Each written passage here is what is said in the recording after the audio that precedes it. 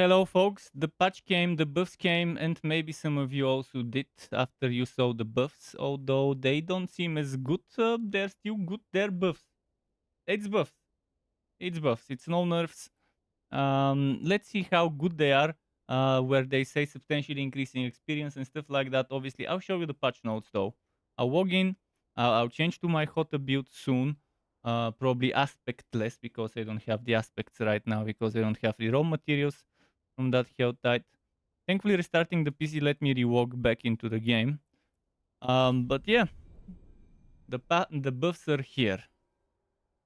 And if the buffs are coming, maybe some of you are as well. Let's see. What was I gonna? Oh yeah, I needed to start this program here. But thankfully, the majority of the stuff that they mentioned on that stream on the 16th, they have implemented. And for patch notes, hopefully I don't get disconnected while I show you the patch notes.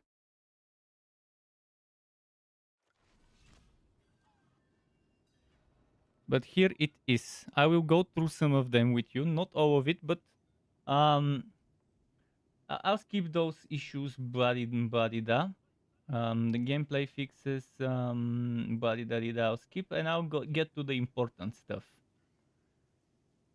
which would be the rebalance things and the Nightmare Dungeon buffs. Where were they? I read it to my friends earlier as I was patching. Um, Here, experience reward significantly increased when completing Nightmare Dungeon, when killing monsters in Nightmare Dungeon, when opening chests in Hell Tides, and when completing individual whispers across the board. Also, an issue where no experience is awarded for completing the holdout style event. More consistent drop of higher quality for Hell Tide roaming bosses, which is probably the assassin one. Now the teleport to the dungeons as they promised, thankfully. Weekly bonus caches from world bosses no longer have a level requirement for opening, which is nice. I have a bunch of those that I need to open. But storage, I'm not seeing anything about storage increase. Not a single thing. Let me storage. No. Dash. One of the biggest issues is just not inventory. No, so inventory tension still remains tense. The inventory is still causing tension there. Let me show you the buffs and nerfs quickly. Whatever's happening, I'll just have to let it wait for a moment. So, in general, Avenging Strike buffs, Bash buffs, Frenzy buffs, Slay buffs, Double Swing Kick, Charge, everything is buff. Buff. Cooldown, when it says reduced, it's a buff, obviously. So it's increased for everything. Charge, Leap, Iron Skin, Cove the Ancients, Iron Maelstrom. I'm so happy about this because I'll be using that on my HotA build maybe for the weapons swapping. I'm not sure what Bounding Slam is. I was wondering what it is. It's probably something with Ground Stomp. Bounding Slam. I really can't figure out what Bounding Slam is. I'll have to go to a build calculator to figure out what it is.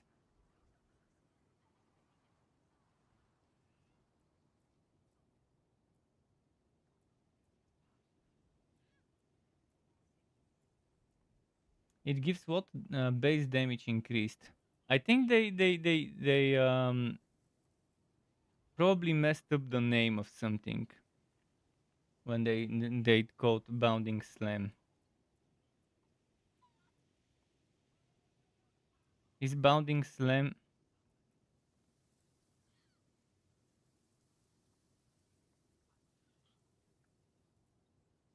Bounding Slam? I don't know anything that's called Bounding Slam.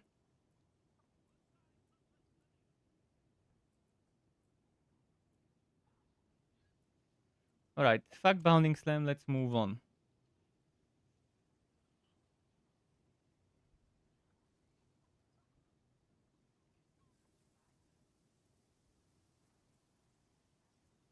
Interesting.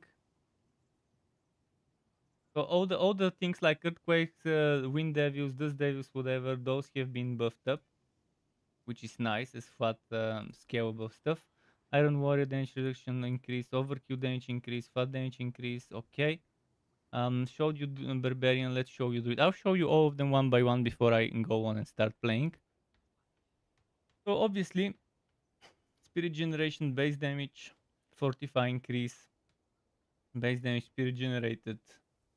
Nice increases here, increases here, increases here. A lot of buffs. A lot of buffs to so many things. And cooldown reductions as well. Super nice. Look at this ferocious Wolfpack Wookie hit chance increased from 10 to 40%. Hello, buddy. Have you noticed more XP on Dungeon? So I haven't played yet. I'm still reading the patch notes. So I can't tell you how much more the experience is. But what I can tell you is I can go and check. I can go and check a certain dungeon on World Tier 3, and I can tell you how much that experience there is for the spider. Maybe. But I'll see. I'll see if I notice a much bigger increase than before. Just give me a moment. Let me go to Kerrigar. I just need to finish reading the patch notes and then I'll go through stuff.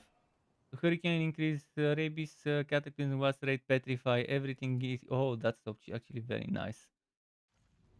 Bonuses to everything.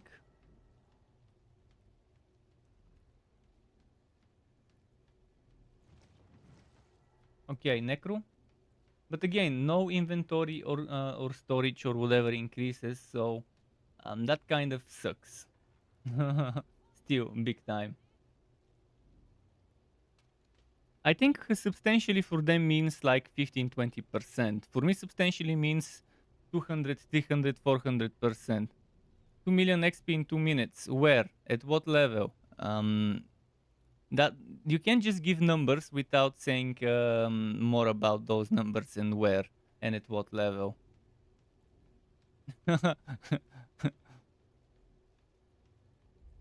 We'll see though.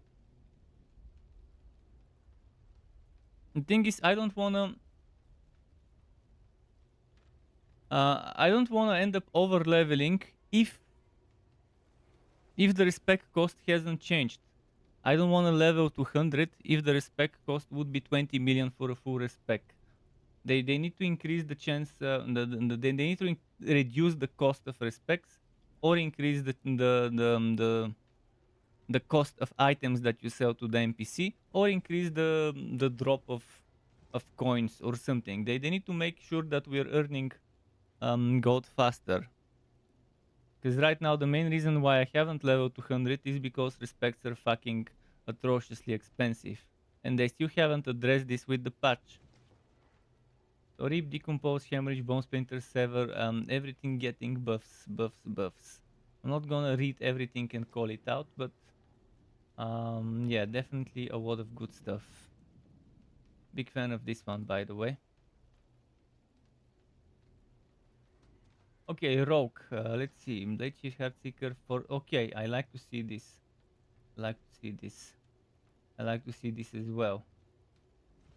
Oh, not much. Honestly, just 2%. That's you could barely call this a buff. Base damage increase from 20 to 22%. That's like a 10% increase of what it was. But if you put it as a 2% of the actual damage, it's pretty bad. This is amazing though. 5 seconds shaved off of the cooldown.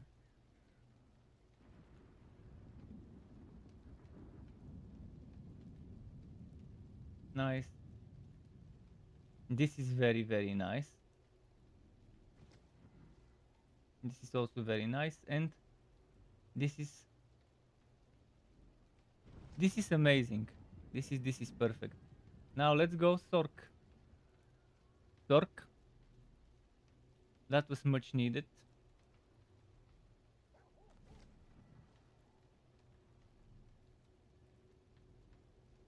Okay. Oh yes. Oh, I'm seeing some good stuff. Okay. I would have liked to see more here, but that's fine. Nice. This is lovely. This is also lovely.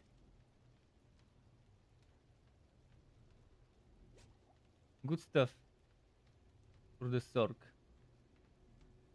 This is also amazing. This is also amazing. And this is also amazing.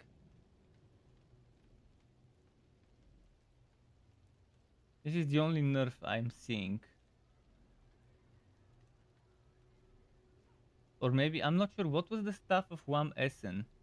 Staff of Wham Essen. Let me double check Staff of Wham Essen in just a moment. What was Staff of Wham Essen?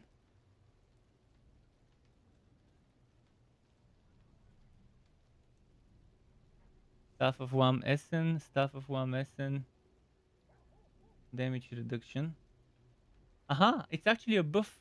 Is it? Yeah. So the Staff of Wham Essen was 30 to 40% less damage. But with the patch notes, it is 35 to 25. So 25 to 35. Okay, I might as well update it. I'll have to update a bunch of stuff, but okay.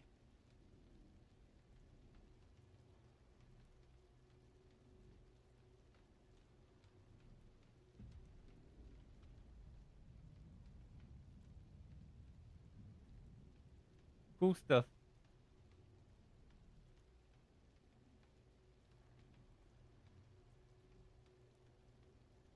Sword can do it in 3 seconds. Does it really need a buff? You're talking about some meta min-maxer top 1% builds. The majority of people don't do such builds. You're talking about less than 1% of the player base. And it's probably at level 100 with all the paragons and stuff like that. And again, that the fact that one build can do something well, that doesn't mean that other things don't need buffs. Because if only one build works, it's stupid. If only one build works, everyone uses that one build and all the rest remain unused. So yeah, things need buffs overall. How fast one can do Lilith or not with the most synergized meta build doesn't matter much, because not everyone would play the most synergized meta build with the best road stats and the best paragons and stuff like that. You're happy Necro got a buff. Yeah, there's a lot of people that were running minions. I was running, instead of Bone Spear, I was running Mist Explosion, Mist Corpse Explosion. My last build is a Mist Corpse Explosion build. And it was doing pretty nice with Blood Search, with the unique one-handed sight. I was very happy. Okay, enough of the patch notes.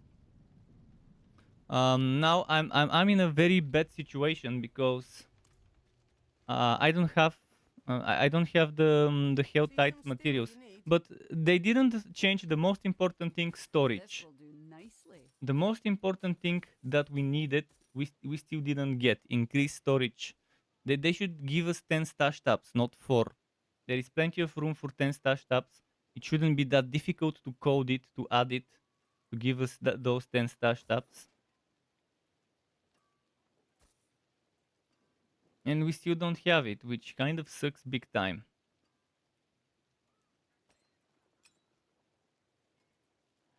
Massively broken.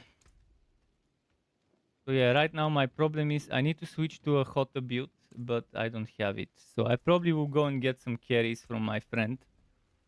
Let me update my potion first.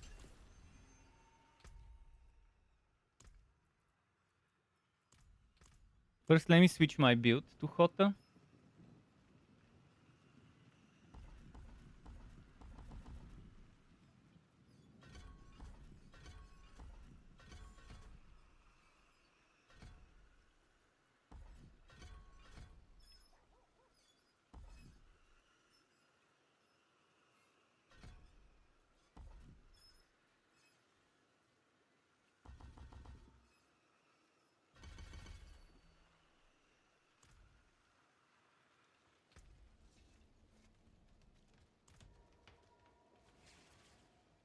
I'll have shitty aspects. I won't have the right aspects. You're saying, yeah, exactly. Just make it cost votes unless they're going and for IRL cash. I mean, I'm not even talking about cost votes. Like, it was already starting to cost 500,000 and then 1,000,000, I think, for the second and third.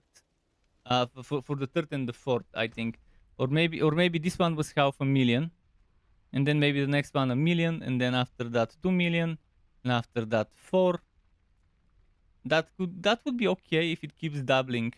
So if 4 is 500,000, then 5 is 1,000,000, then 6, 2,000,000, 7, 4,000,000, 8 million, 9, 16, and 10, 32. That's okay. Or maybe they can just make it.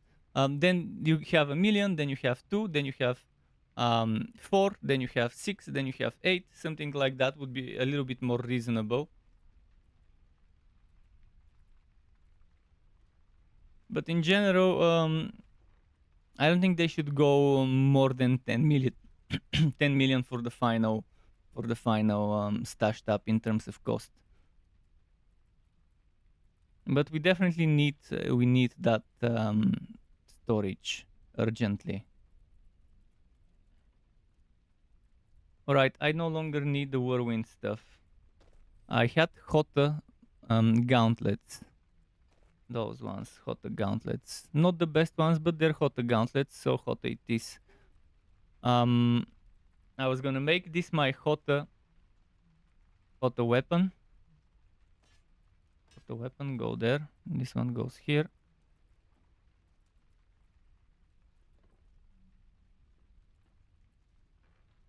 I'll leave the rest as it is for now. I need to change this though.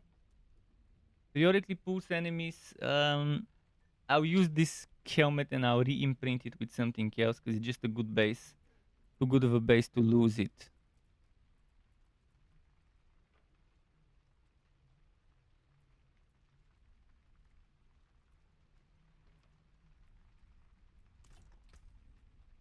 Okay, should I just play what I'm playing exactly as it is with just HotA instead of Warwind and instead of the Call of the Ancients, maybe the Iron Maelstrom?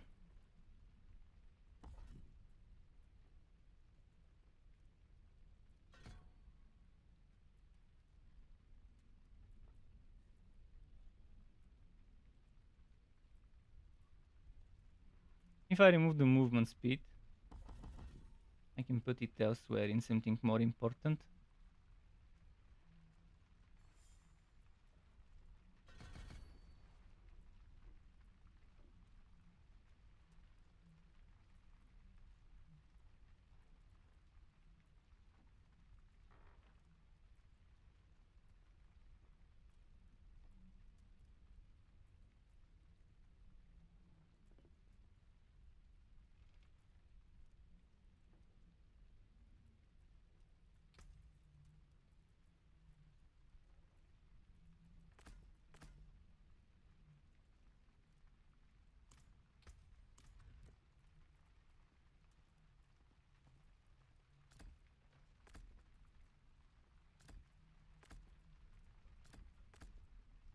I'll play that way, but later I won't leap and ground stomp.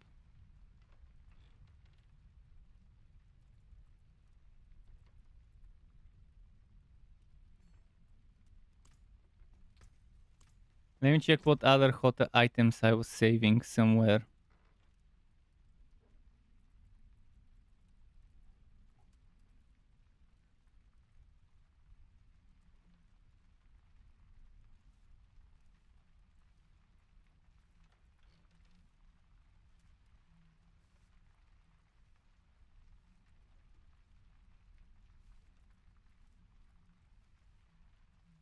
Strength, willpower, all stats.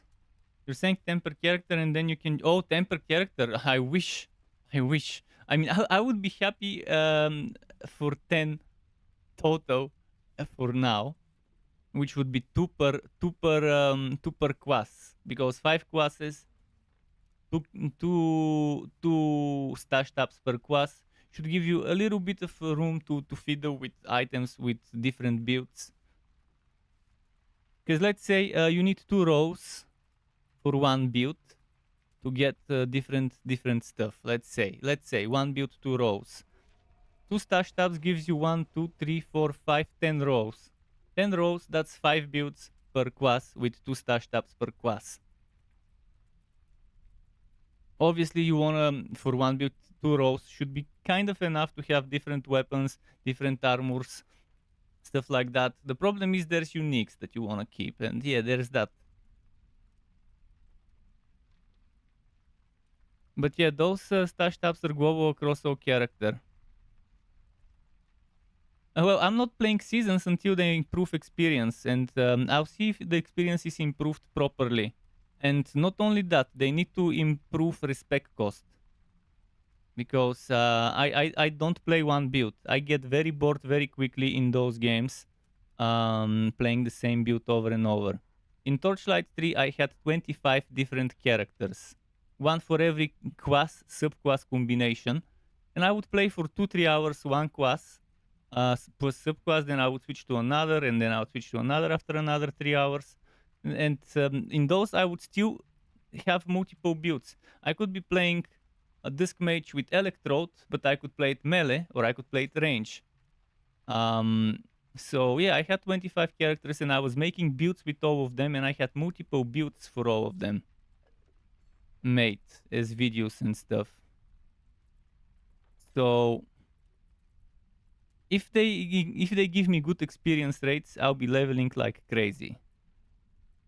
Obviously here we don't have class subclass, we only have classes, and the Paragon boards are the subclasses, which is where we need respect. I'm on another level. I mean, if I like the game, I'll put thousands of hours in it, as long as it respects my time. And the best way to respect my time is give me good experience. And 0 respect cost, or negligible respect cost similar to early levels, like in level 30, 40, 50. The respect cost there is pretty much you don't feel it.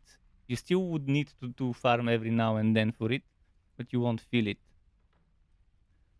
I'm still thinking what items to take for this HotA setup. First of all,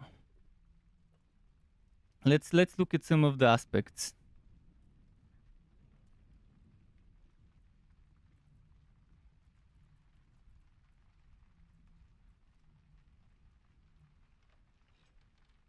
All right, I'm not gonna do much with aspects because again, I don't have the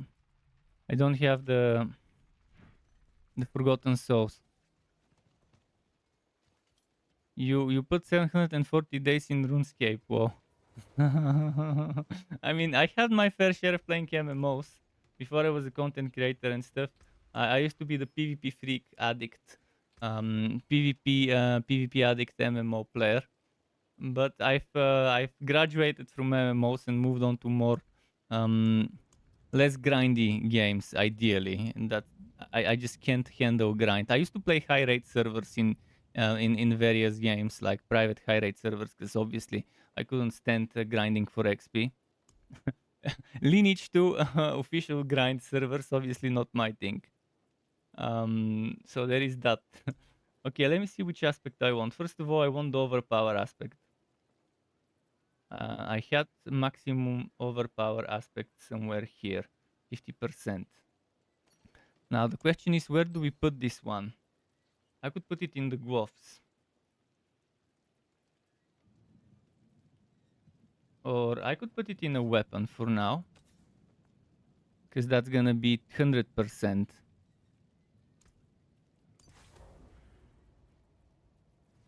And then what else do I want in a two-hander? Obviously I don't want the whirlwind, this will go. Maybe Hammer of the Ancient Quakes, but I think I'm not gonna waste Hammer of the Ancient Quakes as a two-hander. I think something that's better might be... Where did it go? Limitless Rage. I think I had a maximum Limitless Rage. This one is maximum Limitless Rage, which would be 60%. But I'm not sure I want Limitless Rage. Unless I get attack speed. What I need is accelerating. I need attack speed for my basic skills. Without accelerating, I should forget about this shit in the first place. But Hammer of Gentian's quaking, 48%. Let's put that in the gloves for now.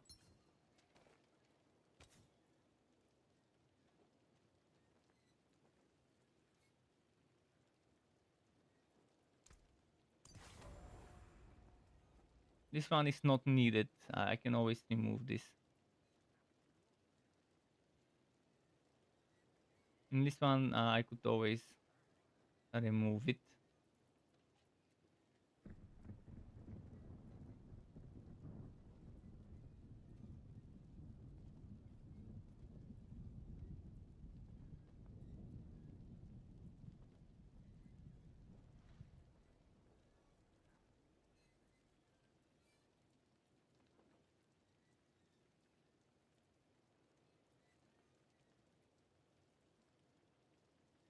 Maybe this one.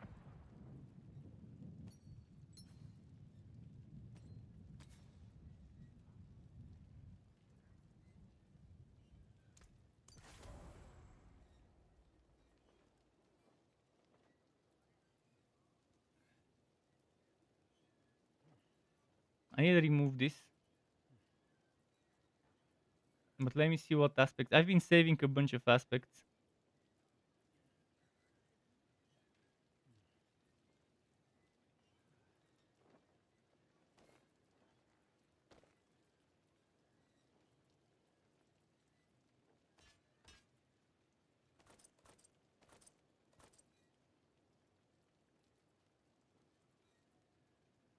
Mm, 18%, and this one is 18%. Okay, so same shit.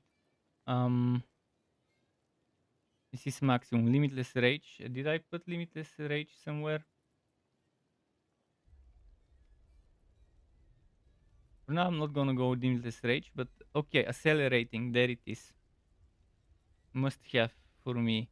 But I was thinking of actually using that amulet as it is. Oh no, never mind. Never mind. So now I need to figure out where to put that accelerating because it's important to me. And I need the basic skill attack speed as well.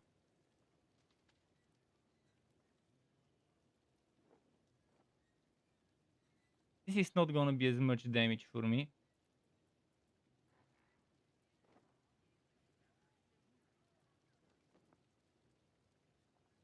This one is gonna be 25. I could make it 50%. Let's put it here actually. Oh shit. Bad feeling. Yeah, I also thought they might make us wait until the season happens. All right, let me gamble so I can get some yellow crystals quickly. Need a gamble for a weapon if I want crystals, if I'm not mistaken.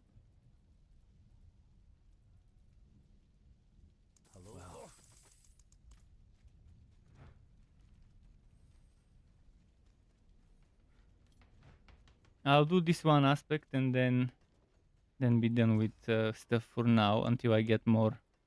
Till I get more stuff. Till I get more materials. Without crystals. What's still got some good in it?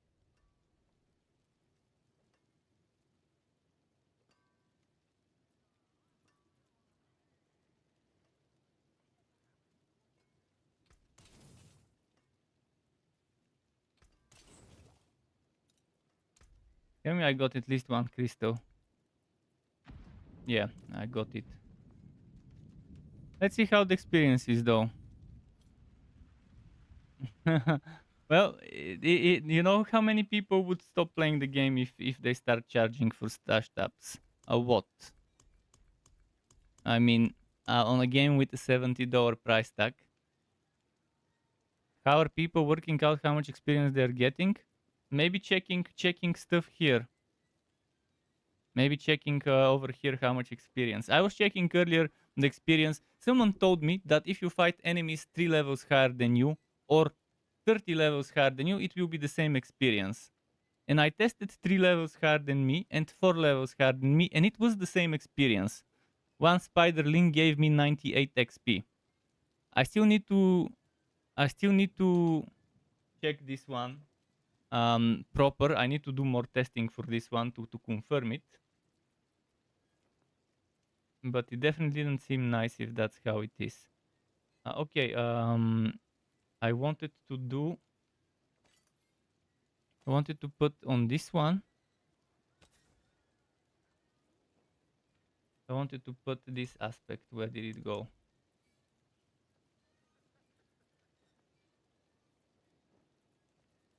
Where did I put that aspect?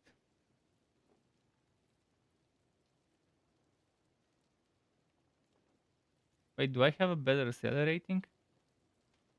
Is this one 22? And over here I had.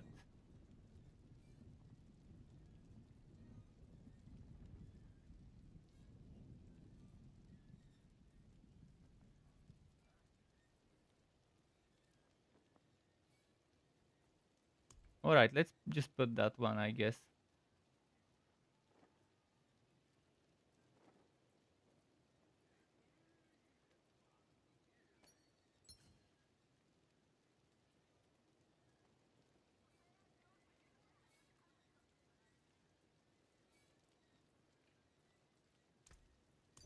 And I'll need the basic skills attack speed thingy, which I think was over here somewhere. Rapid. I need a good row of this one. I need to find it, but if I were to use it, I could put it over here. How much would it cost? Shit, 30. Bright aura. Brighter soul. I wonder if I should stack overpower damage or crit damage. I'll experiment with crit damage and eventually do overpower.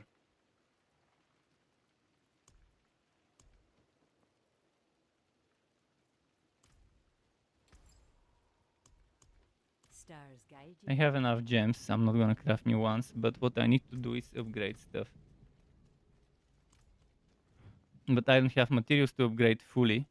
So I'll just upgrade a few times. There's a good one. Only 2 times. Bit by bit I'll get the stuff. Stack Vulnerable, yeah, but I wanna stack Overpower because I'm an Overpower I will be an Overpower build. But normally I stack Vulnerable Crit. But for this specific build, I'm going for this thing.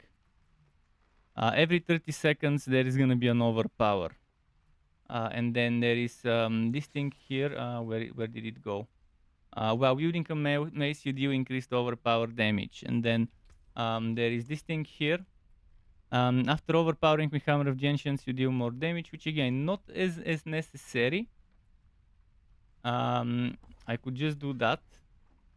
And that's okay. But there is this one. After critically striking with two-handed weapons, your next core or weapon mastery skill overpower. So I just need crit strike chance, a lot of it, and I need attack speed for bash. And that's gonna guarantee me, it's gonna build me stacks. Another thing that lets you overpower is after weapon swapping 10 times, you can overpower. Which should be reduced to 6 or 7 times, but they didn't. The 30 seconds is fixed 30 seconds. You cannot change that one. That's why I'm using this for weapon swapping. The one thing they fucked up with this, they're making you use bash for overpower, and they're making you use Hammer of the Ancients for overpower synergies.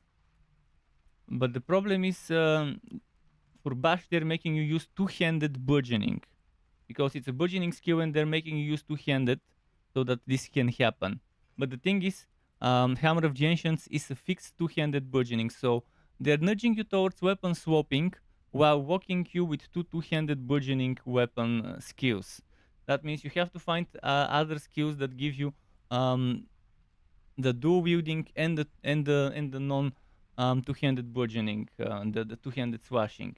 And I could do two-handed swashing with Death Blow, or I could choose something else like Steel Grasp or whatever. But the problem will remain the problem will remain with you. You would need one more skill to attach something to, like leap, for example, and that means sacrificing one shout. And sacrificing one shout, right now the game is very difficult if you sacrifice one shout. I mean, I could sacrifice this one and not get unstoppable, not get that fury generation, and not get that additional resource in fury generation as well. And the damage, this also gives me movement speed and damage. If I'm not, or maybe this is just movement speed and no damage. Movement speed and resource generation.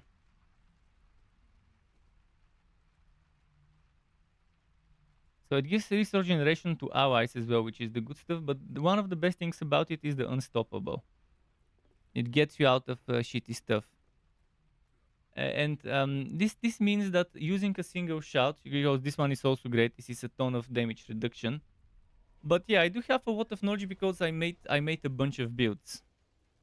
I made 25 builds ready for launch after the beta. Between the beta and the launch, 25 builds, 5 for every class.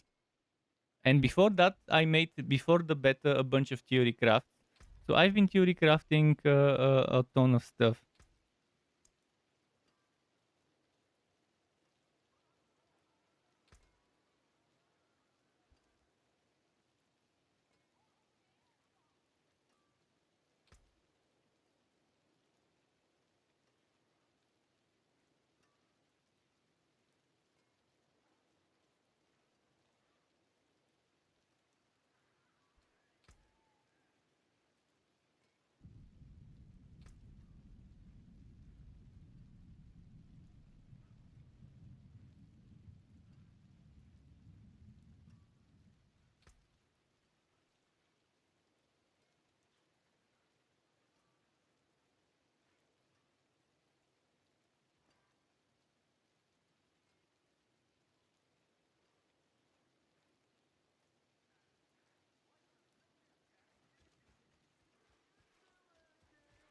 I'll test the XP. I'll go and join my friends. See,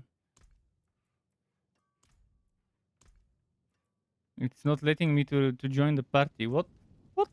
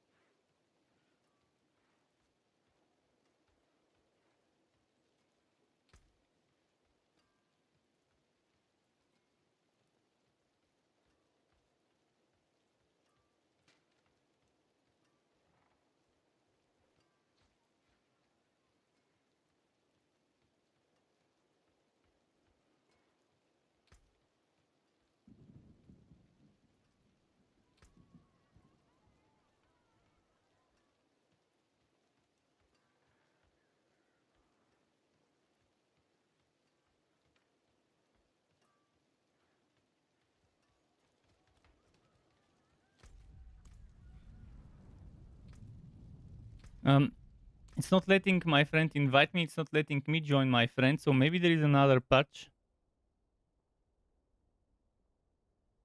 It's not telling me that there is another patch.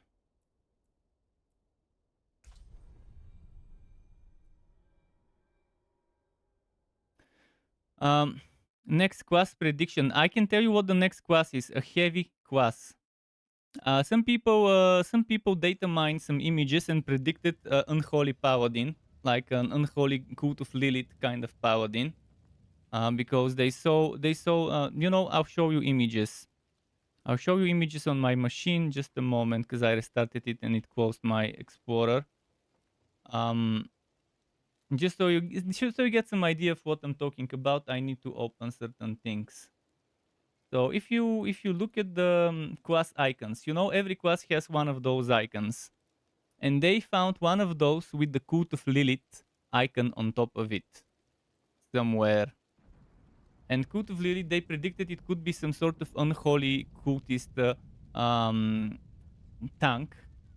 But my prediction is the next class will be either a paladin or a crusader or some other heavy class, because that's what the game is missing.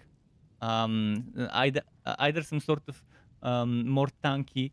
I mean, we have taunt on the barbarian, we have taunt on the golems, we have tanky bears, but we don't have a proper tanky class that's not a warrior, but rather than a paladin with auras or a crusader kind of thing.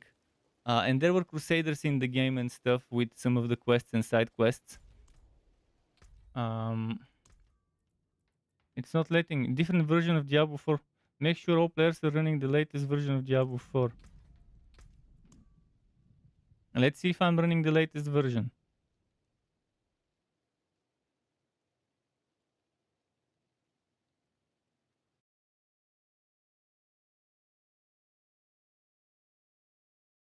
Okay, I do have a new update. Another new update. How many new updates do I need to download?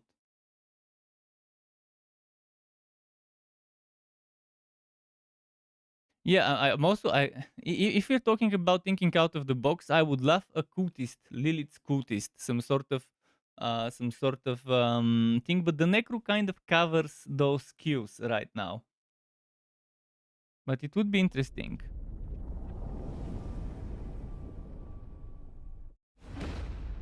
If that leak was actually indicative of what's to come, instead of an unholy knight, cultist of Lilith, maybe an unholy shaman. But again, we have the necro for the unholy stuff with curses and the buffs and stuff. So I'm wondering what could be. And in a certain way, you said shaman. Druid is in a way the shaman with the non-shape shifting skills. They're kind of the shamans of this game. Unless you mean a healer kind of shaman with more healing centric skills. But again, you want every class to soul stuff, not just to heal. You don't want a holy trinity in this game. But giving people the options to.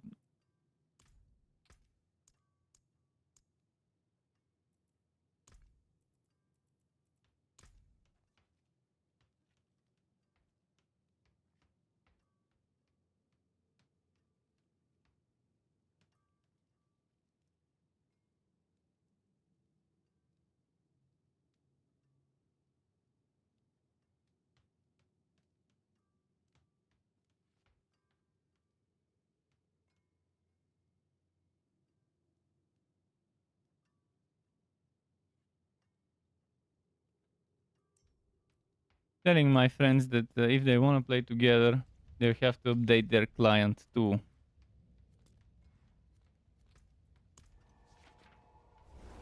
Well, this build right now will suck a big time until I get a little bit more items and stuff. Witch Doctor would definitely be fun because we don't have this type of hero. Sure, we have Necromancer.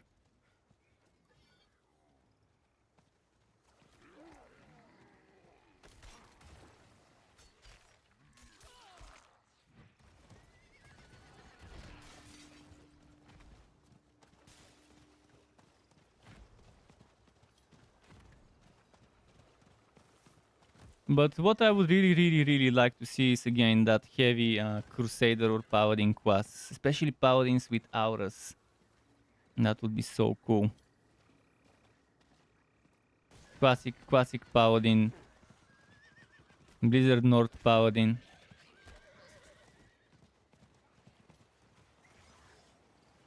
And we already have shields in the game. We already have swords and one-handed maces.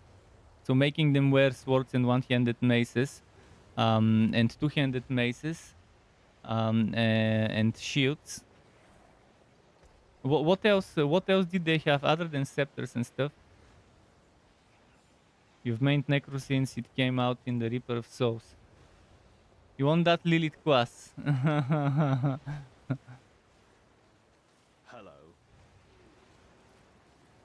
Hello, friend. You are courting pain and death.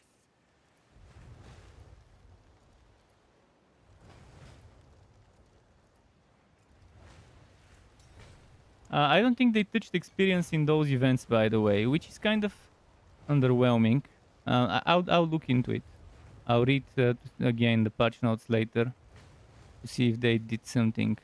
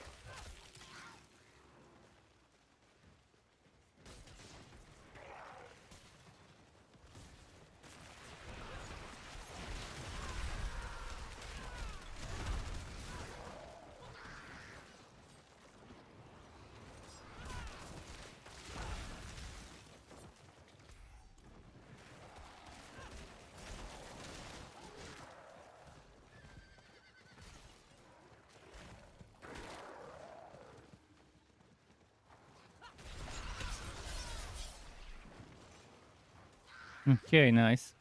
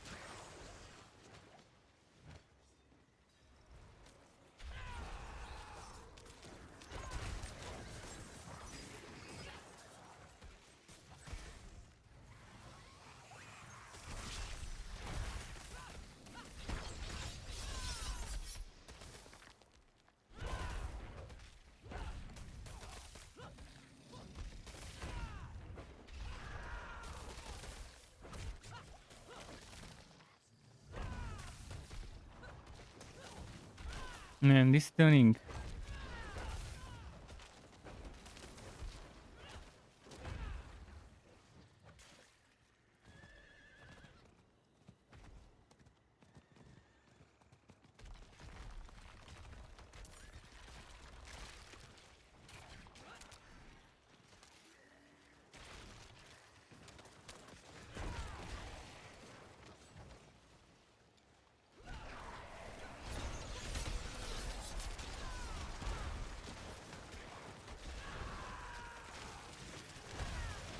Okay.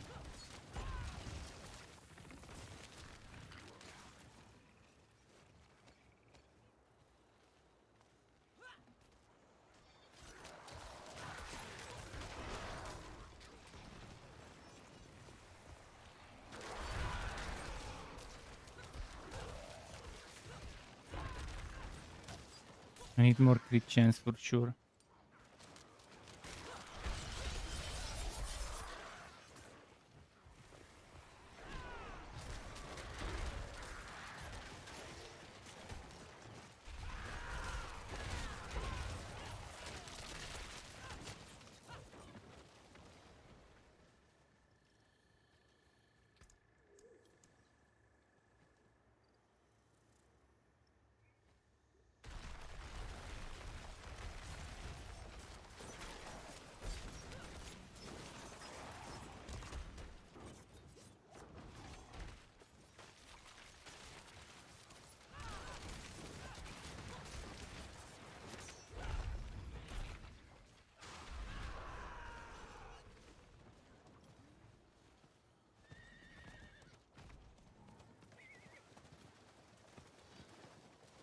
Okay, let's see.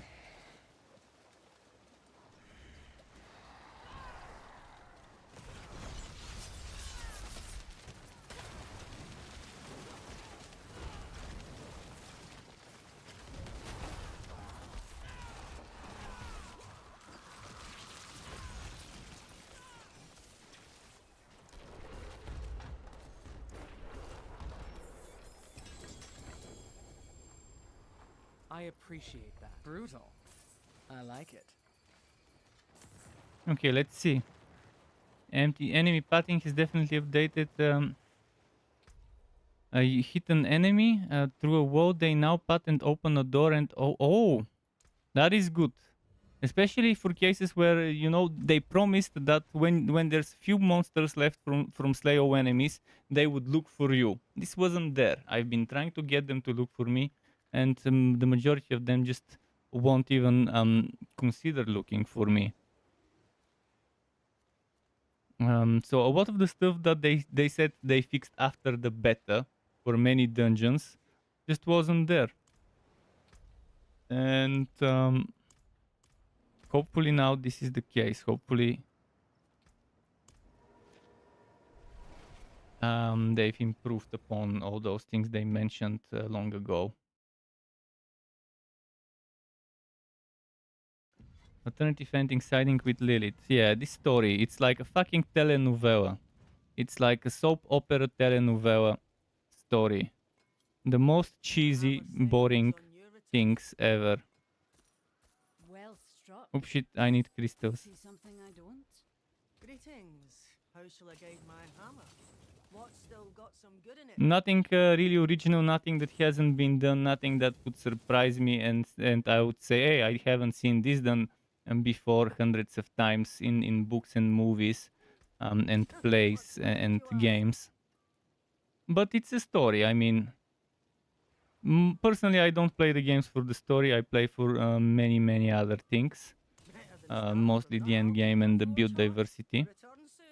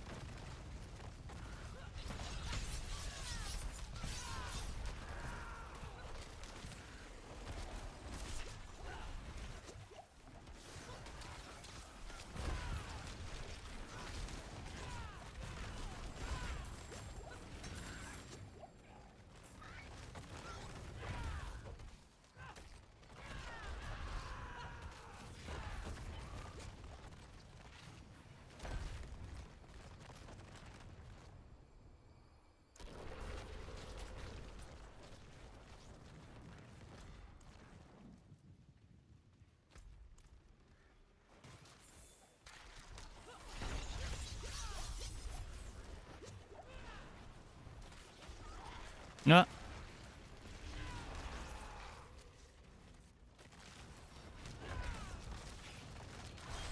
This is tier 43, so obviously... Let's see, 3 million. Let's see how much I'll get from this.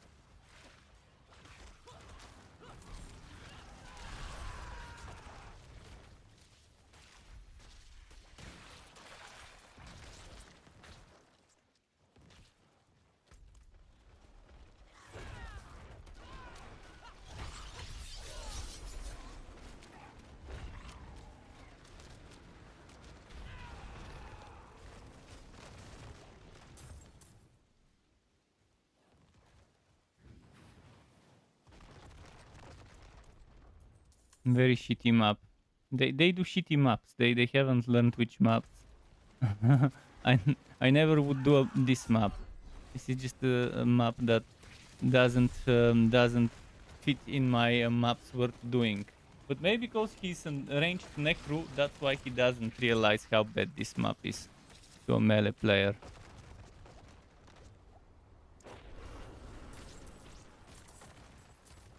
Let's see. All the maps with those trees and with the boars and the werewolves, I just don't do them.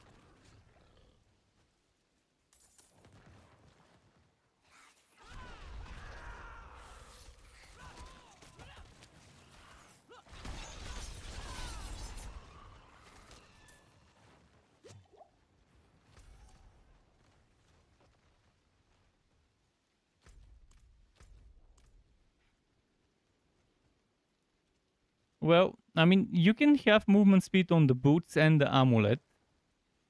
And that would be nice. When you get stuff like that. I mean, I have 18.9 in the amulet and I have 24.5 in that. And I can get another 12% from a passive, which I removed now. Because I wanted the points for another thing.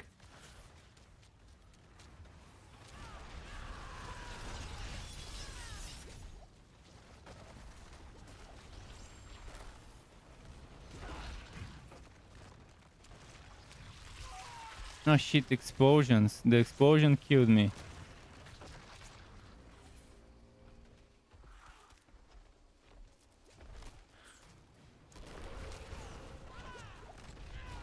Yeah, I need that damage reduction.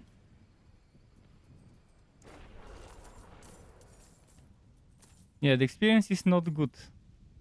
I think this thing where you kill enemies more than 4 levels higher than you definitely is true. That if it's more than 3 levels higher than you, it's still gonna give you the same experience as 3 levels higher than you. I'll keep doing more testing, but when I tested it earlier, I admit I only tested one instance of that, like tier 19 dungeon versus tier 20 dungeon, 3 levels versus 4 levels higher than me, and only a single enemy. The exact same enemy in both of them, and in both times it was giving me 98 experience per kill. I'll probably have to do a more massive difference to figure out.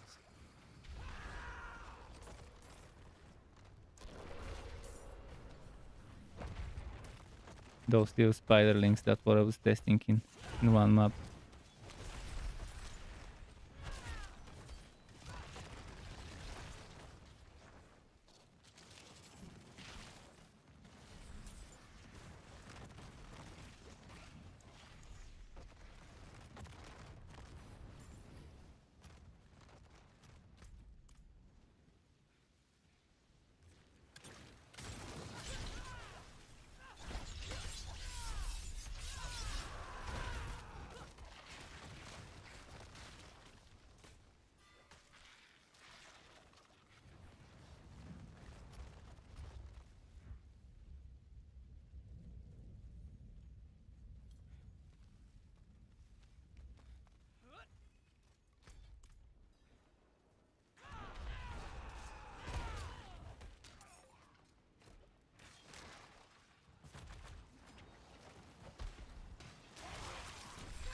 Oh, fuck. Another explosion. Spider host again. I didn't even expect a spider host in here when I knew it was demons and when I saw a shaman and demons.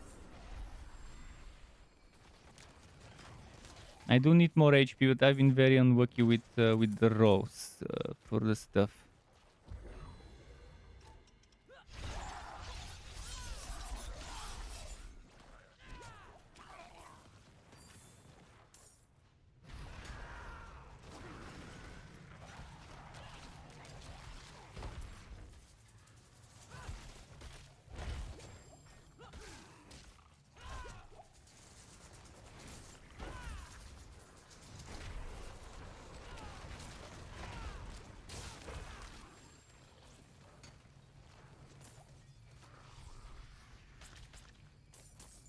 So you're another person that confirms it.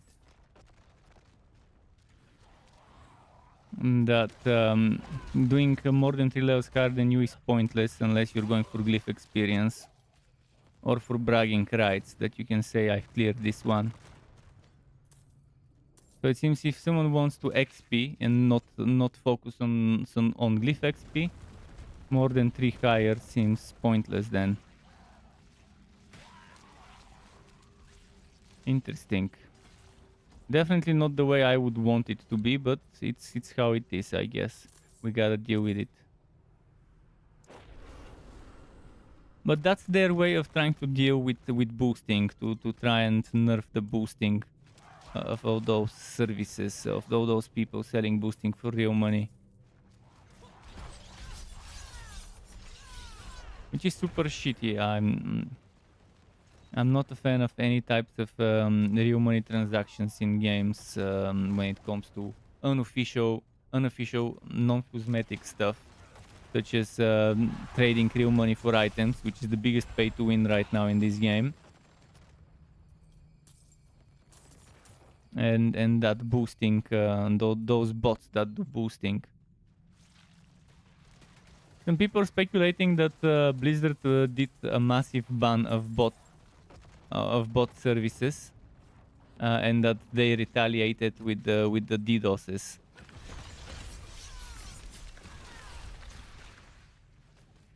Current 42k XP is a joke at level 74. It should be 1,420,000. It should be 10 times as much.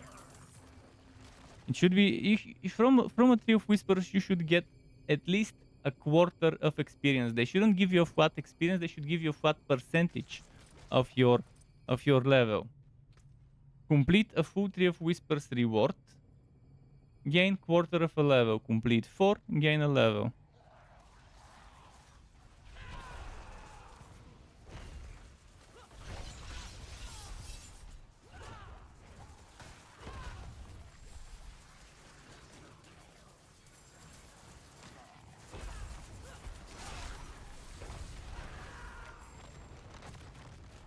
Because at level 70 to 71 I already need 7.7 million.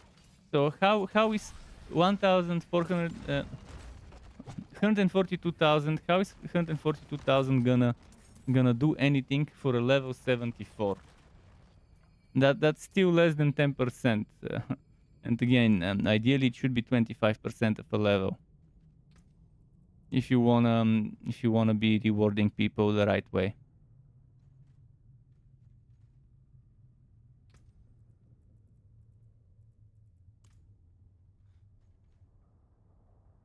You're doing testing on Tree of Whispers at the moment.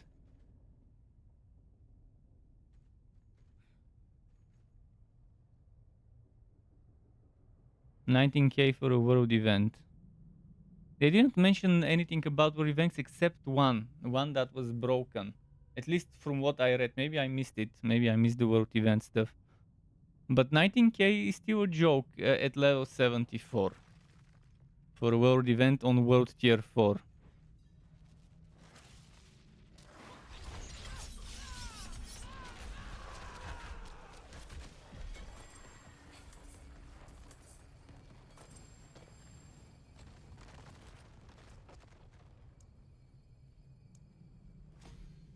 At least I'll level my glyphs nicely with this carry that my friend is doing.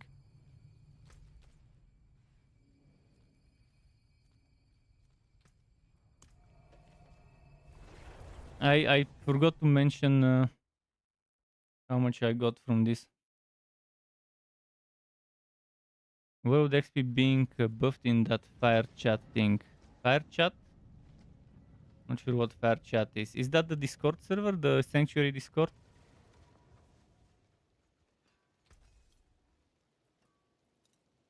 Better than starting from nothing.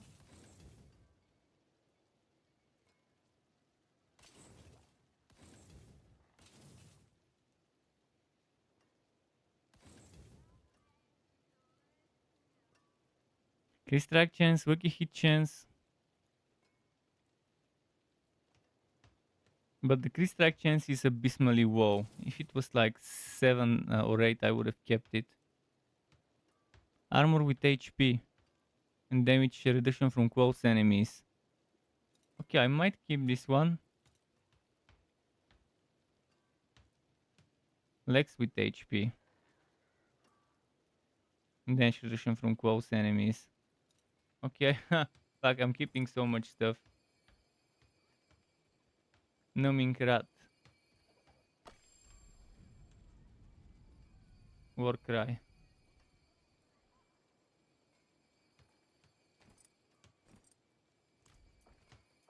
What the fuck is this shit? Oh, cooldown reduction. And spirit cost reduction. This is actually pretty nice.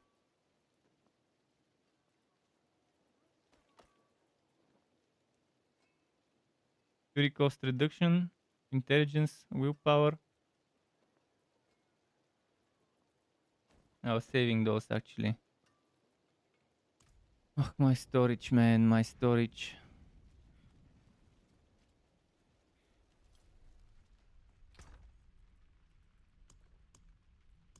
Oh, I forgot I can open caches now. But what class? Does the cache remember what class I was when I beat the boss?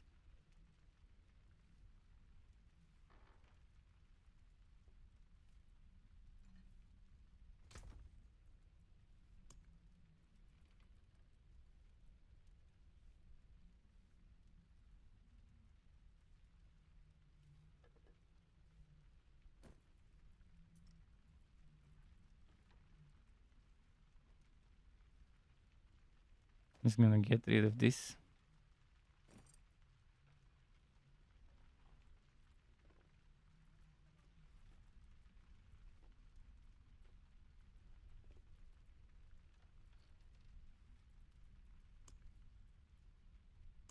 And I no longer need this old razor plate.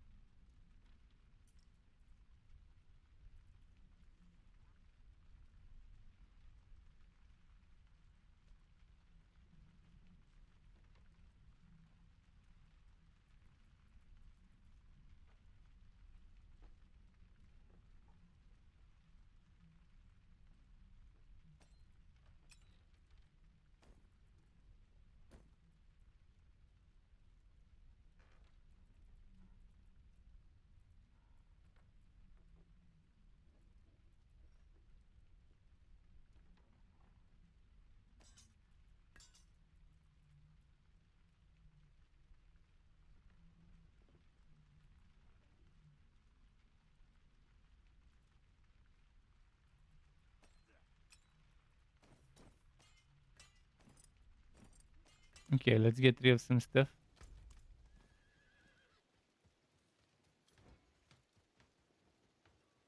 I forge more than Okay, horse since I meat and joined, nails. I only got 1.5 million, but that was kind of in the middle or beginning of the What's still dungeon. got some good in it. My hammer sings on your return. And that definitely wasn't amazing, but that's how it is. So the experience increase.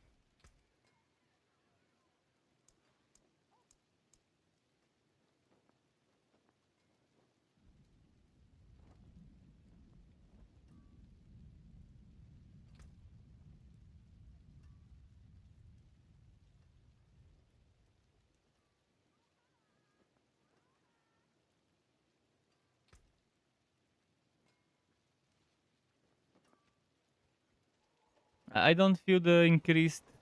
I don't feel the increased XP at all.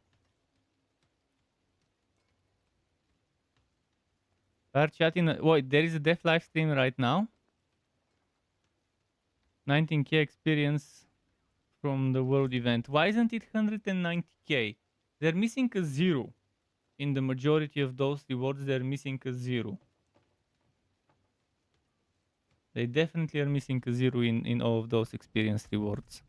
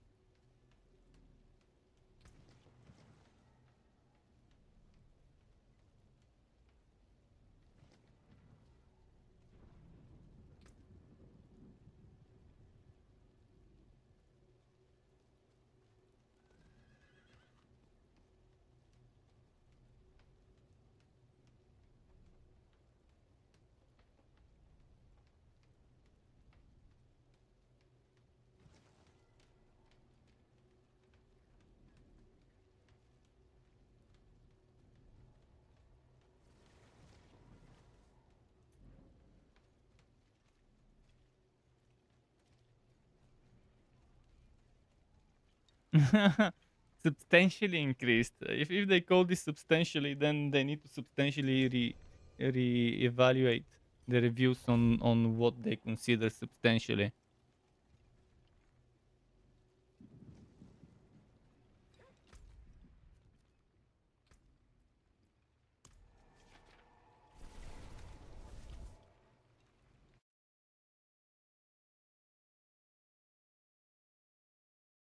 Oh, the campfire live stream. Yeah, I heard something about that, that they would be boosting across the board, and they clarified. They also mean that um, the XP per hour per minute is being boosted by this thing I just did, teleported myself in front of the dungeon. They're saying that not only are they going to boost XP, they said that not only are they going to boost XP from kills, but also from the rewards at the end of the dungeon. And also by reducing the time to travel to the dungeon.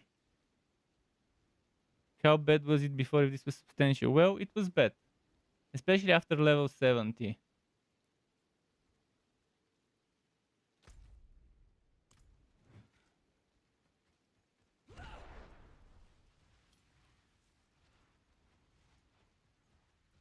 No, I have no potions.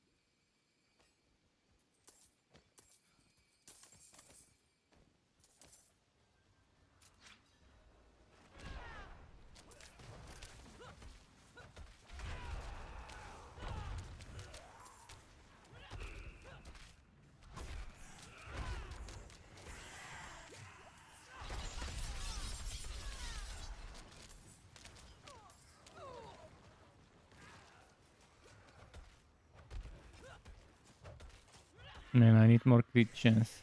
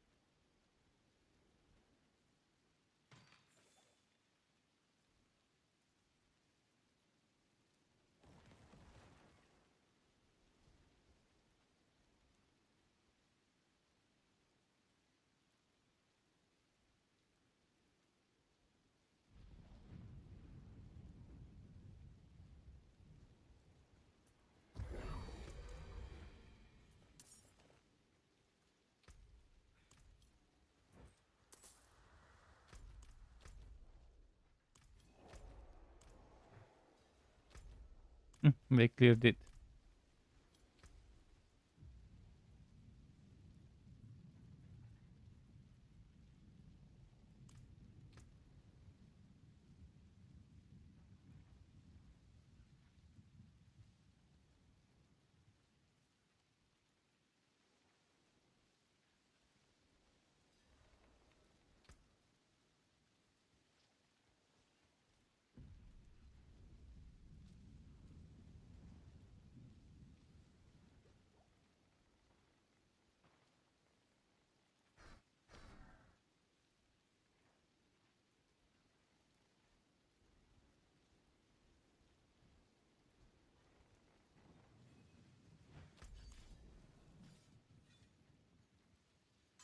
Hmm. We'll see. We'll see if in season 1, as people think, if they will have that good XP and stuff.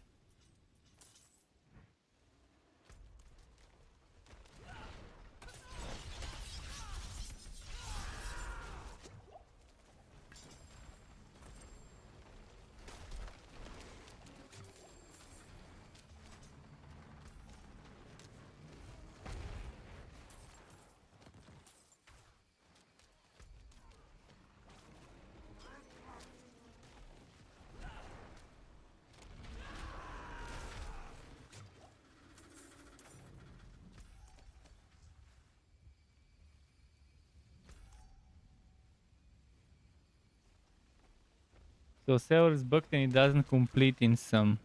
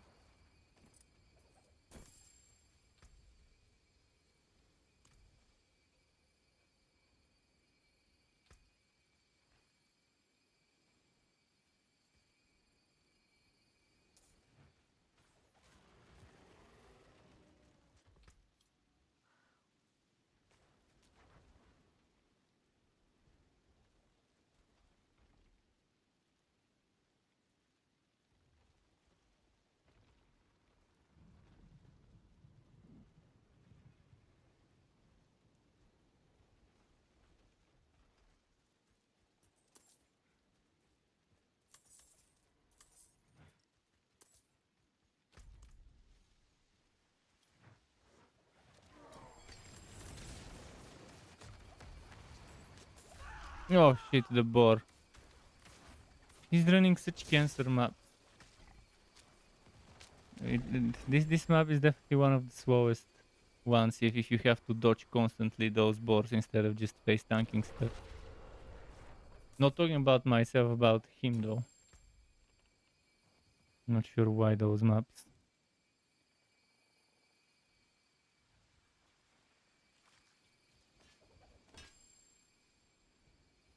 I'll be picking stuff that might be nice. He ranks to death bow, but yeah.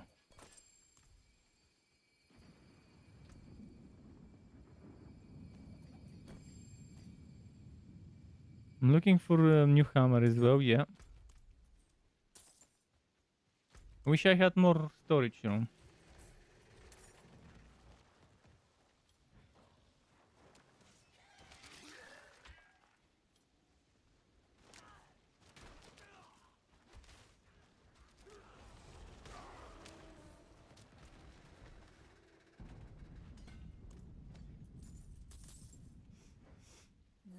Got a smart one here.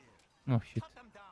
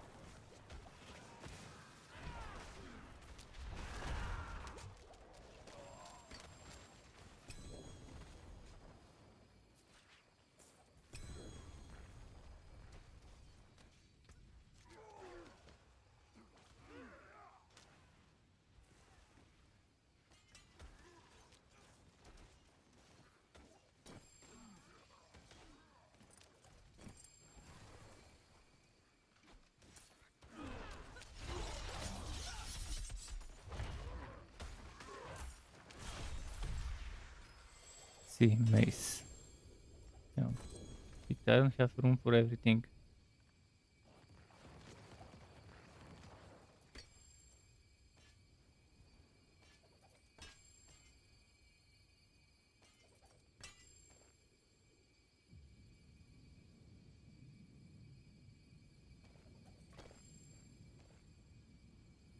Hmm. 300 of the ancient stuff.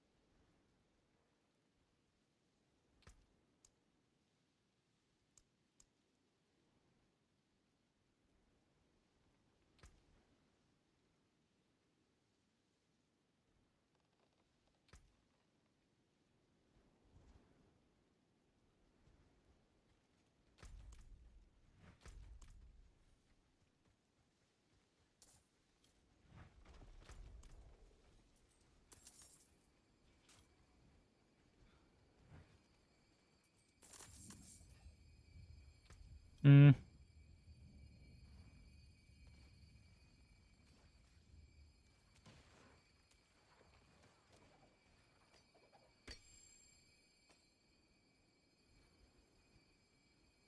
Christian's overpower, but very low. But still kind of not so bad.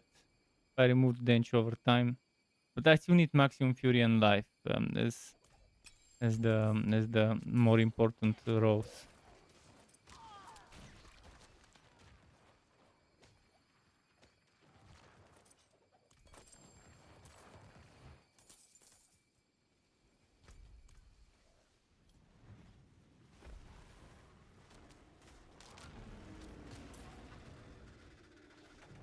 Yeah, Tree of Whispers needs to give 10 times what it gives.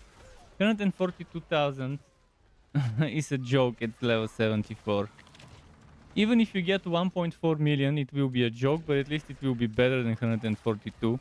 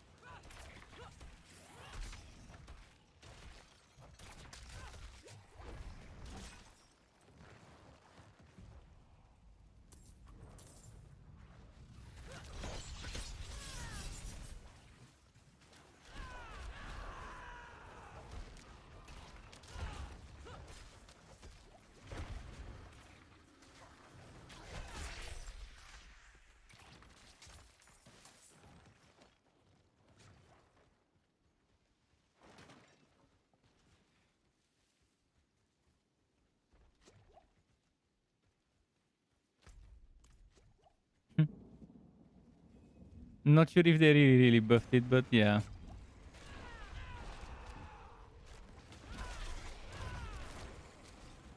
I think it was the same before. I think 142,000 was kind of what I was getting before from the tree. Seems about the same experience.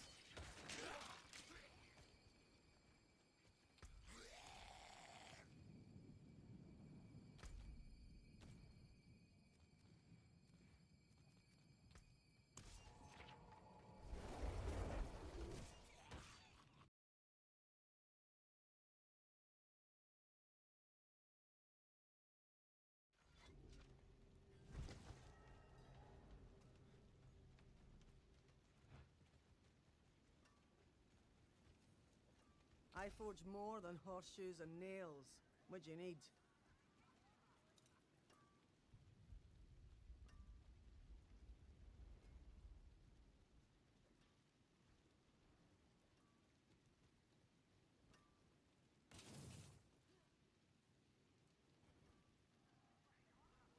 What's still got some good in it?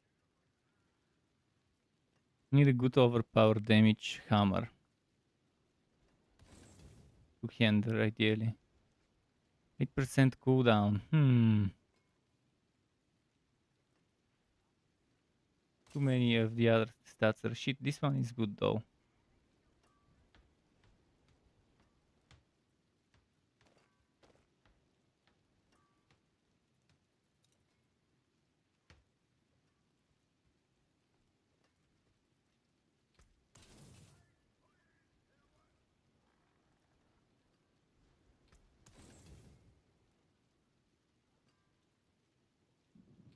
Better than starting from nothing.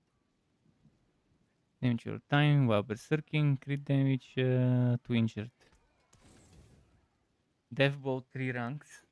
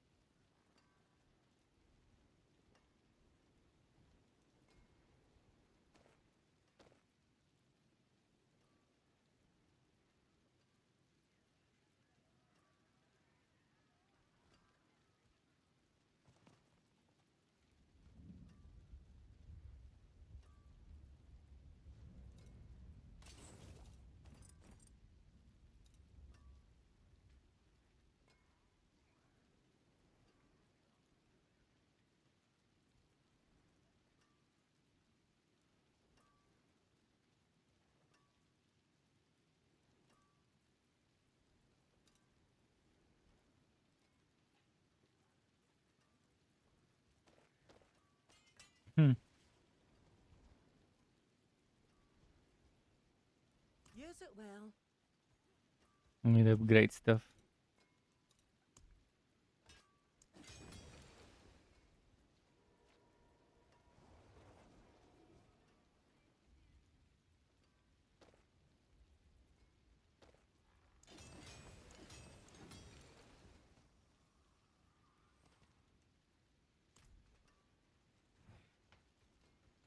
How much would rerolling this cost me? I don't have the material to reroll, There but is just magic wanna in all see. things. Let me show you. 13 of those, 1 of those. No crit chance. Ideally, I would have here instead of this maybe crit chance. Instead of this. Maybe instead of this crit chance and I can keep this. But I wanted to ideally remove those two. But let's say I remove this but crit chance. What else was rollable on it? For certain stats and damages, okay.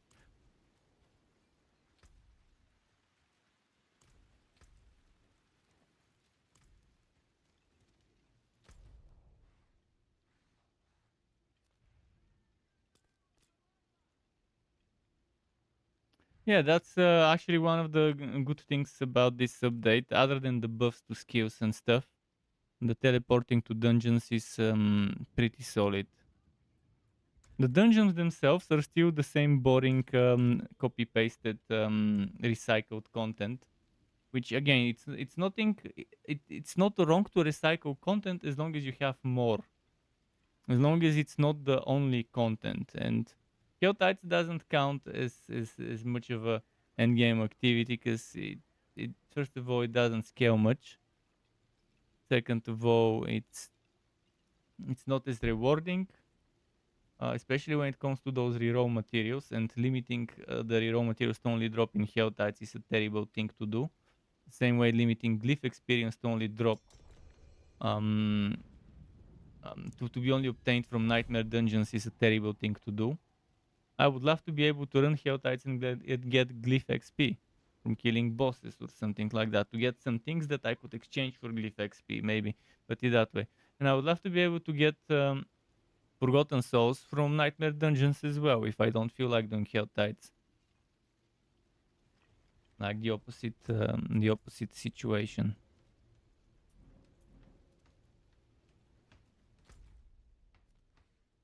Which one this time? Prison of Cooldown.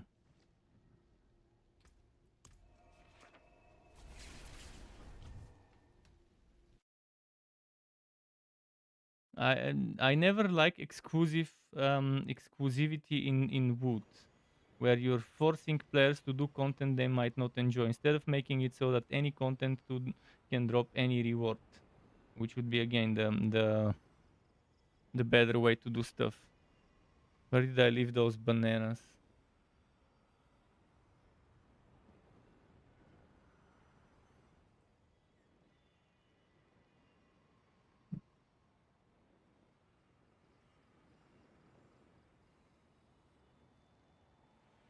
Stuff here. How does one eat a banana in front of a camera? Well, definitely not gonna eat it like like normally, like monkey.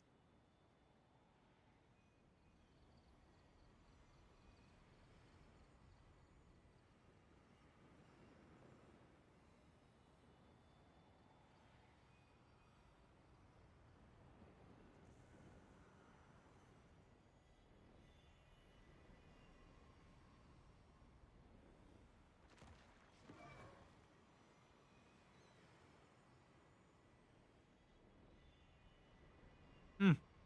I thought I was in the dungeon.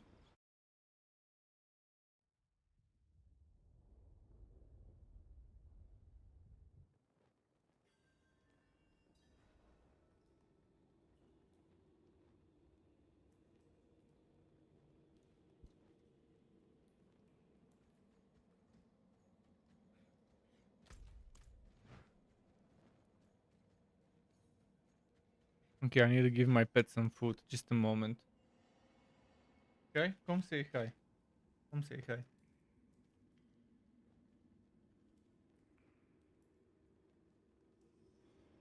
Leave the camera.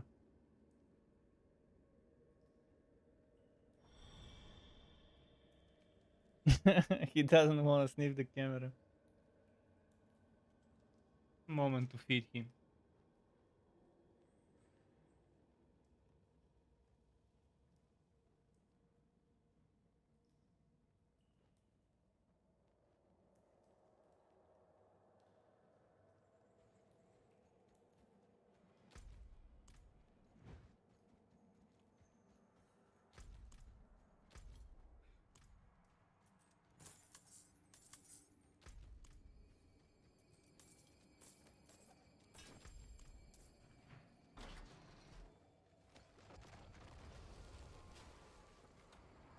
Someone's dead somewhere.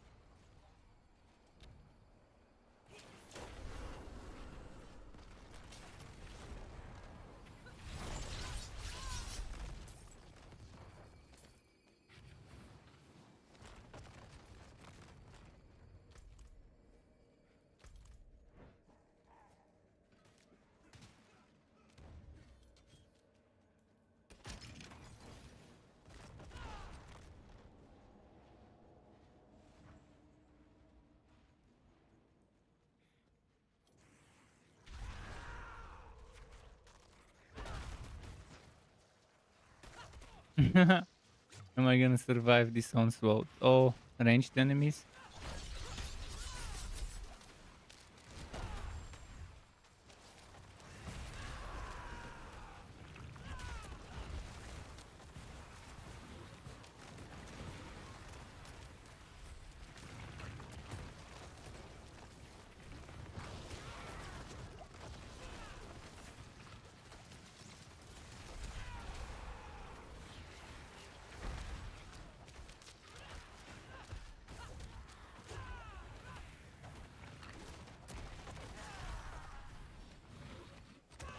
Of course. Even with this bullshit.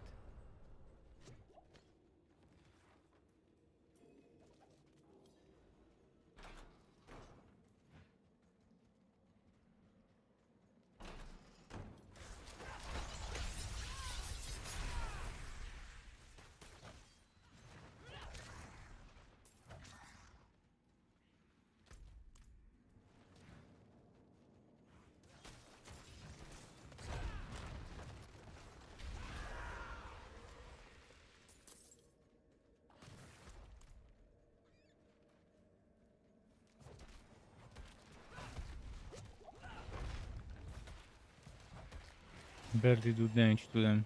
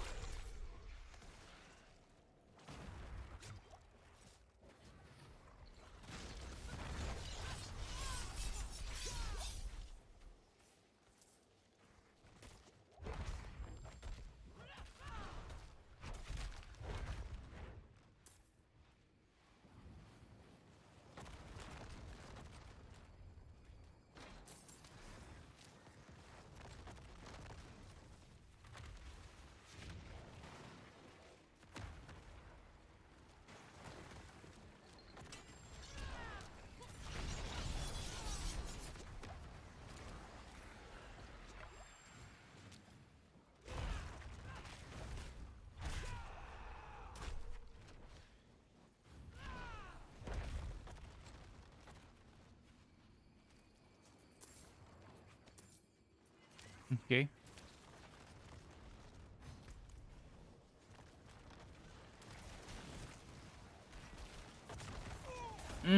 Fucking they respawned in a very terrible spot.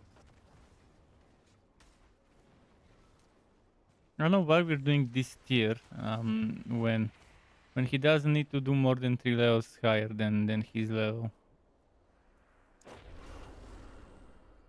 But probably needs the glyph XP.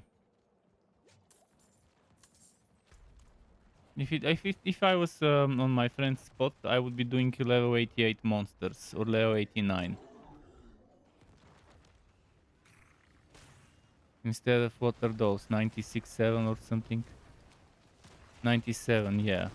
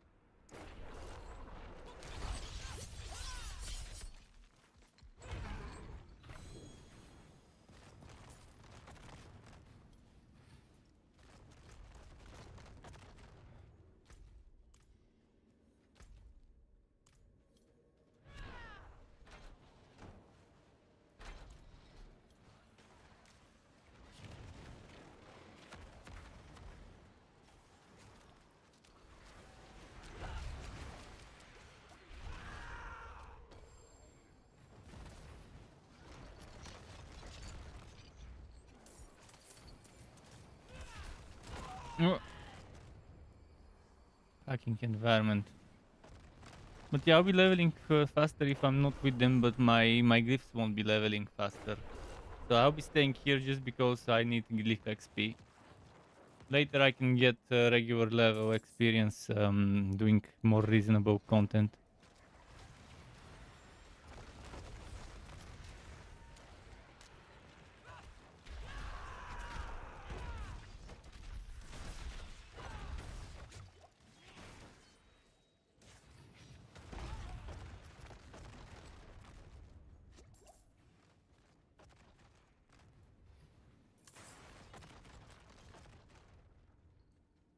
Tier 20, 140k for nightmare completion.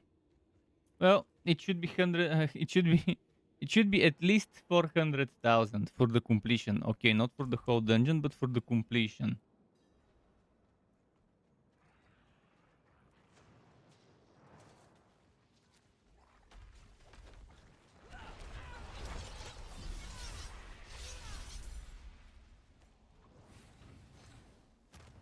$184,000 for tier 43 dungeon. Tier 43 dungeon, 184,000.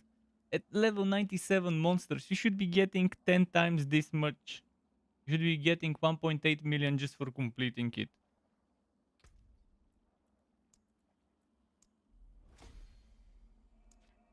Let's not talk about the terrible glyph XP.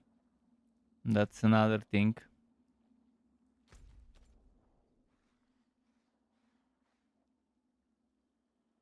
As I expected, they just barely improved that. So just so they can say, hey, we buffed the experience. You asked for it, we buffed it. Yeah, we asked for good experience, not for slightly better experience that you call substantially increased. Substantially increased. That's gonna be the new meme.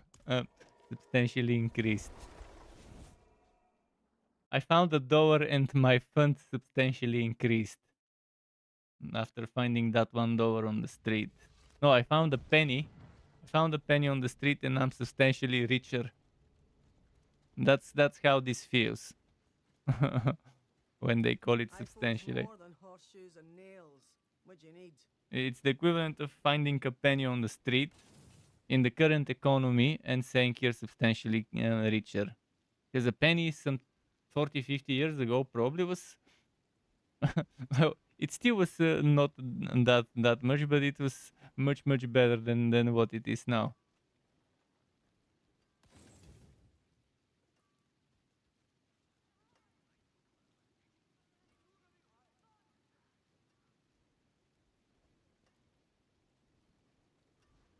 I called it. I predicted that that's what's gonna happen. What's still got some good So in it? far, most of the stuff when it comes to stuff like that, to the game, even predictions I had for the game before launch, kind of have happened the way I knew it. I made a video about all the bad stuff that will be in the game, that people should be wary of.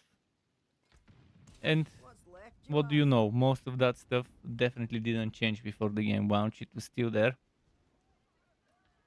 And it won't change. Some of that stuff never will change apparently. If they didn't make Diablo 3 a good game in 10 years, what makes us think that they would make this one good game in 10 years?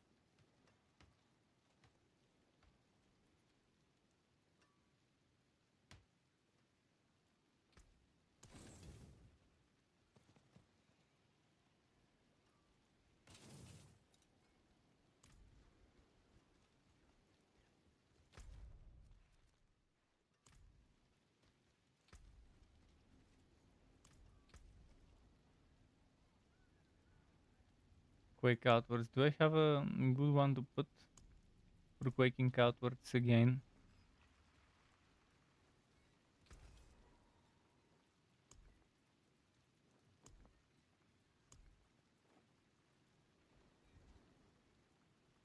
I have 42%. It's not gonna be 48, but still fine.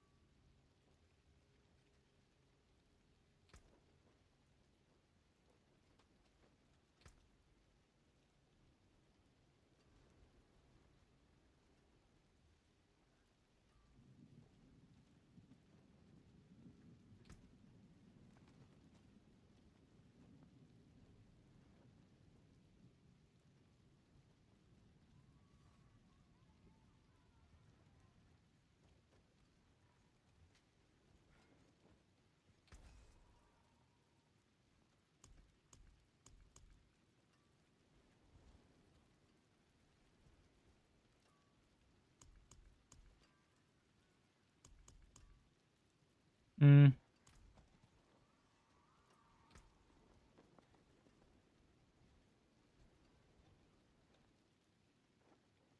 This my other friend leave. Maybe he went to sleep.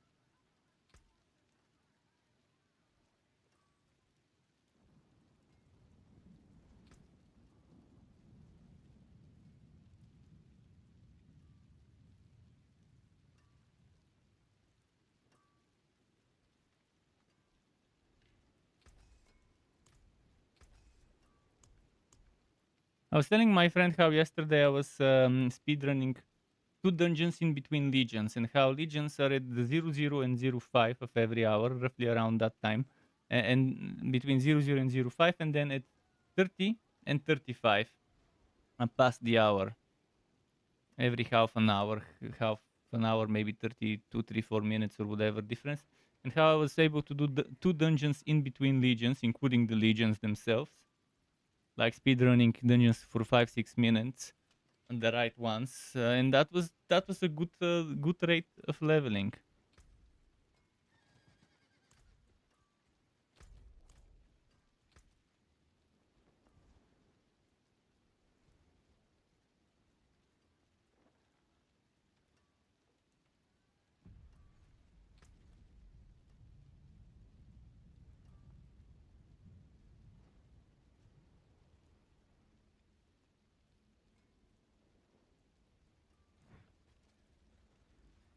Magic in a bottle.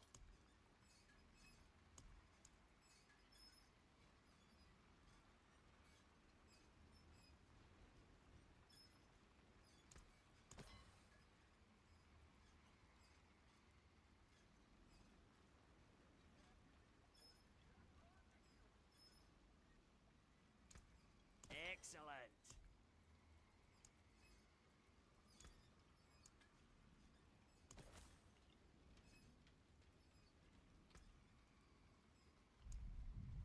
Oh, an exquisite concoction.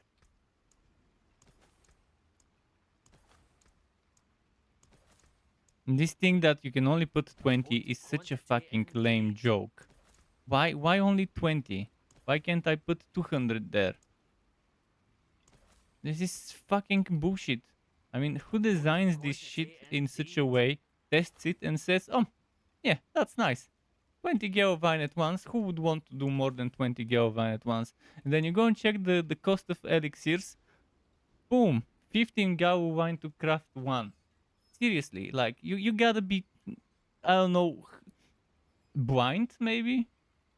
Maybe one person crafts it and makes it, the other one tests it, and then yeah, I don't know. This is I don't see a reasonable explanation why they would do this and say this is fine. Leave it as it is. Maybe it never got tested and they just randomly put a number there and then forgot about it.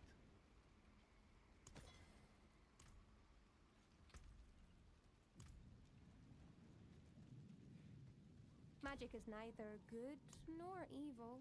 How may I help you?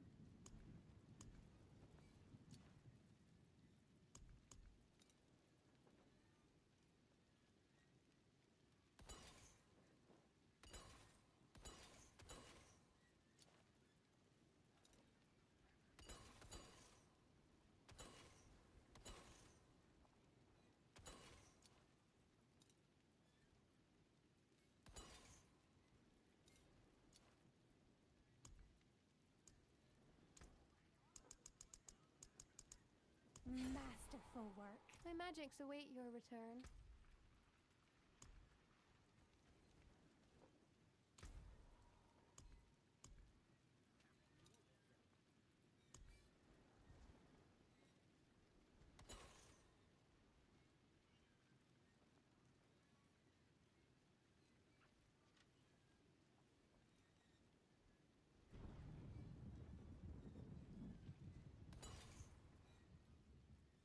Okay, I found some nice maps.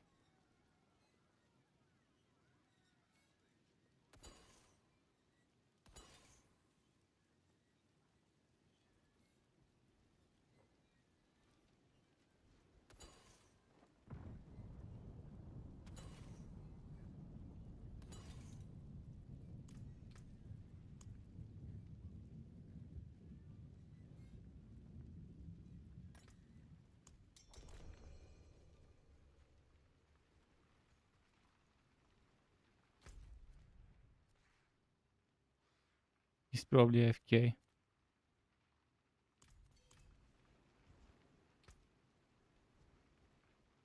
Ah, he's smoking.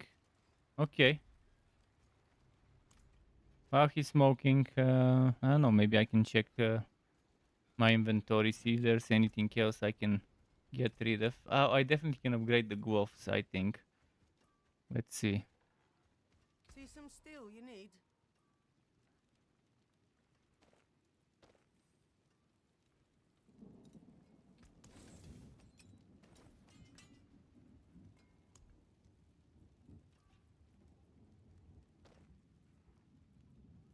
Hmm.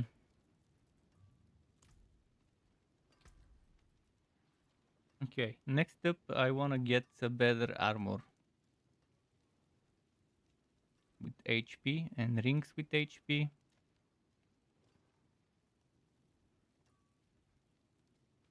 Then I'll need to reroll them, and I don't have the rerolling materials right now. I mean, I could upgrade the armor, Greetings. How shall I guide my hammer? but is there a point? By the time I might get a better armor by the time I'm ready to upgrade, so let's not rush into things yet.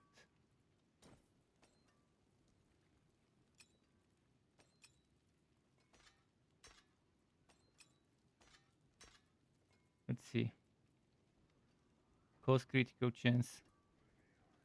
Bleed increase regeneration.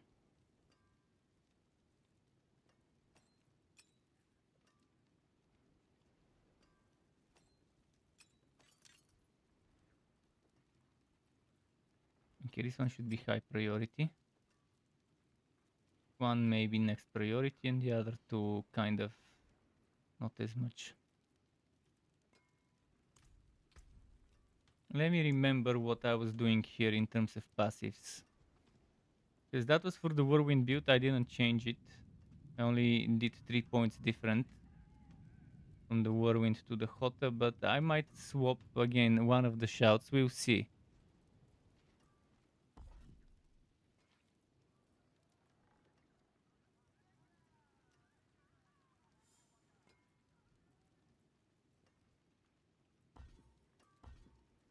Why do I get this? From where do I get this?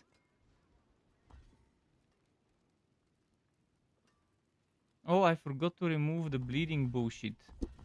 Shit, I've been running with some stuff that I don't really need.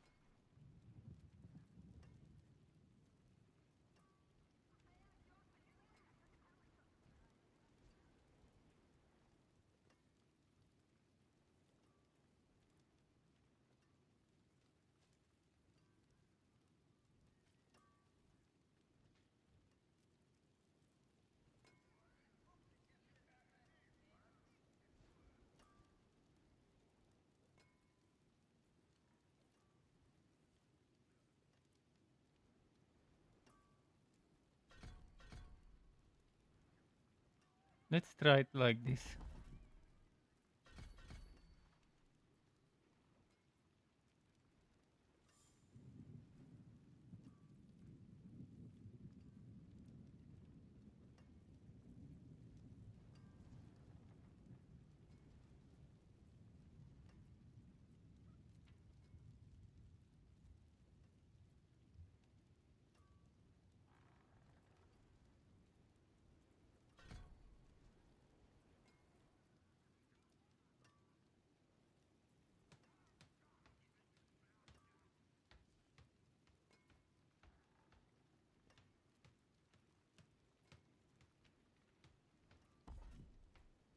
I definitely don't need the thorns. I haven't touched a lot of the stuff in the build when it was needed to be changed.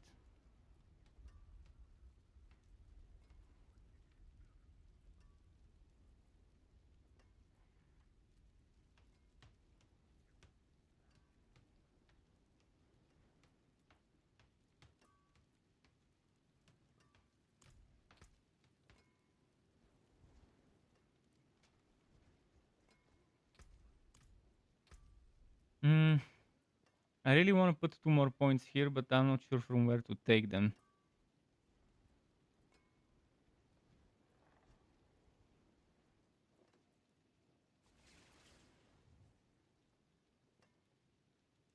This is very little, 2745. Only 1.1%.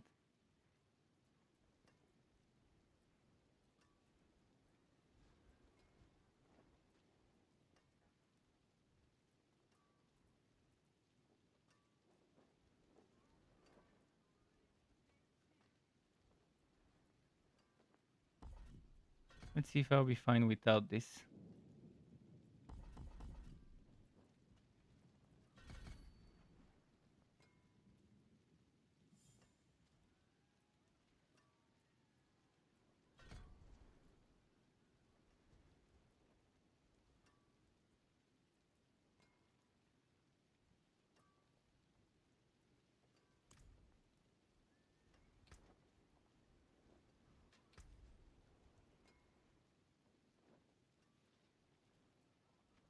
XP is better for the mobs, so you're letting 10%. Yeah, I coded it would be like no more than 20-30%. If it's 10%, that is not a substantial increase.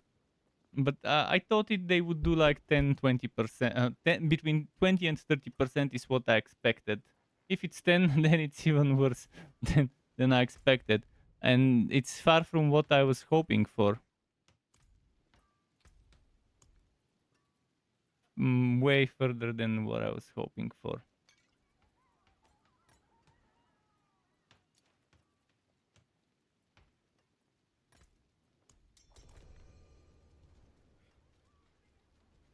He's probably still not back. Oh, he's here.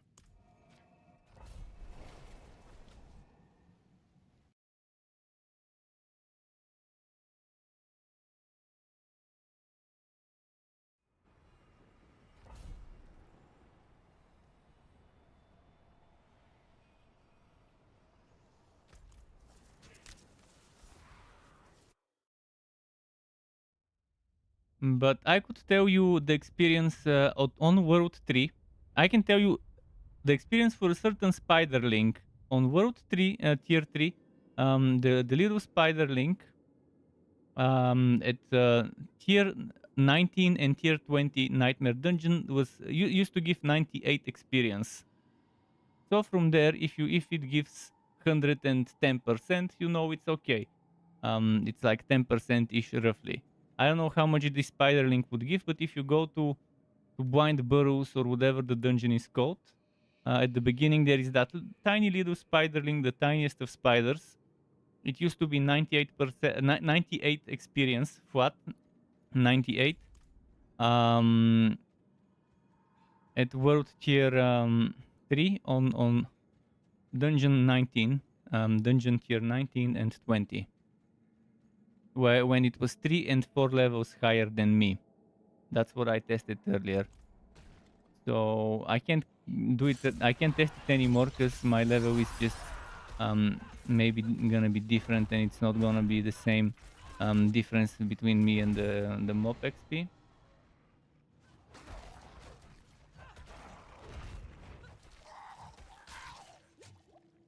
Without the whirlwind build, I feel like I'm so much slower and weaker. I do those big damage hits, but much much less often, and I really need that that rapid aspect.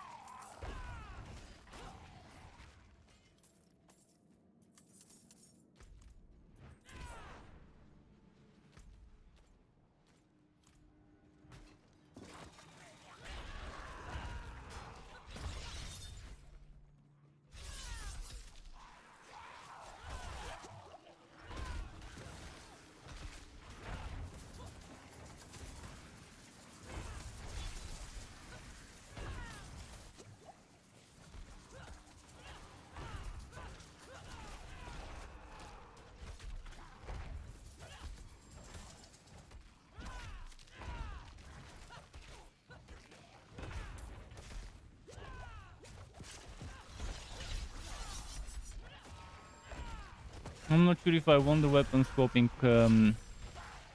ultimate, but it's the only one with synergy with overpower, guaranteed overpower after you swap your weapon 10 times.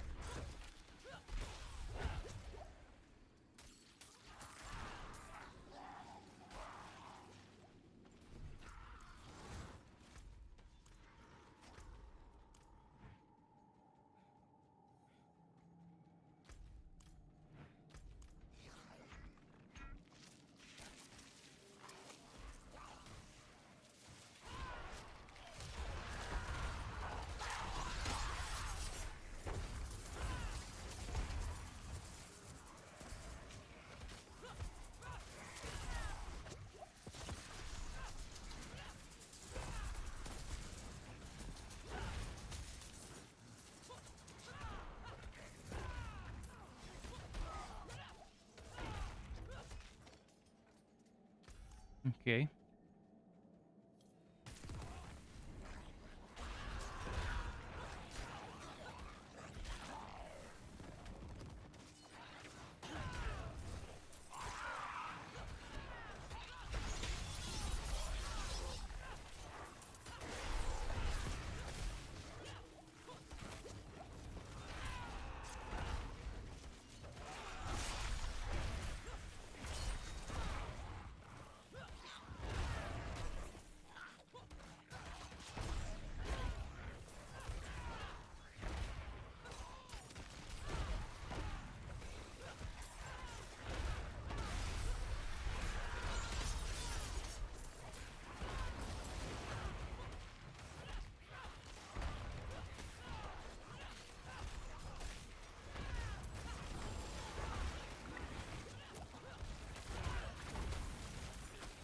Ah shit, I can't escape those.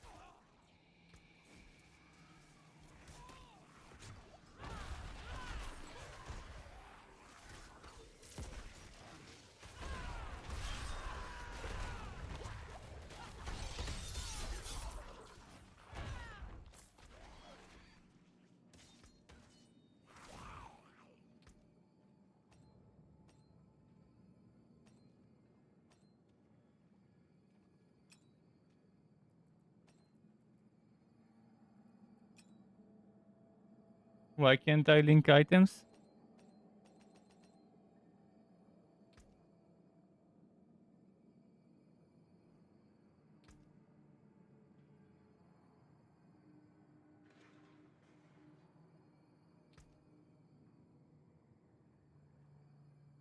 It no longer lets me link stuff in chat.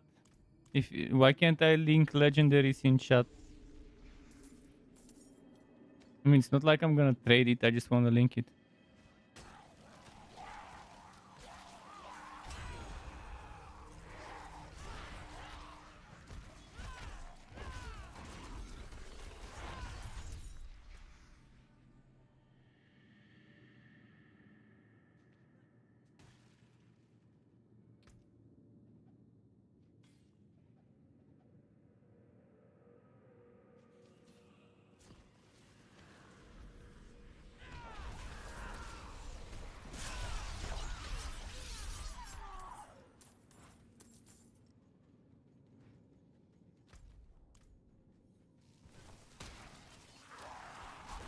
Oh shit.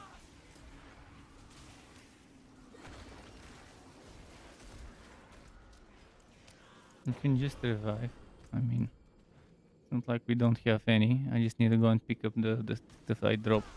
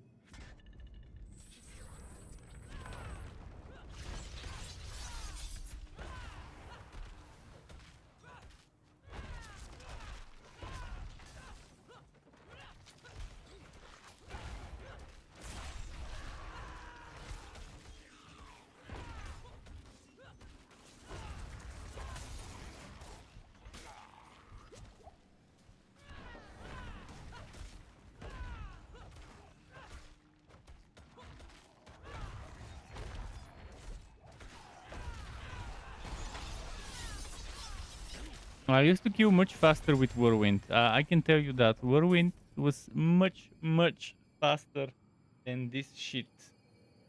But I decided to make a HotA build. I'll be making a HotA build, regardless of how much I think it works or doesn't. It's leaning towards the doesn't right now.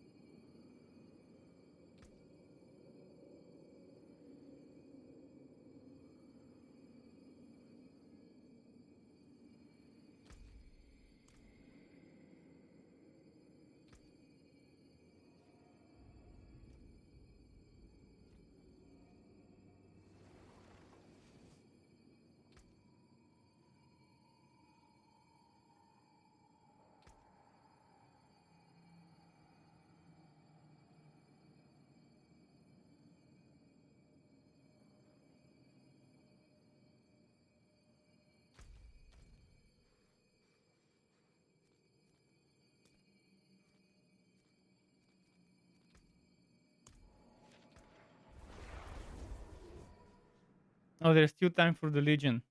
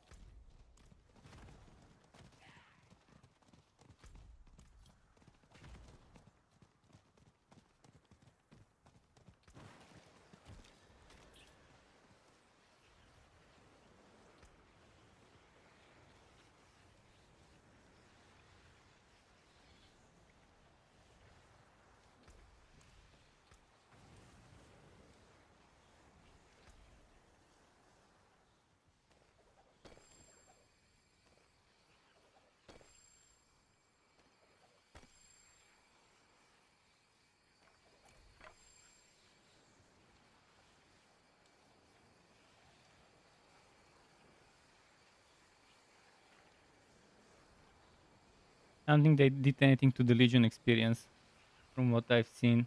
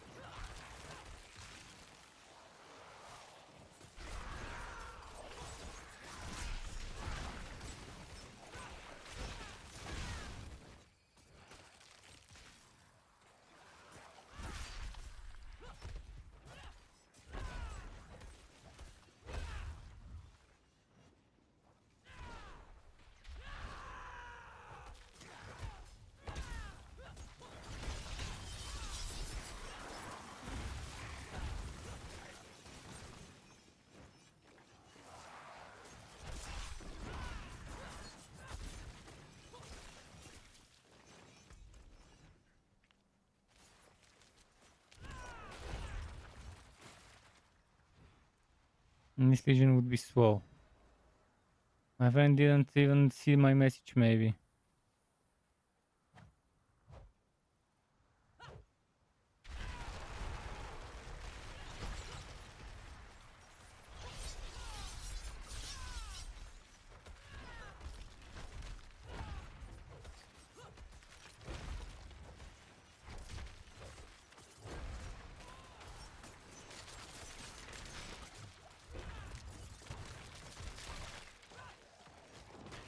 Why are barbarians so fucking painful to play? I don't know. It's like the least fun class of them all. It feels the least underpowered to play, and you probably need fully.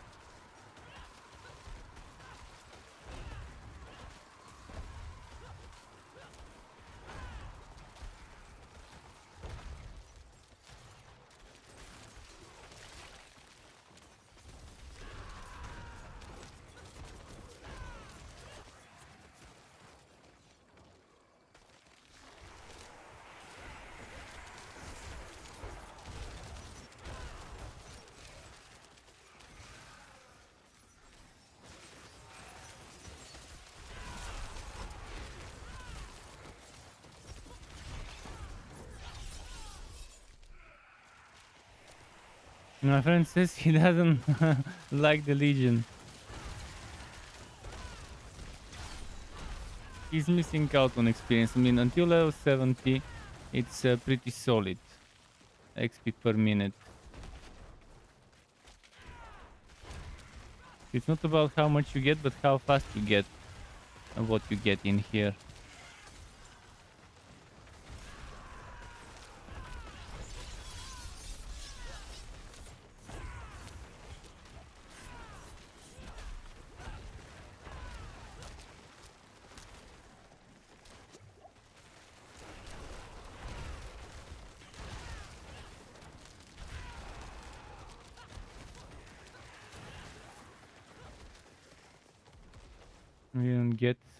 We didn't get the, or maybe we did.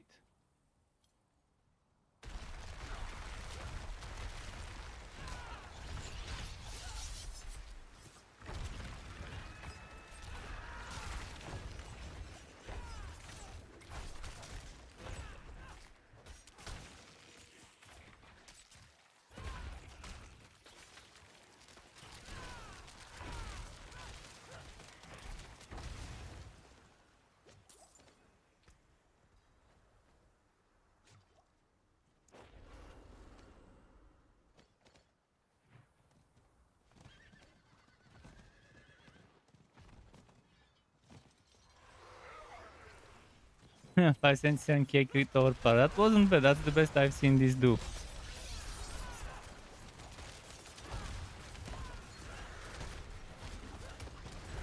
With Whirlwind, I've seen it go to like 300 and something thousand.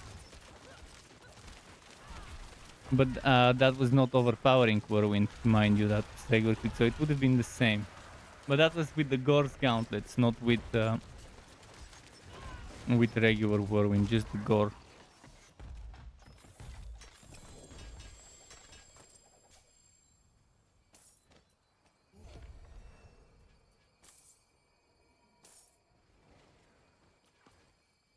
I'm not gonna take this. Actually, let's take it and salvage. You are weak and foolish. That was...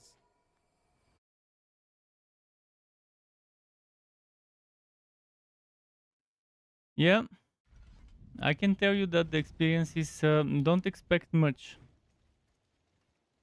It barely increased from what it was before. It used to give you like 118,000, now it's 140,000 or something like that. Better than starting from nothing. It's negligible and it's bad.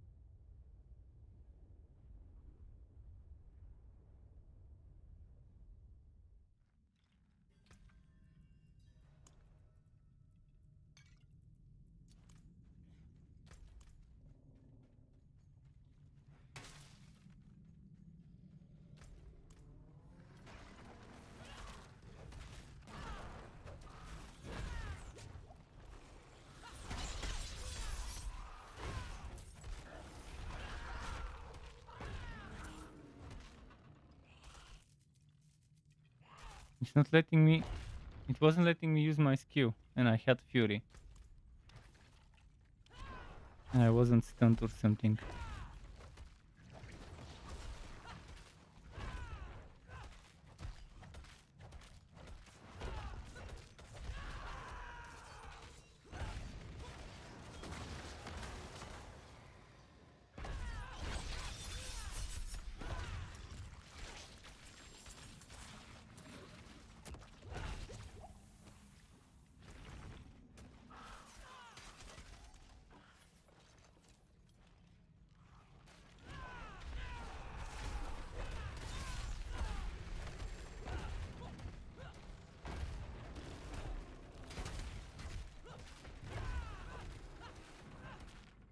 And typical, he keeps stopping for trash mobs instead of just rushing from one elite to another.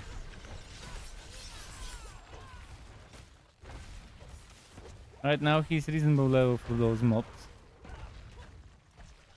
to handle himself.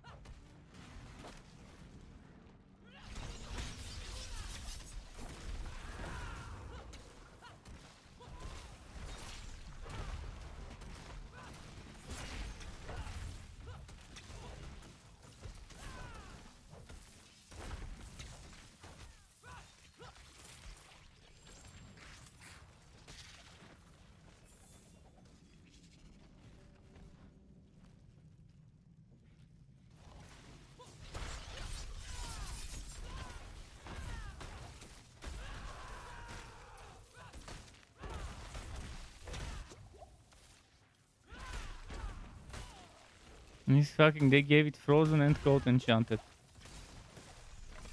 Okay, good.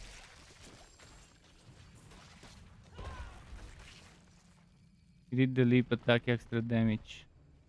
Thingy most likely.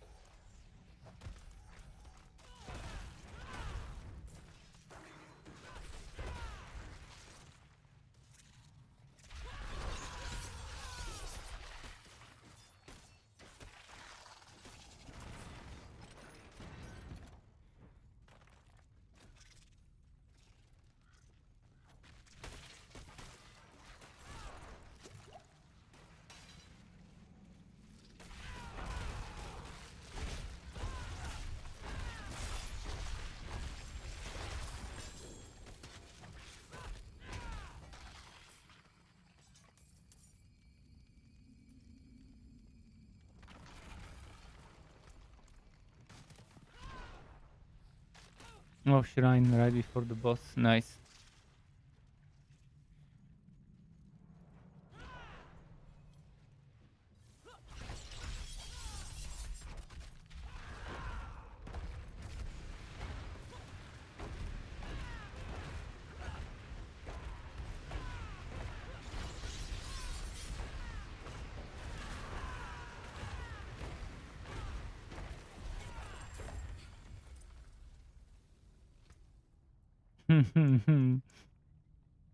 The swaps with that shrine. 140,000 XP. But this is just such a joke. And 42,000 coins. That 42,000 coins should be 420,000 coins.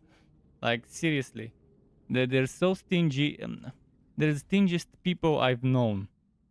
The people who gave you those rewards. Like, seriously, treat your players better. This is bullshit. again, the reward we just got at the completion of the dungeon should be 10 times as much. Like they removed the 0.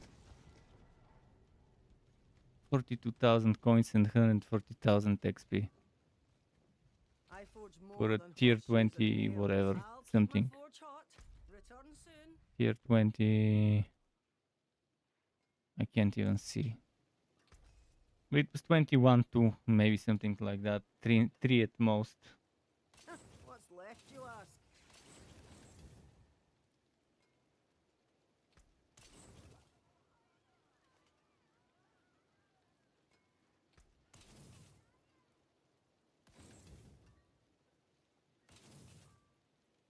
Better than starting from nothing.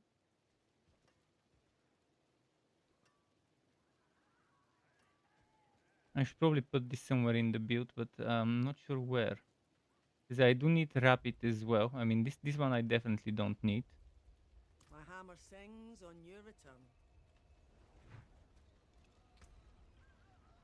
I definitely need to remove this and put rapid there ideally. But I don't have a good rapid, so for the time being I could maybe get this one there.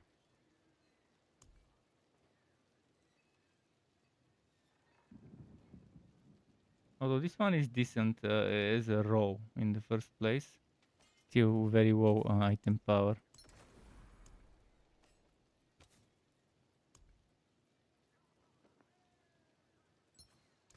Impeccable. And then I can try and find rapid eventually. I do have rapid stuff.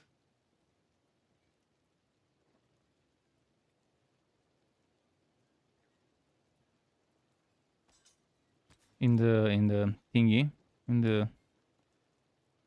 Where was it? In the codex. But it's only 15% now, but still better than 0.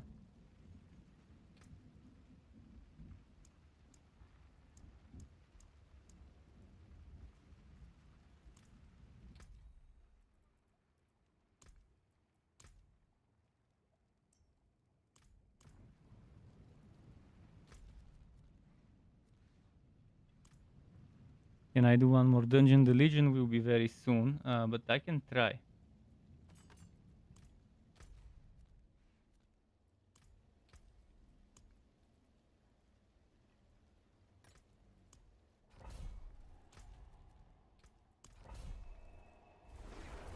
I think this one was the one where it's just three elite mobs and then a boss and then you're done. The fastest map ever, I think that was the one.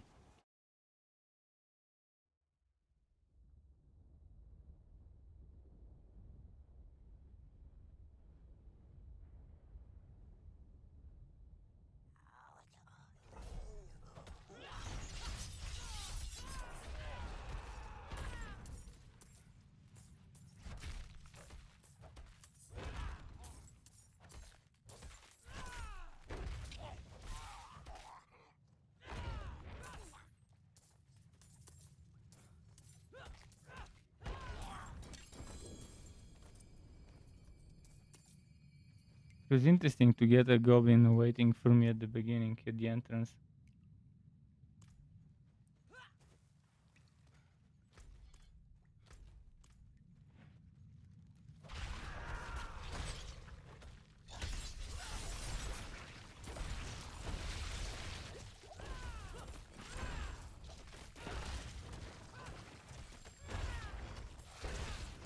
It's like the experience rates were decided by the World of Warcraft developers. Like, as if they were making an MMO. Which clearly this game isn't. And it shouldn't be.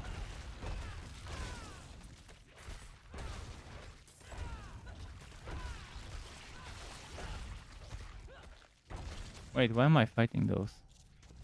I forget that I shouldn't. Just go.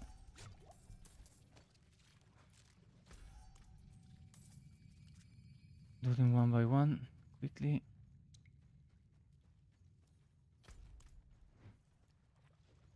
First one should be down there.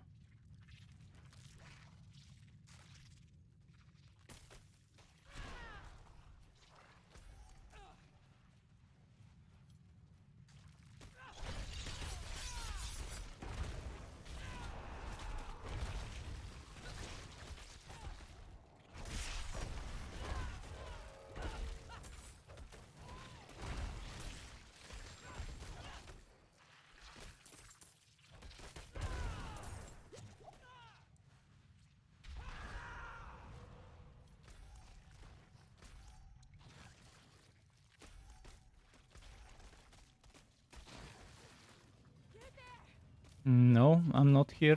You didn't see me.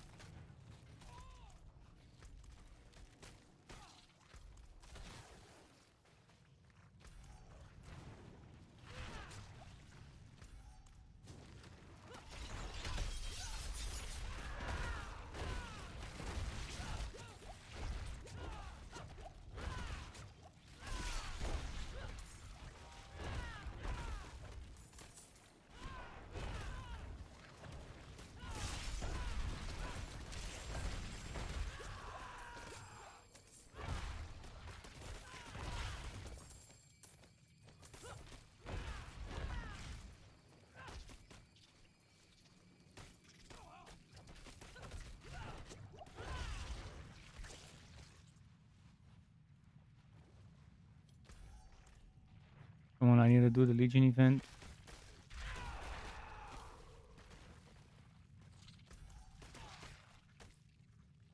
My friend went to eat.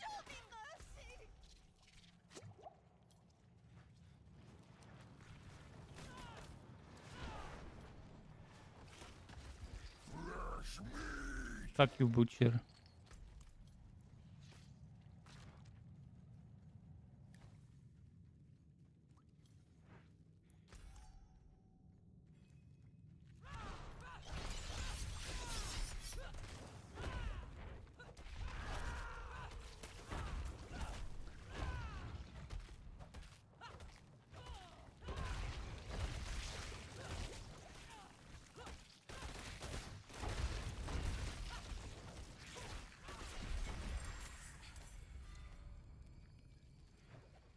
Can't wait to try that overkill item.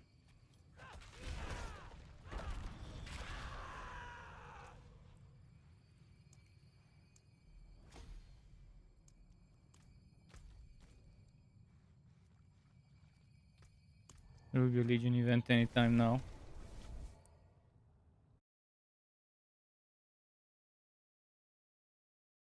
Yeah, those corpse crossbows, man, those ballistas, they're one of the most one-shotty ones. And they're beefy most of the time.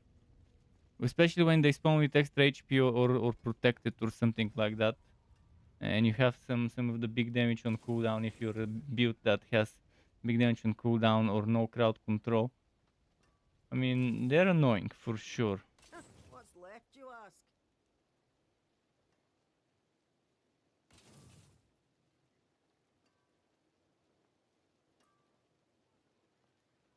I need to look into this one. Even if I lose movement speed, if I could draw cooldown, I need to check the Fury Cost is very tempting. I need to check the Outburst passive and see which one that was. Weapon Mastery skill damage. Again, I'd rather focus on survivability from armors later on.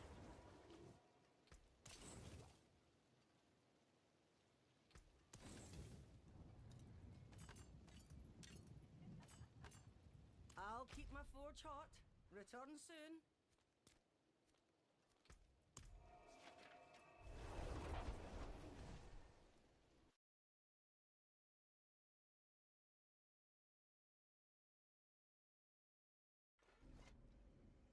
Check vendors for weapons. Why? What's wrong with vendors? Did they start adding legendaries there? Or uniques?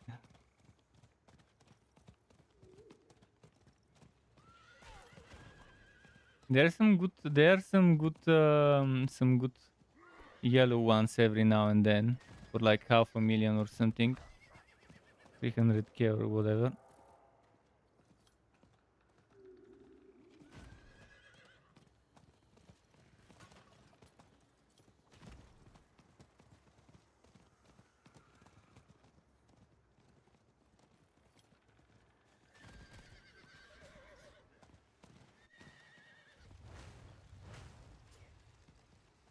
$42 out of how many? Because when you give me the numbers, I don't know the maximum. I don't know how, out of how many this one is.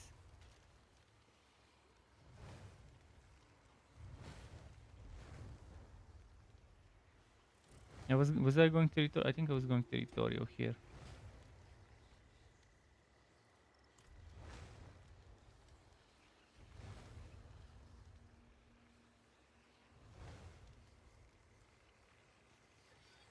Also, I forgot what was the build. For what damage over time build were you doing?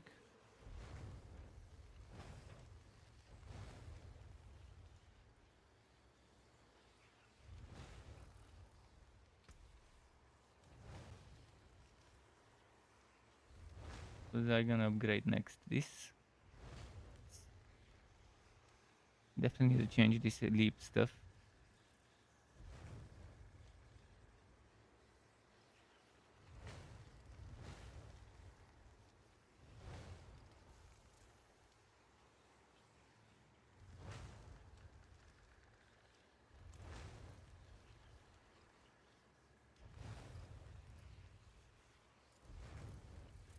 Greetings.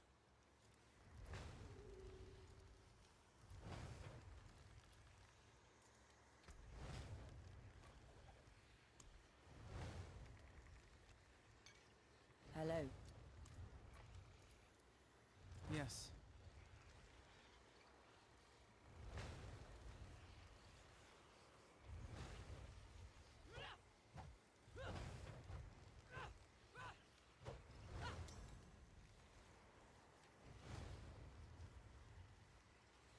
No one's accepting. Like they don't know about the experience bonus. Maybe they're so scared that if they're in a team with someone, it will be too difficult to kill stuff.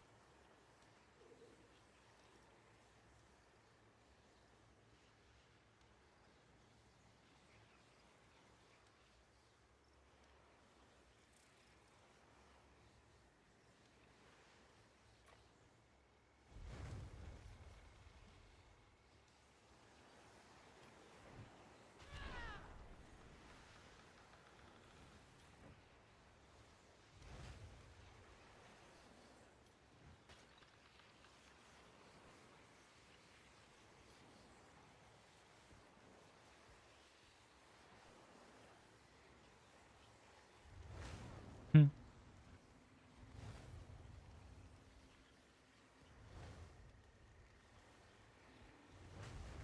I wish I could move this there.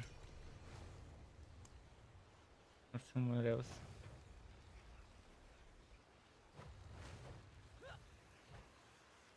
Greetings. Thank you.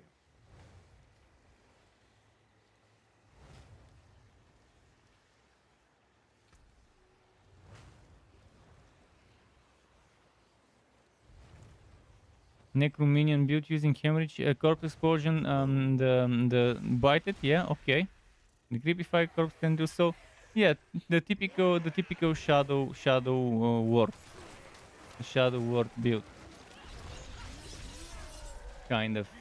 The shadow minion master, the unholy army or whatever you wanna call it. The typical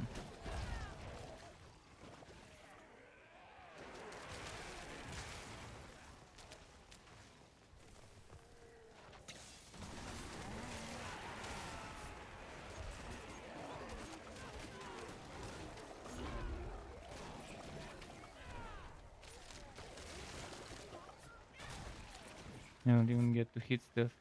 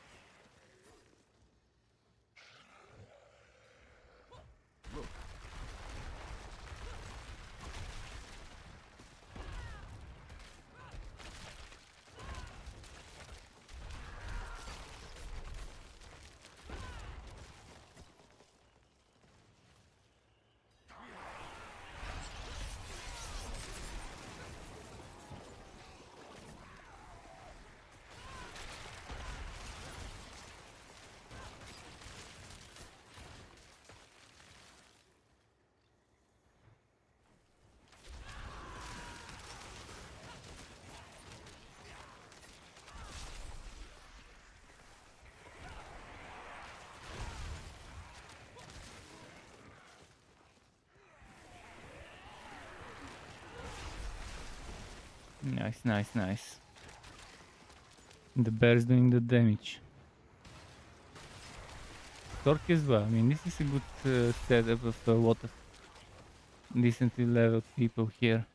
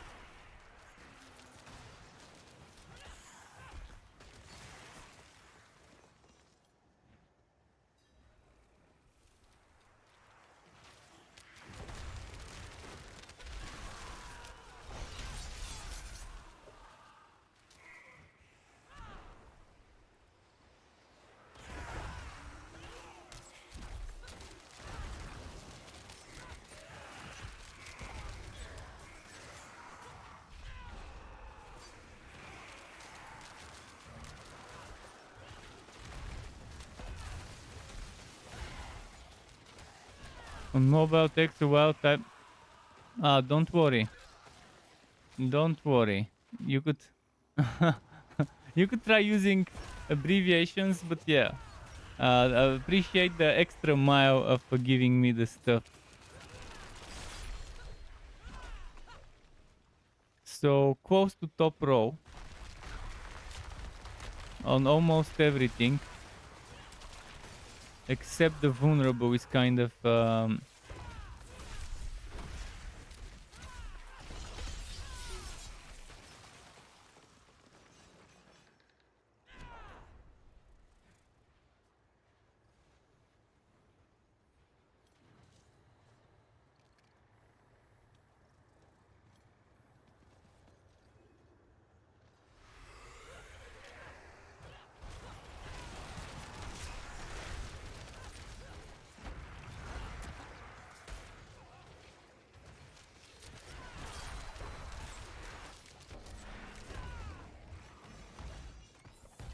Look.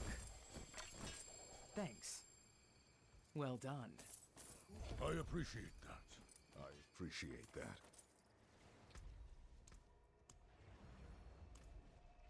definitely decent roasts. Close to the max on all of them. Does it not cross over the item level thing where it re-rolls? Wait, what? Not sure I understand this. What do you mean by crossing over the item level where it re-rolls the stats?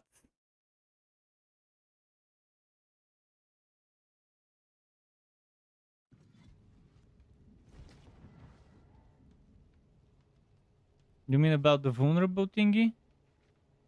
Does it mean the vulnerable is 33 to 47 and it's giving you 28.8 only? That might be a bug that it shouldn't give you under the minimum it shows.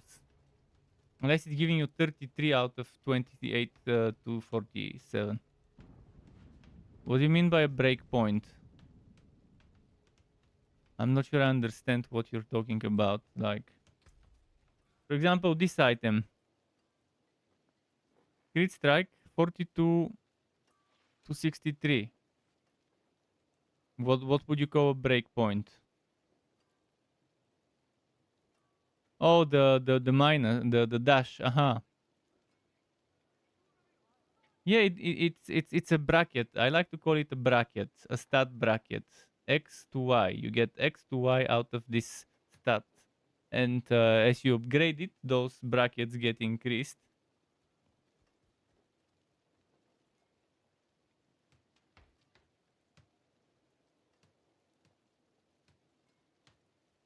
So the minus doesn't mean the stat minus. It's, for example, 60 minus 84. It doesn't actually mean 60 minus 84.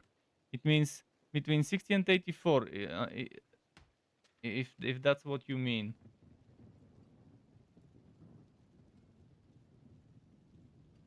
And this bracket just increase when you. I don't know. I'm not sure I understand what you're trying to say. I understand that you're calling the minus the breakpoint, and you were asking, does it not cross over the item level thing, where it erode the stats? I still don't understand that bit. Like the higher the item level, the higher those stats go. And not just those, but anything on the item, including, for example, in this case, the 94.5 overpower damage. Because it's upgraded and higher item power. If we were to compare this 811 sword with this 642 sword, or let's find something else with this axe, 811 axe.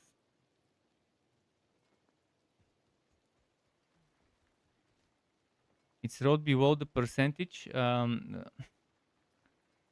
So pretty much, look at this critical strike damage. The minimum this could roll with is 42.0. The maximum it could roll with is 63.0. So it means it will give you a number between this and that, between X and Y. It could be X, it could be Y, it could be anything in between. That's what the minus means. It's from X to Y. Like for example, this thing with 84 row stats, this is the maximum row, top row. The 84 stats. And if you look at let's find you something shit, something bad, something that one would not want. Look at this shrine buff duration. It's almost minimum row. 7.0, between 7.0 and 16.8, this one has 7.7. Obviously, it's bad in terms of what you can get. Oh, I should have rewrote this before making it legendary. Fuck. I messed up, didn't I? I wanted to remove the double swing stuff.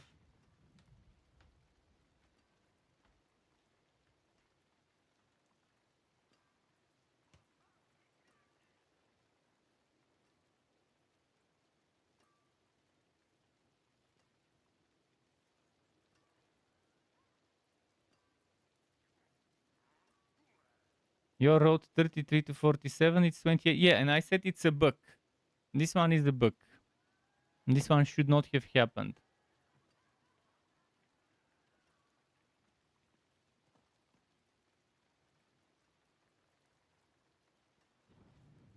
Like, in no case should something like this happen. So maybe it's because it's a vendor item. There's some bugs there when they're generated.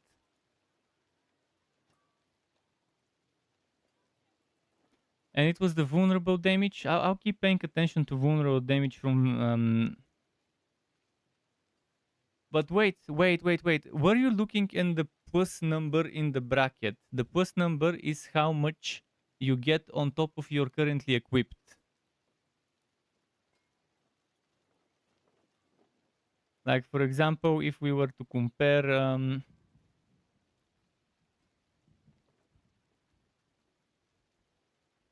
I want to find something with the same stuff. The green plus number. Were you looking at the green plus number or the white one? If you were looking at the green number, this is how much it would increase to currently what you have on the other item with the comparison.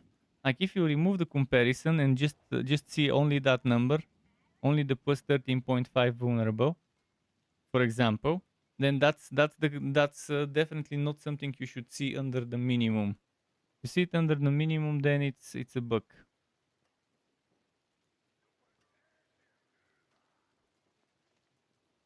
It was 37.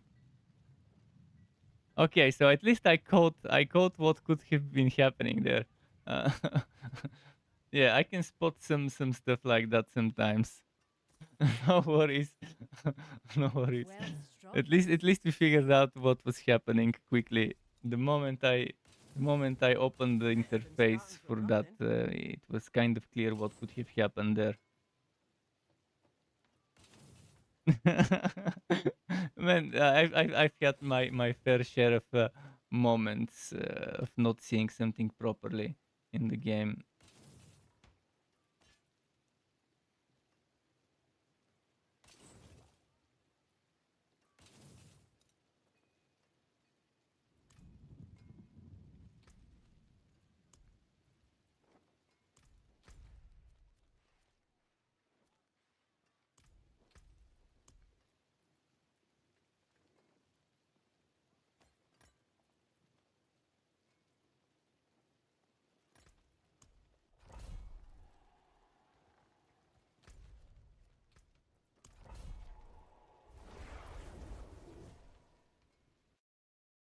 It's a good weapon, yeah. And now it's definitely a very good weapon. Like everything's decently rolled.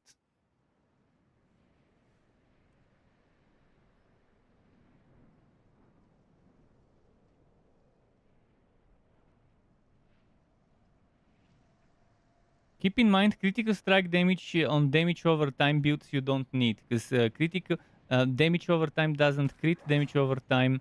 Um, I'm not sure. I think it could overpower. I think damage over time overpowers, but doesn't crit for sure. So you definitely don't need crit stuff on damage over time. If your main source of damage is damage over time, I mean you have minions. Minions can crit, so it's definitely good to have the crit there. But if you ever decide to do a full damage over time build without minions, then keep that in mind. It's something that many people might end up missing. So if anyone's watching who didn't know it, hopefully it's useful info. If you do know it, well, I still would rather say it for those who don't.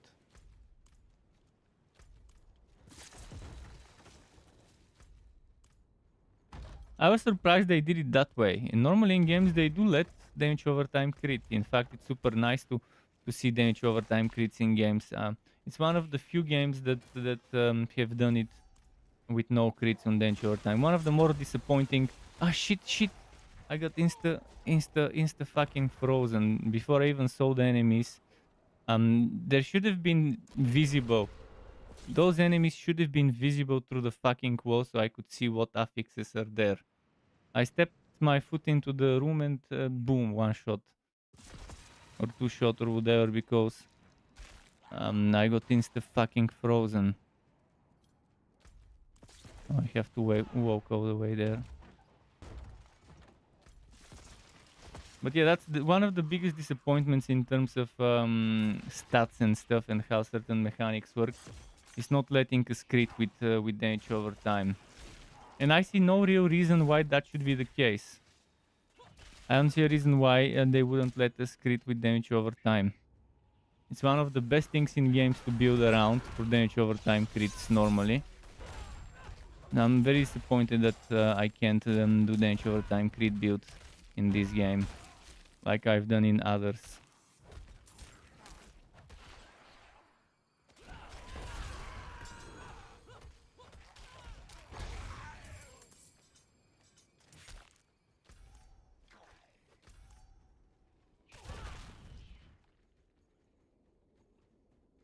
Although actually I said it might overpower, but maybe it doesn't. I know Thorns can crit and overpower, but I think damage over time can't overpower either. I can confirm it. I'm sure it doesn't crit, and I'm 90% sure it doesn't overpower either. Fucking crowd control. Look at how much crowd control there is in one single room.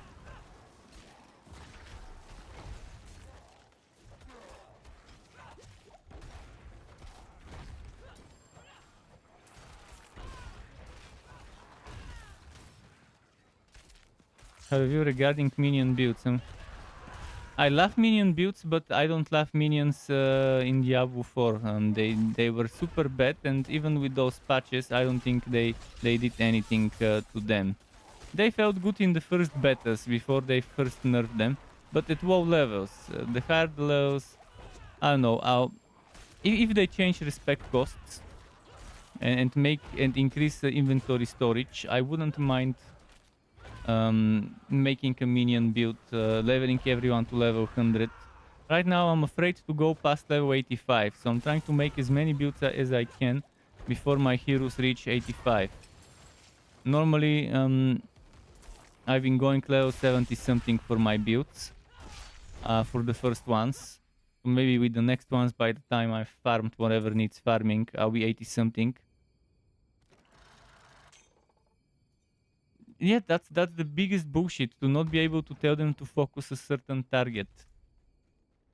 They failed miserably with designing a good minion system. Miserably. I mean, I've seen indie developers do it much better. Indie developers, small teams, like 10-20 people teams. I've seen single developer projects do minions better. Single developer, one person do minions better than they're doing it in this game.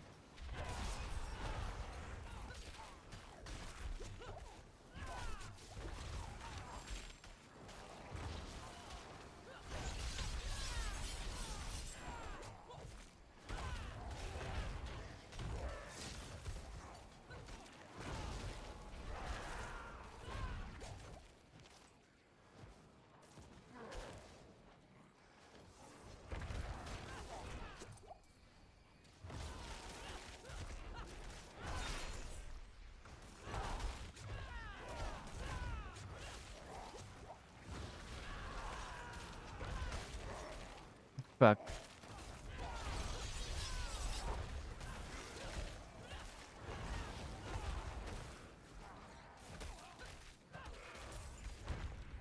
Shit, I have no potions. Oh fuck. What is this fucking bullshit they've done to some of the enemies? Look at how many elites they've given me and how annoying those elites are. Especially without a potion. They fucking ruined this dungeon by putting so many elites in it.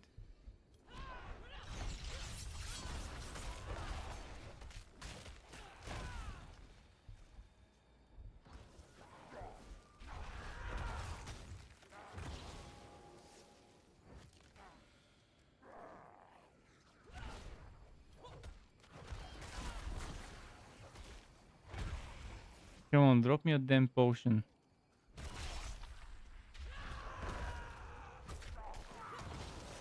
And I'll die now.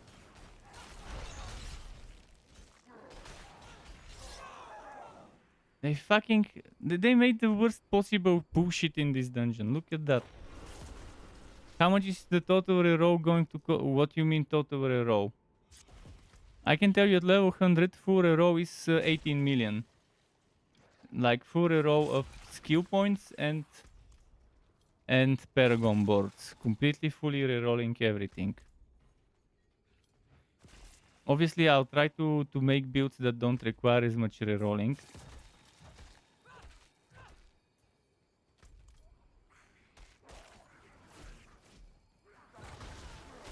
Look at that, instantly fucking frozen, single hit. They had to put so many. But that's at level 100. I'm trying to not reach level 100. My goal is to not reach level 100 until they fix the respect cost. And definitely not gonna start seasons if they don't fix the respect cost and the experience rates. Because with those experience rates, there's 99.999% sure that I'm not gonna do seasons unless they fix the experience and the respect costs. That's the most important things in a game for me, experience and respect cost.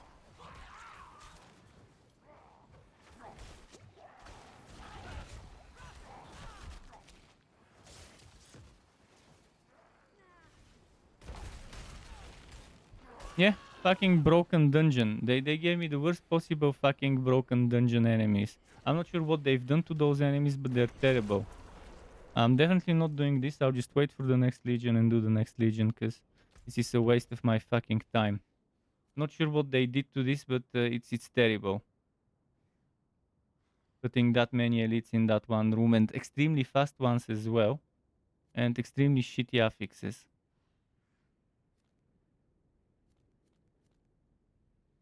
They've clearly failed yet again to balance things properly. Because that wasn't even high level. That's like 75 enemies, I'm level 71. That's barely higher than me.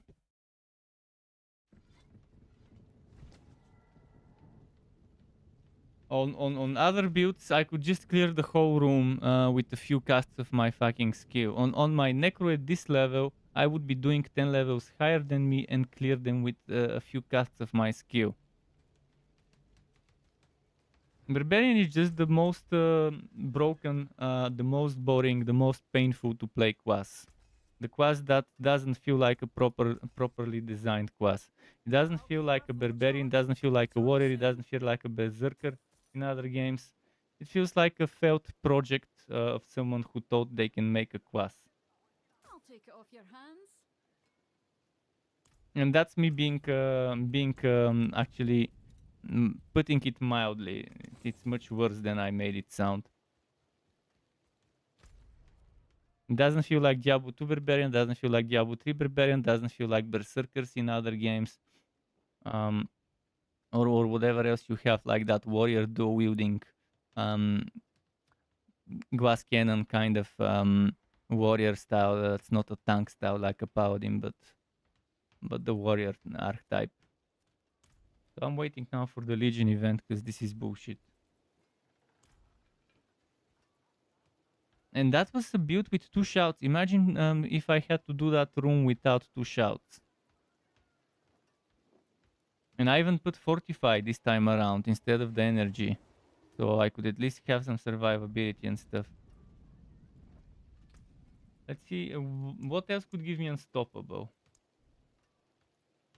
I mean, sure, okay, this ultimate will give Unstoppable for 5 seconds. This could give Unstoppable, but only while you're rushing, so yeah, I've got the Unstoppable stuff. The only Unstoppable I didn't take is this. And it's just a completely different build if I take Wrath of the Berserker. And for me, it was impossible to try and tag them one at a time. If you have minions, you can just kite around and the minions can kill them. But with me, I'm a melee class. That's not an option for me. I need to do some Helltides right now. But I'll be waiting for the Legion event. If it shows up. But in the meantime, let's check for the Commander spawn. Yeah, that it's not gonna be a gem tap. It's gonna be a gem. Well, technically it's still a tap, but not the way you might envision it. It's gonna be over here. Oops. It's gonna be over here. So where you have this, and there is gonna be one for gems in the same way, where you have them. And actually, before they announced it, I was saying in my scream that this is what they need to do to the gems. So it's as if someone on the developer team heard me and said, "Oh, that's a good idea. Let's do this." Obviously, someone else wrote that idea somewhere on their forums, and they probably saw it from there. But that's the idea I had. That's the idea I said, like on one of the first few days, I guess, after the game launched, as an idea of how gems could be better.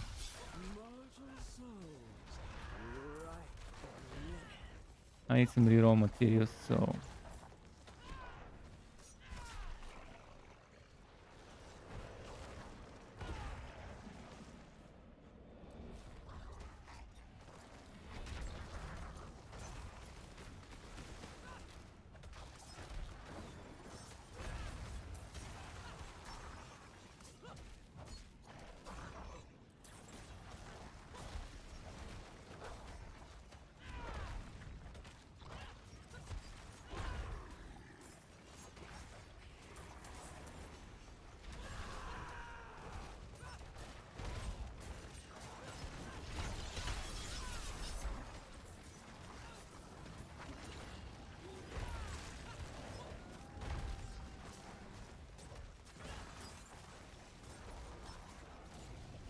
I wonder if there are any uniques that only drop from certain types of content. Like, for example, did they make a unique that only drops from those mysterious chests, or only from Lilith? Some of the uniques, again, super rare, never seen them. The majority of people I've talked to never seen them. Like, especially those Easter egg returning name items.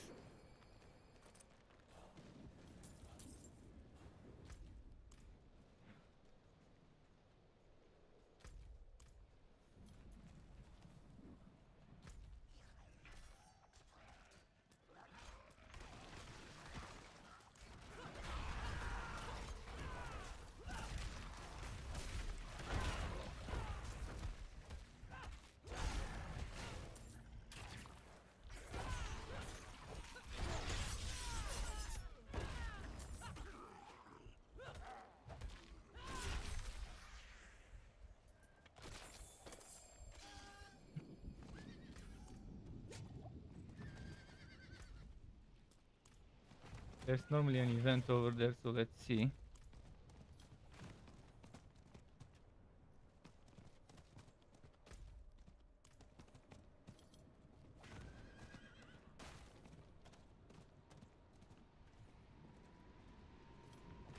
Oh, I'd love to see a Legion event over here during the Helltide. There is a Legion event there, let's go do it. I can come back for the Helltide later. Let me check on helltides.com. How much was left of the Helltide? 55 minutes of the Helltide left. Helltides.com, if you don't know it, it's a very good website. Helltides.com. It gives information for next world boss and next Helltide. They don't have the Legion timer because Legion is not really on time every time. Sometimes but there's a delay between 1 to 5 minutes, so it's not that difficult to code it with approximately X to Y minutes. Because Legions are every half an hour. Was with up to 5 minutes delay. Hello, friend. Yes. Greetings.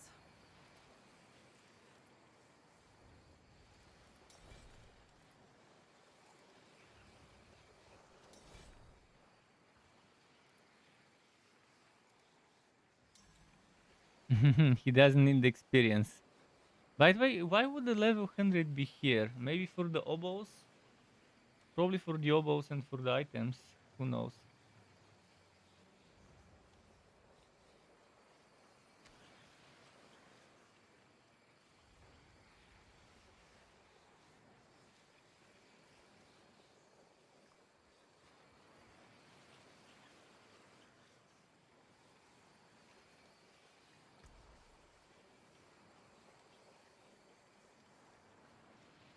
Outburst. Let's see what passive is outburst while I'm here.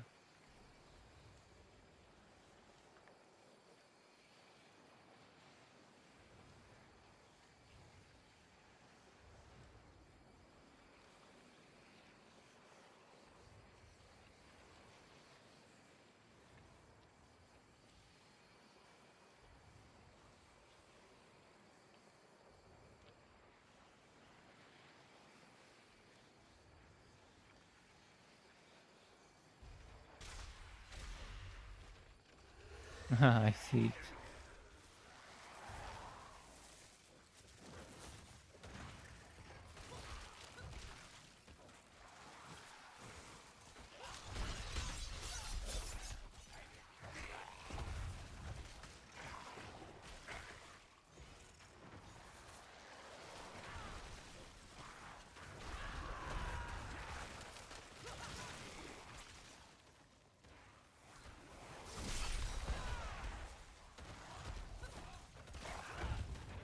It's probably messing with just basic attacks.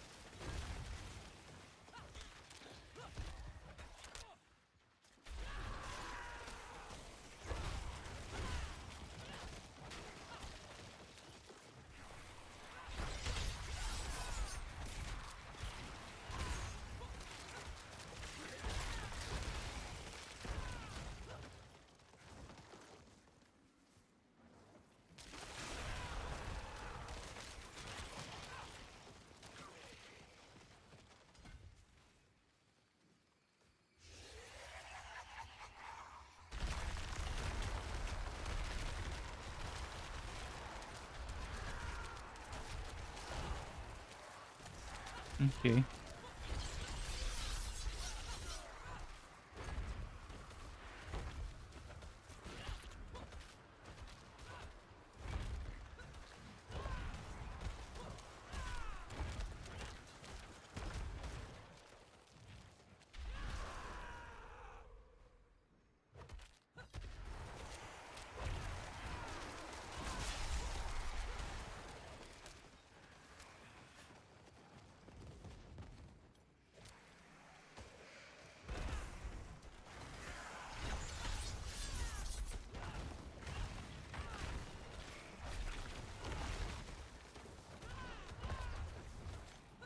The same book I was seeing on my werebear, where you're right next to the enemy and they don't take damage for whatever reason. It's happening with my pulverize, like I'm right next to it and then I do it and they take 0 damage.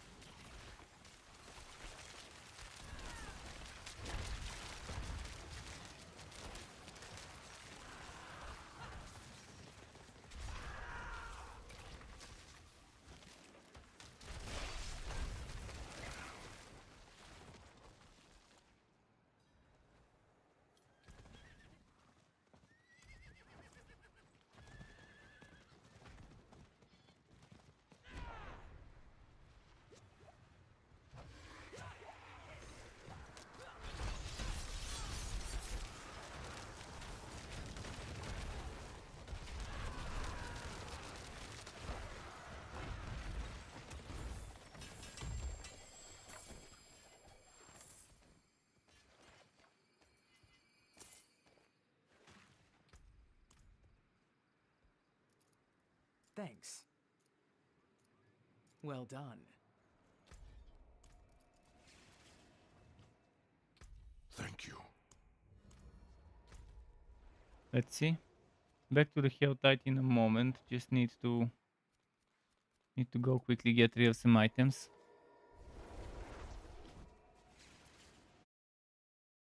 Yeah, I wonder what's so special about those mystery chests. Why do people want them? So far, it's been extremely disappointing whenever I open a mystery chest. I'm wondering why do people What's still got some good in it? get too serious about them. As far as to try to predict where they are and stuff like that. 9 elites in one room, one shot. They did something to dungeons, I think. Especially when it comes to do with elites and elite spawns and stuff.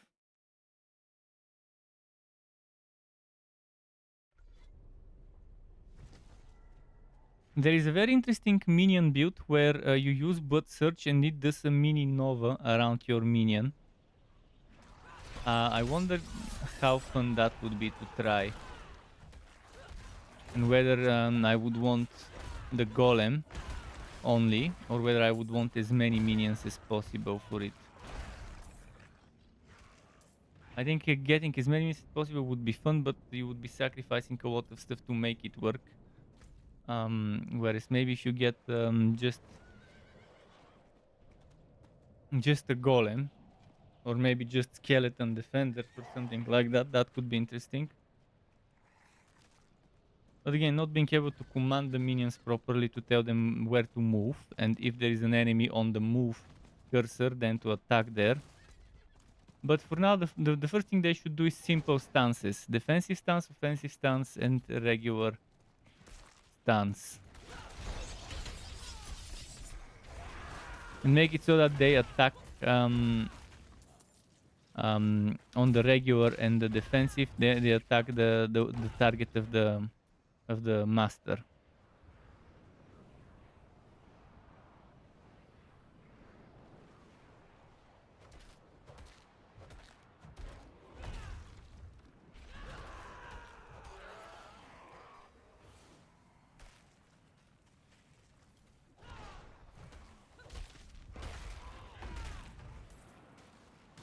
I forgot this is destroyed the effigy.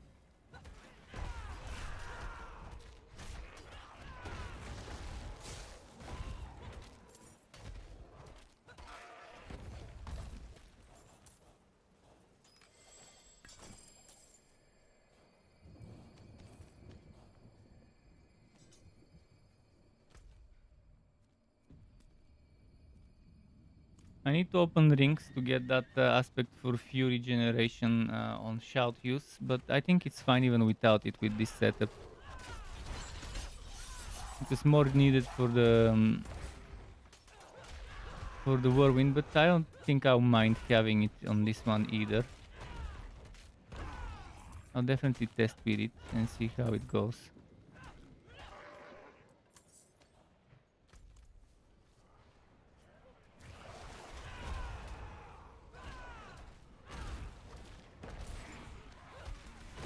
And for now, maybe I should just focus on opening as many boxes as I can.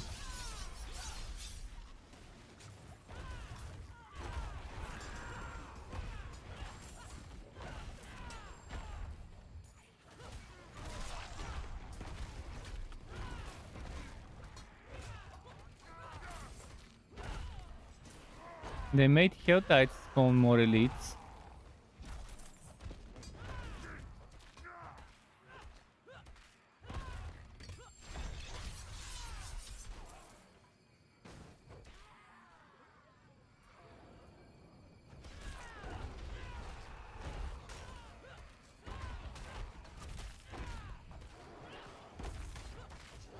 I don't have room to go and reply to the messages that my friend wrote to me.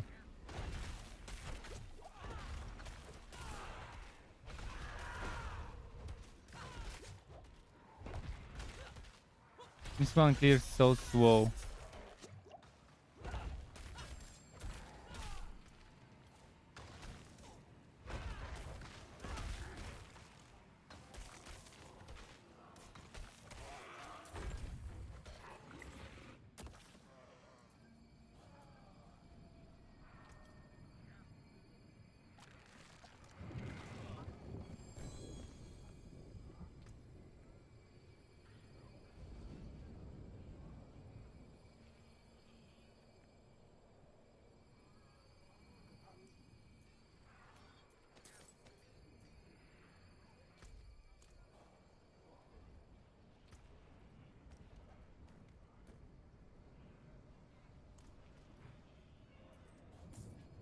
This reminds me, I need to change my whirlwind pool stuff from the helmet to something else, something better.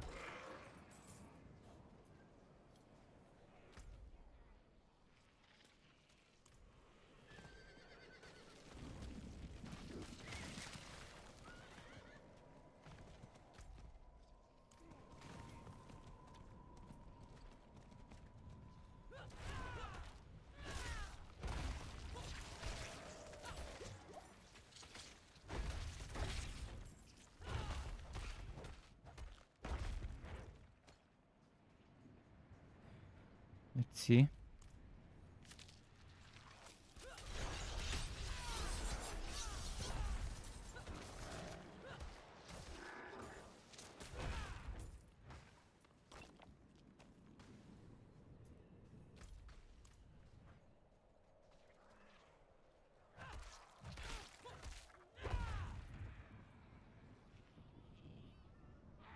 I'm just opening whatever I can open because I need Forgotten Souls. But they haven't improved the drop rates of Forgotten Souls. This is just a fucking joke. They should guarantee you between 1 and 3 Forgotten Souls for every chest you open. Every single one. If they're gonna make you get Forgotten Souls only from this type of content, they should make it a guaranteed fucking drop.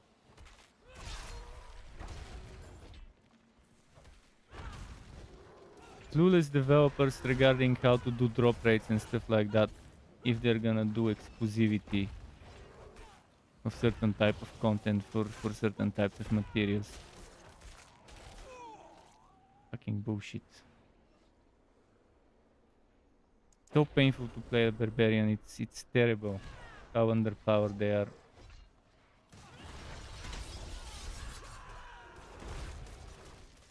Compared to other classes with similar gear at similar level.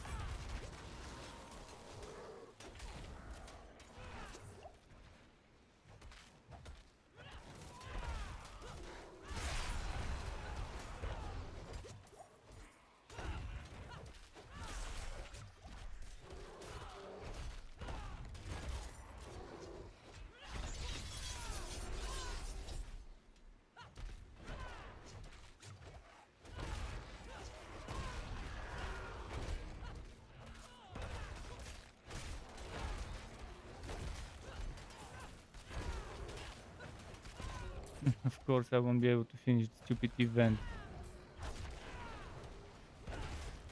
I mean, I'll finish it, but not with the mastery. Ah, and now I'll start doing the damage when suddenly the enemy was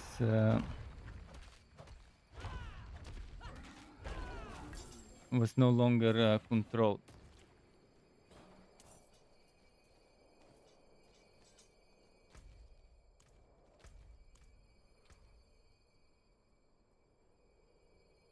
This game was developed with one main goal: how to make it more painful to the player to earn rewards and to progress. How to nerf the player's progression in the most annoying possible way. That's the philosophy of designing this game. Rather than how to make the game more fun and more rewarding, it was the exact opposite. In every single way, with every single type of so-called content, which I can't even call content. The majority of what they are trying to sell as endgame content.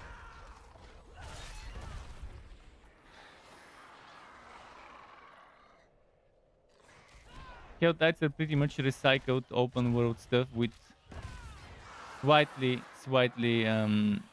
added twist there with the Helltide enemies on top of the regular ones and the Helltide events, and that was pretty much it. Would have been much better if it was a quest chain, event chain, so you do one event and then it moves to the next one and then it moves to the next one. That changes the world.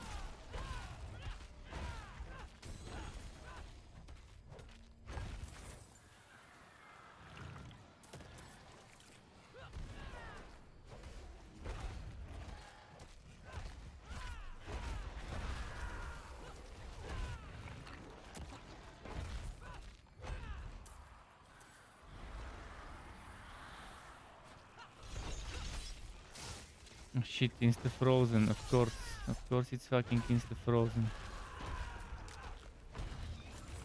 They made the worst possible affix, the freeze one, and the code enchanted be even worse than it used to be. If people didn't like doing code enchanted dungeons, believe me now they would do even less of it. Because they've tweaked something with that affix from what I'm seeing. They freeze me with 1 hit instead of with 2 hits now. And it should be 5 or even 10 hits before you get fully frozen. Not 2 hits from the enemy.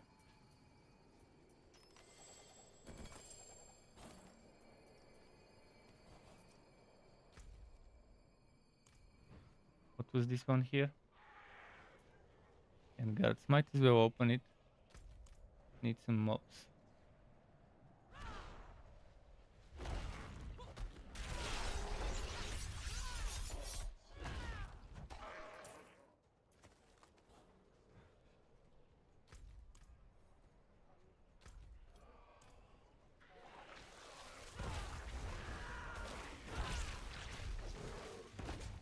They really need to increase the range of this Hammer of the Ancients earthquake thingy. Of this quakes outwards thing. It just doesn't compare to the other classes' AoE overpower skills, like the Pulverize, the Blood Search. This needs a massive AoE increase. This one, see? The range of it. I'll try to figure out exactly how far the range is, because the animation shows more than what it actually hits. From what I'm seeing. Let me fill it up. Let's see. If I quake here, would it hit them? It didn't hit this guy. And that range needs to be bigger. It needs to be, if I hit here, where I am, it should hit around there. They should make the range as big as Blood Search range. That's gonna be only fair.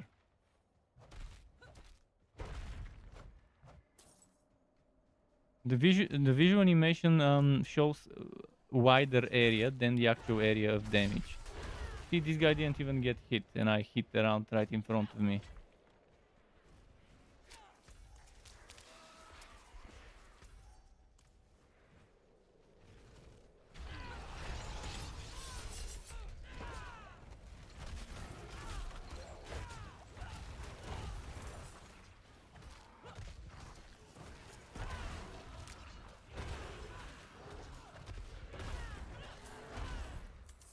As for pulverize, not only does it have a decent range, but it also has the shockwave aspect.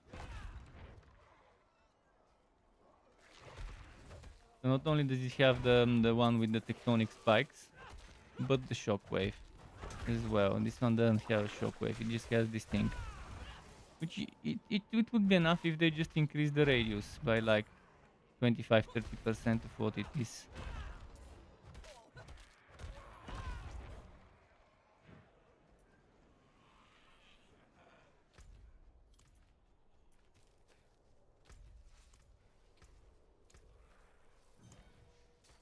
Zero forgotten souls. Yep. This is my fucking work with Helltides. I never get forgotten souls. It feels like I'm wasting my time doing Helltides, and yet there is no other way to reroll my items than doing fucking Helltides. This is the fucking pitfall of designing the game in a bad way when it comes to exclusive rewards from certain type of content. And not making it guaranteed drop from chest, so that you always get between 1 and 3 per chest.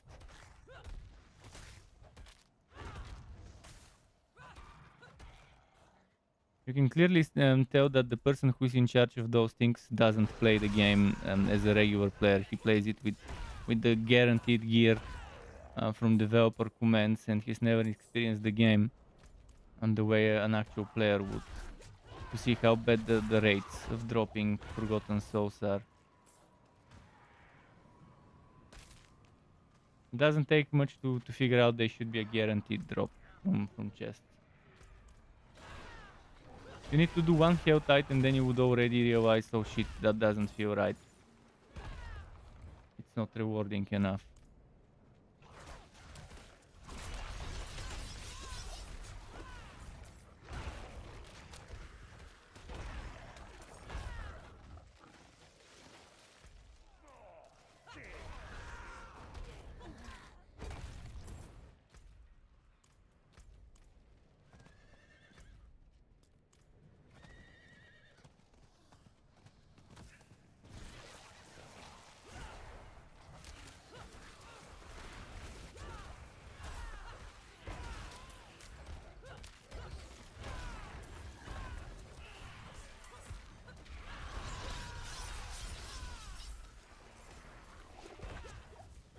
Come on.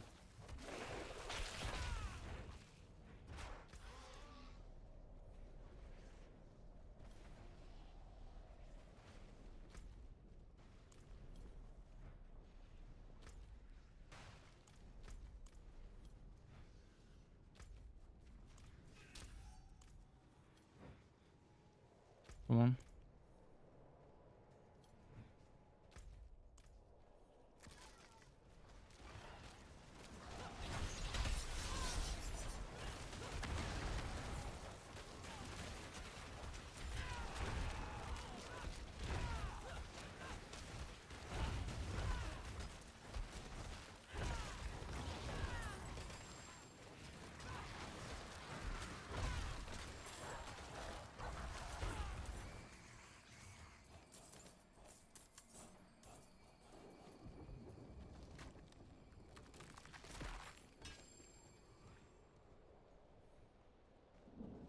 Is someone there? Do you require aid?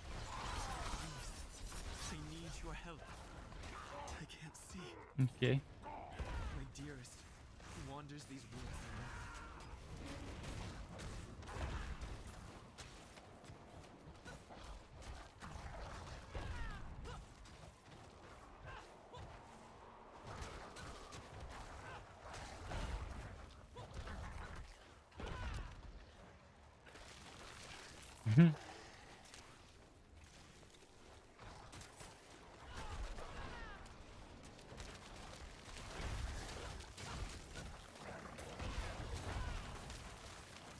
Come on.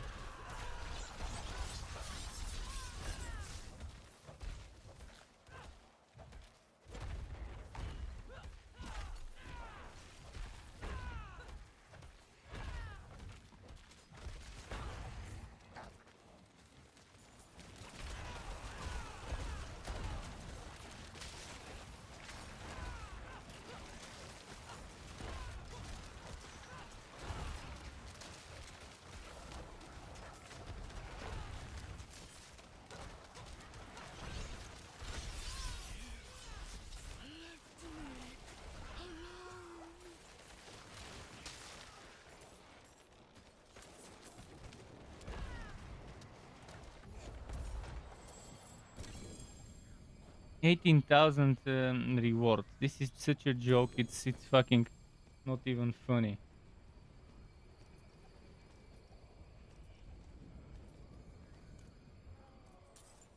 18,000 experience rewards.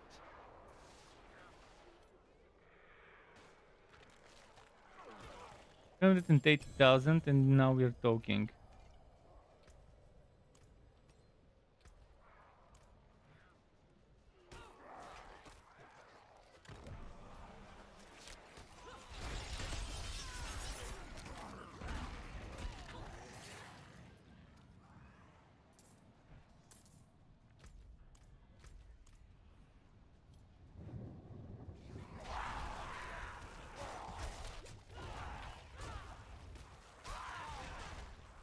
Come on.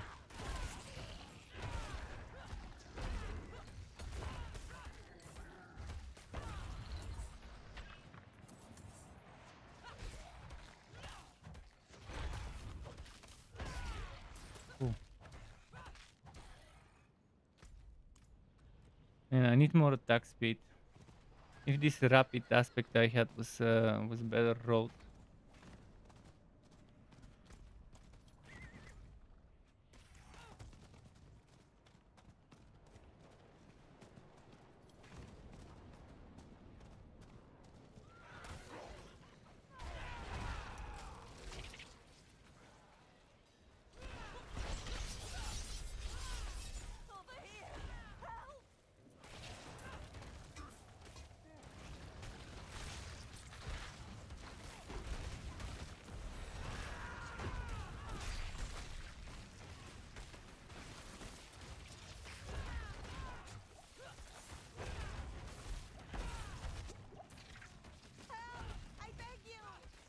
Stop begging, and I might help you then. that NPC. How?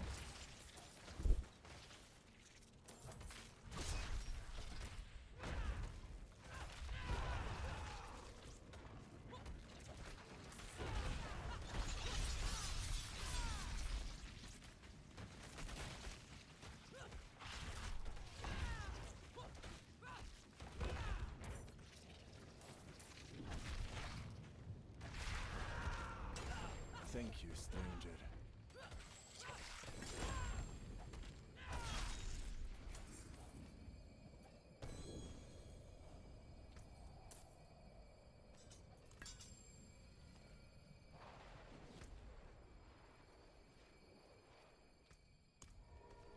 Okay.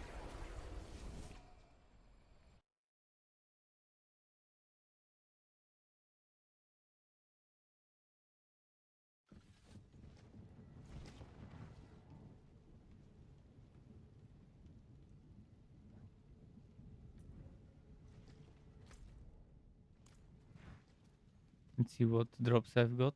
Up closer at a distance. I have weapons for any engagement.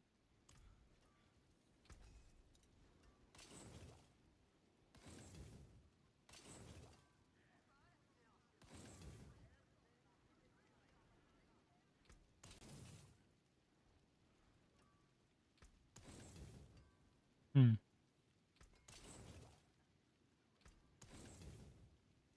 Better than starting from nothing.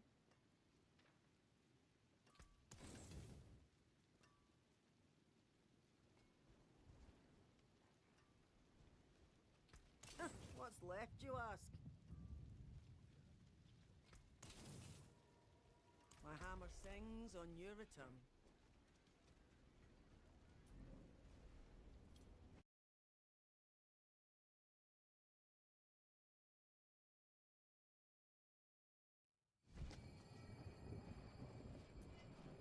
Let's see.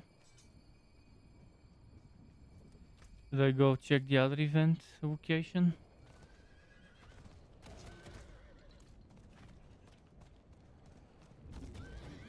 From one event to the other.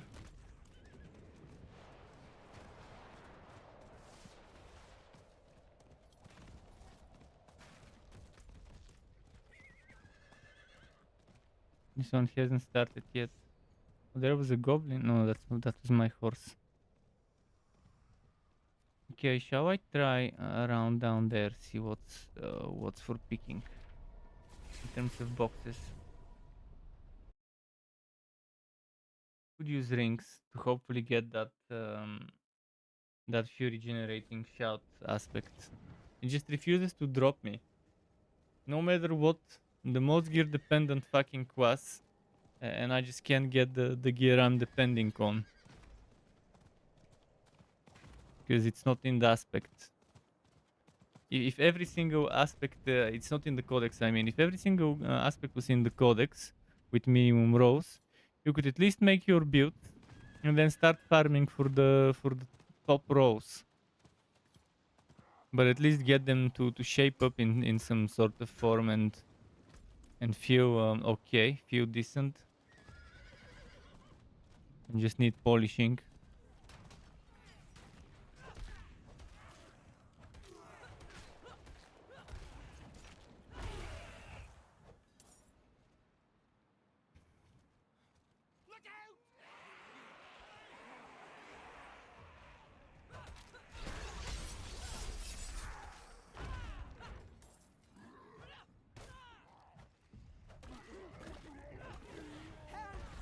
I beg you.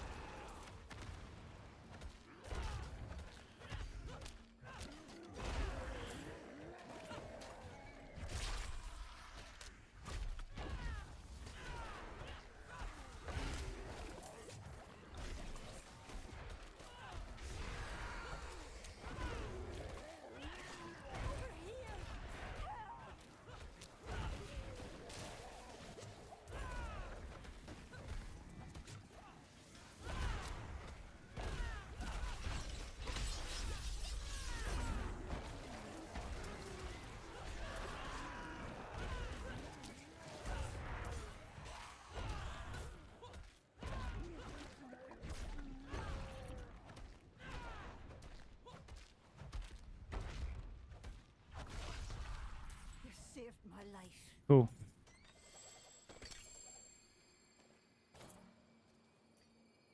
Now I'm full on oboes. I don't have time to deal with this shit, so let's go there. No, Sky, wait a bit, I'll give you food, wait. Let's finish this.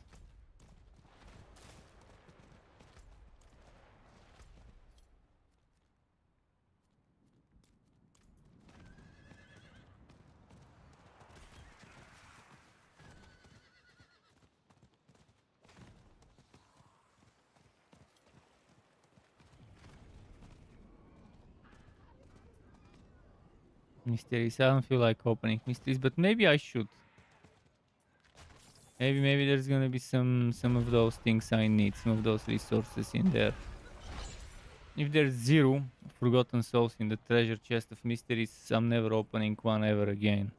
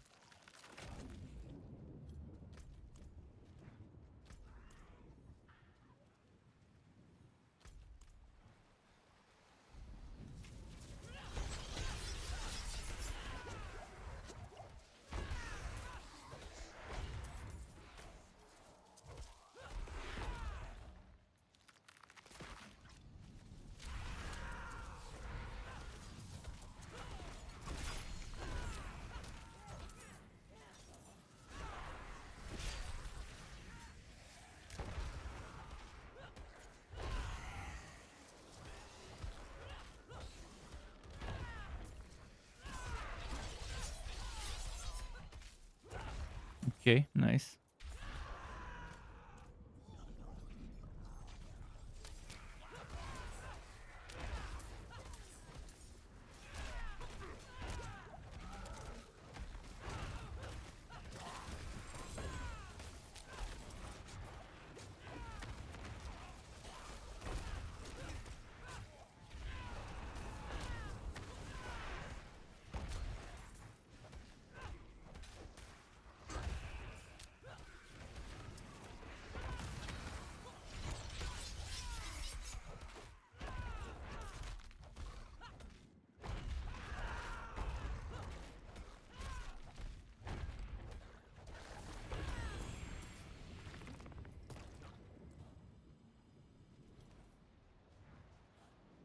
One more cinder?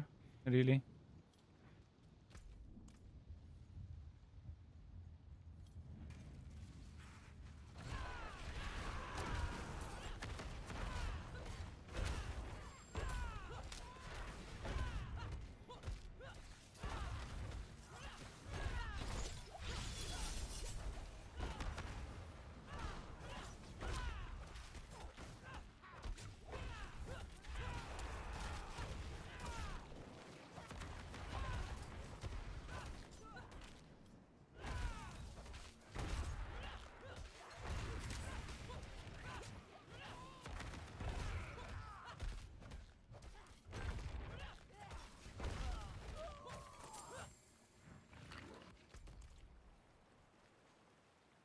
Let's see what I can get. Please give me Forgotten Souls. And not just one. Because it's a 175 cost chest.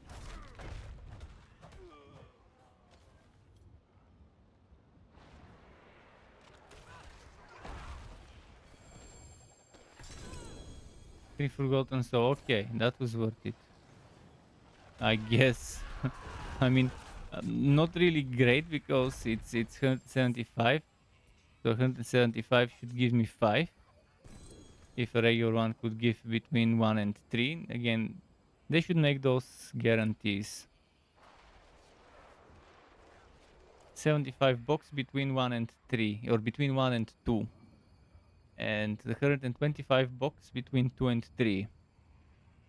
150, 3 and 4, and this one always gives 5. That should be how it is.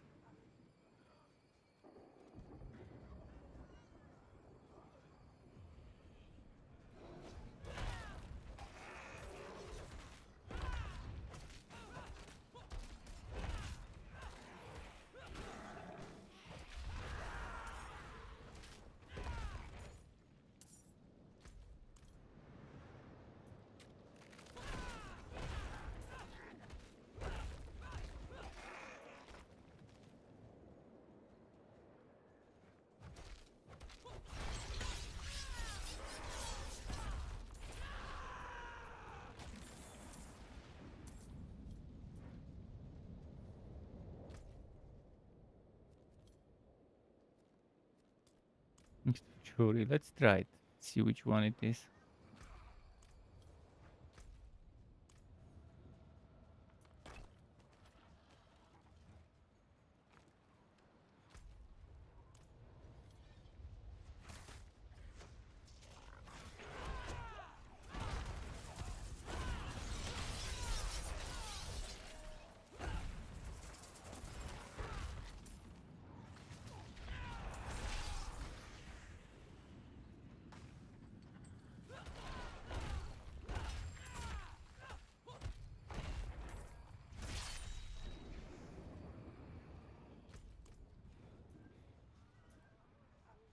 Amulets don't need.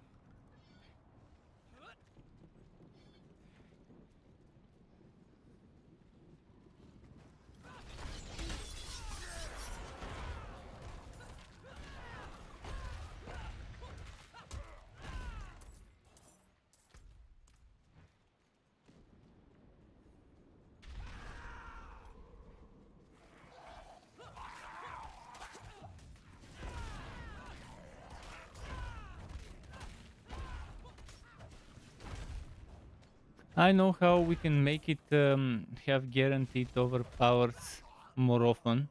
If I switch from death bow and let's say I don't use it for damage, steel grasp. Sure, that gives me fury. It's nice in these ancient bosses, but let's say I do this one. Now I have 3 charges, meaning I could use it for weapon swapping stuff, you know.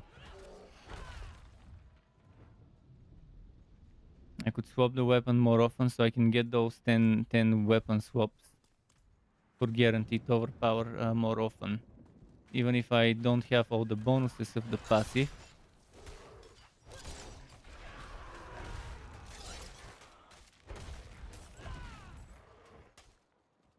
But I will go back to death bow with the overkill hammer when I can wear it in the next level, just to see how it works.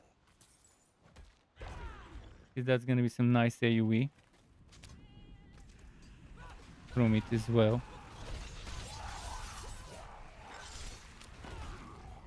And returning the cooldown of death bow definitely would be solid with those extra explosions. This refund cooldown, but it will refund even more. I could try the steel grasp item as well. I think I have it.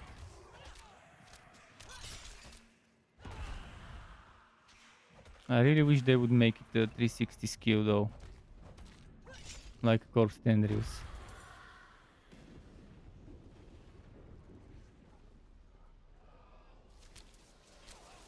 Wait, why is it virgining?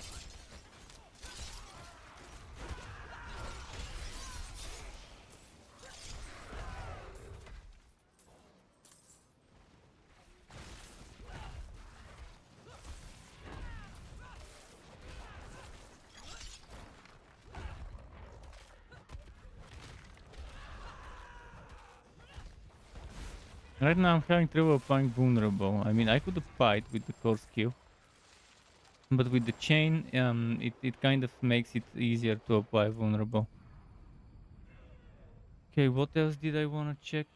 I kind of forgot. Ah, yeah. Oh, it doesn't swap to a different weapon.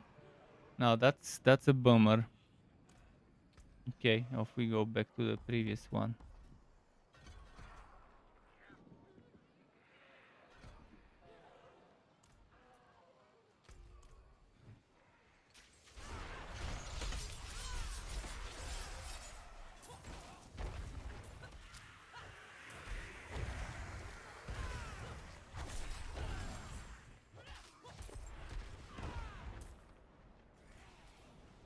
What do I have on my hammer? This one. This one will work well.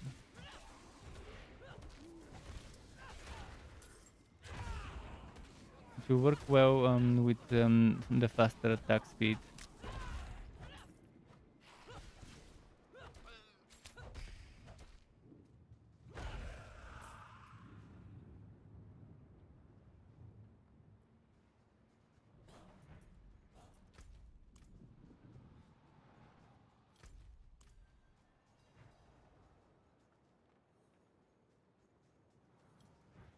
Oh, that's the event that was that they fixed something for.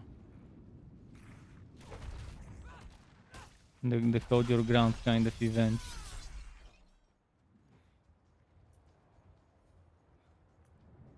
Be careful! Fend them off, please!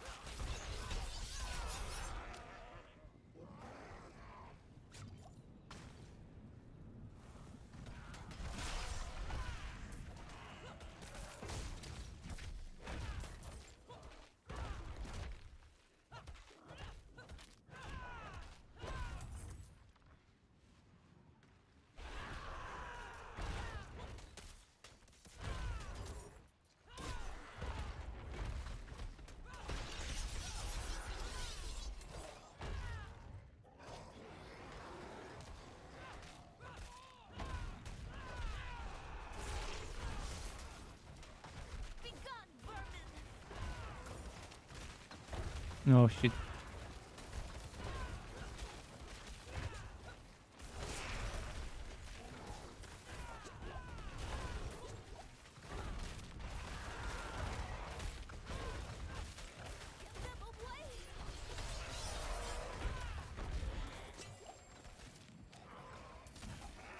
We should get moving.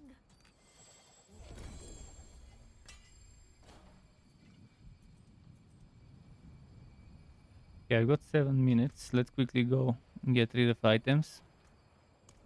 Come back, pick up stuff.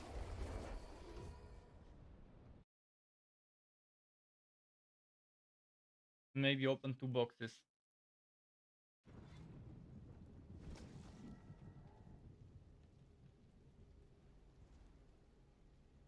There's definitely gonna be time for 2 boxes. Because I've got 100 and something. Just need to farm like 40 something. Use it well.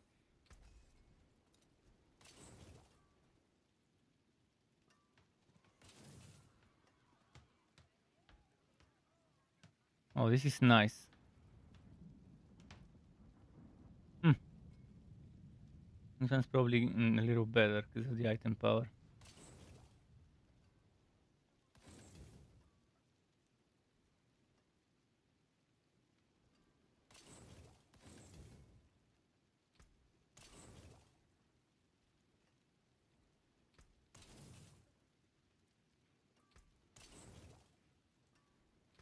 What's still got some good in it?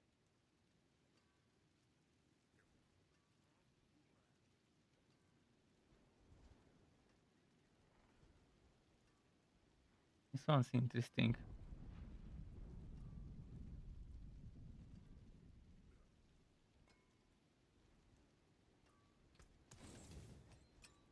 My hammer sings on your return.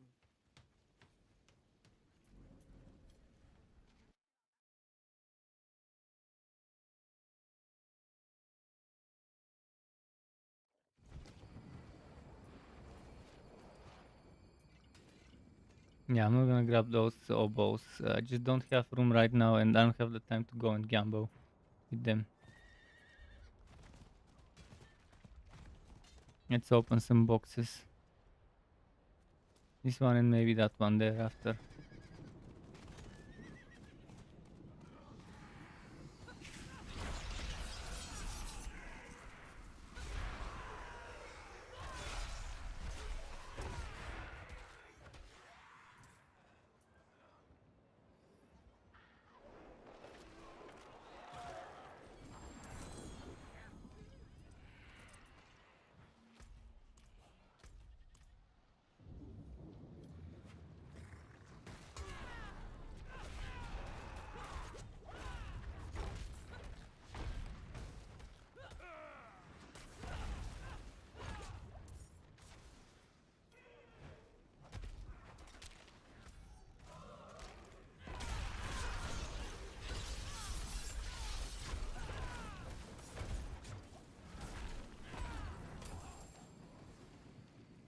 Only one cinder. That was disappointing.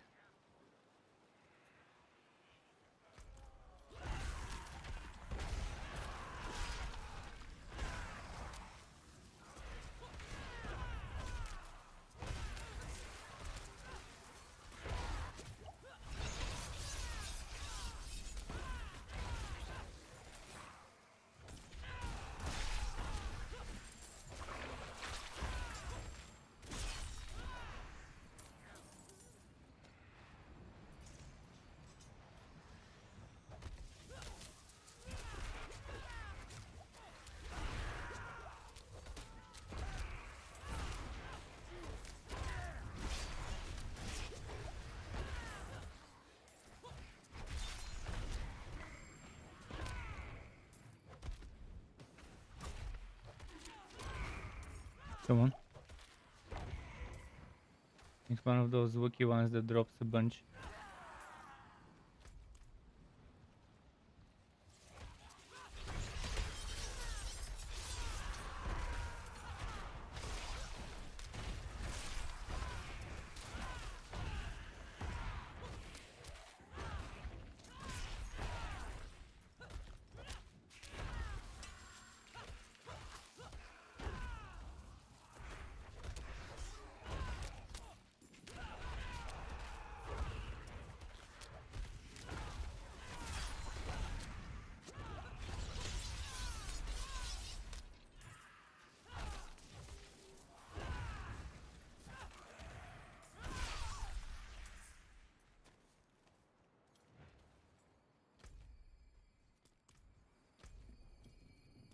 Let's check the other one there.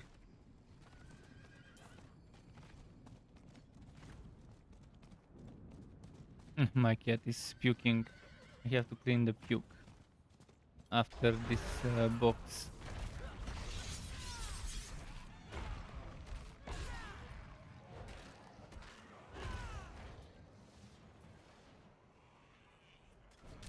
Poor creature. Ah, fuck. They always get me on this box. No, I mean, not they get me to like you. They always attack me from up there. Okay, what I need to do now is just take 2 minutes. Be right back. Actually, let's do it. Let's do 3 minutes AFK. If you're on Twitch, I can run ads. If you're on the other platform, you just have to watch the BRB. And I need to clean my cat's puking from the floor. Be right back.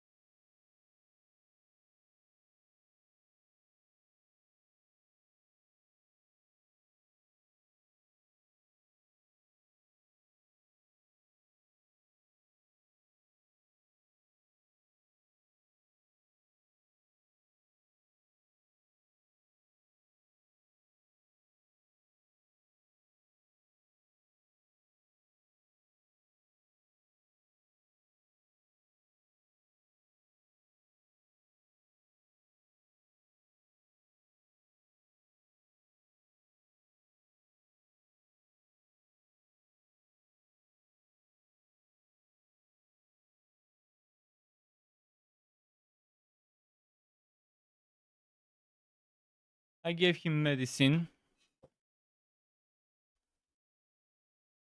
I gave Sky some medicine, and now I'll give him some food.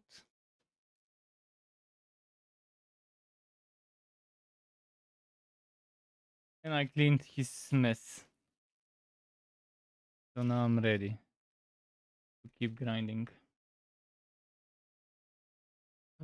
Let's remove the BRB. Thanks for waiting to those who did. Let's see, is my friend still in the game?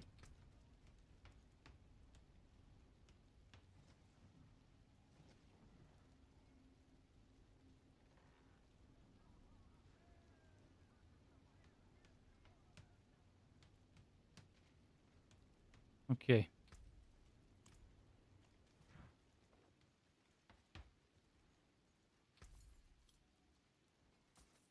This will do nicely. Oh no, no, no. Not this. I need the forged more than crystals. horseshoes and nails, which better than Right now, a standard little bit nothing. more than the coin. I mean, I would need the coin eventually. First, let's build up the crystals.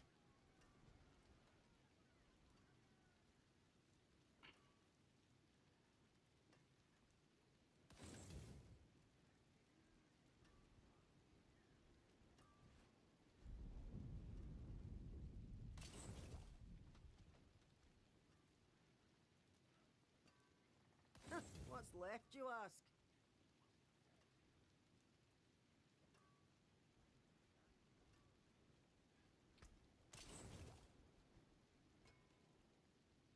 This one would be interesting. Iron Skin grants unstoppable. That way, I can have a second unstoppable. And the damage reduction is pretty nice. If I decide to remove this skill, that means I won't need this one anymore. My hammer sings on your return. But obviously I want to try. Or I could just remove Challenging Shout. But it's too good to remove it. That damage reduction. Then the extra bonus is to max life and stuff. What did I want to check? Level 73 required to wear this one. The other one is 74.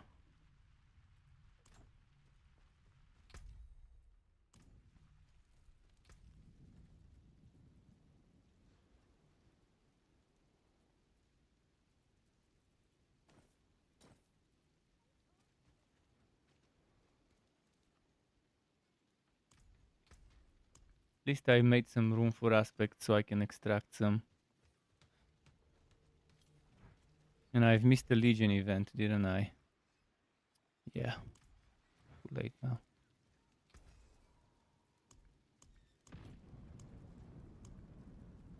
Let's see what's most important to salvage, to remove.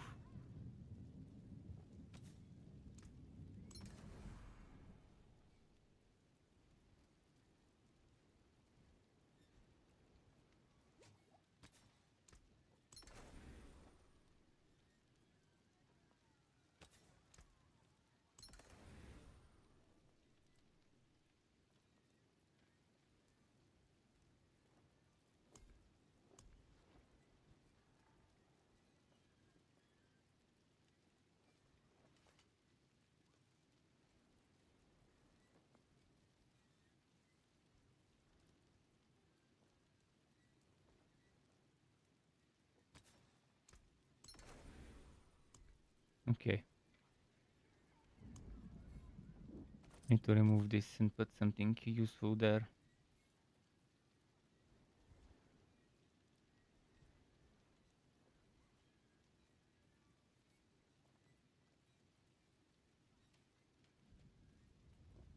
Could try this.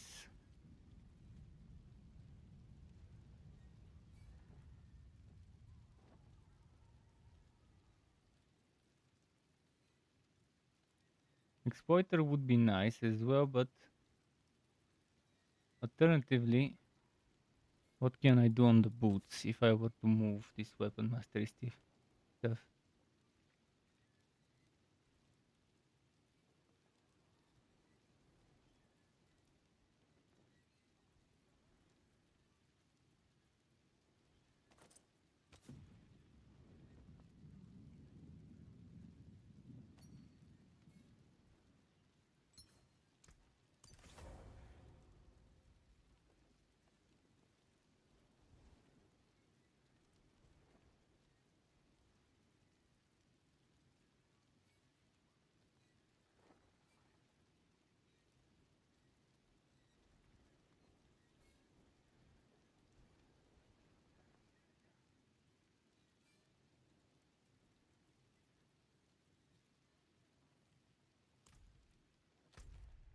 Okay.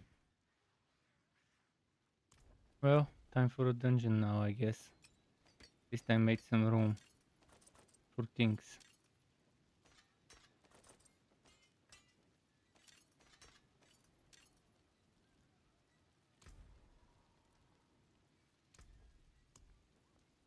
In this hole, held tight 14 forgotten souls, which I'll actually use for upgrades first rather than rerolls, unless it's something important to reroll. There was one item that I really wanted to reroll first though. When was it? Let's see what this happens. Smurfy Breno just followed. Smurfy Breno, how's it going? Thanks again for the follow. Welcome to the Struck Club. Officially. Officially.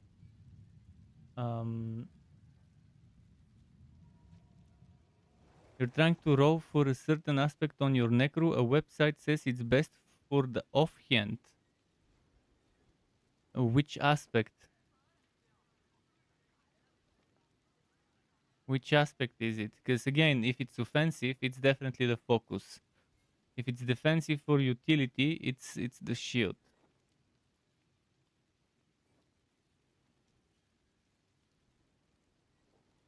You got 22 forgotten souls. And yeah, I got what was it? 14. Not the best, but still better than 0. But it should have been usually on a good run you should be able to get like 30 plus, even 40 if the drop rates were nice.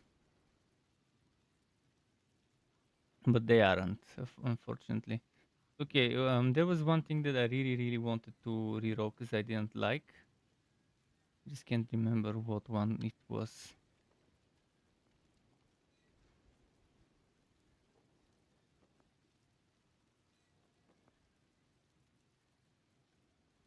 Something that I forgot to reroll before upgrading, and I upgraded.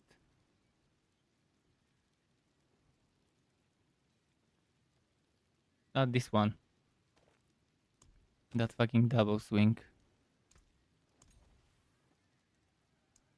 Nice, nice, nice, nice.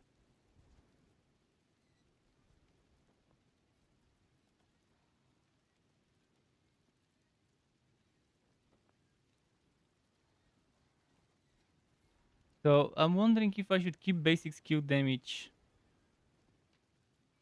or if I should keep the execute injured non-elites. I'm not relying on the basic skill to do damage.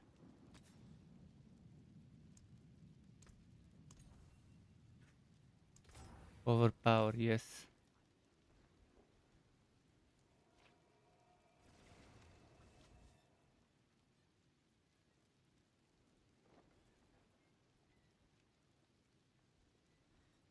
The legs are next.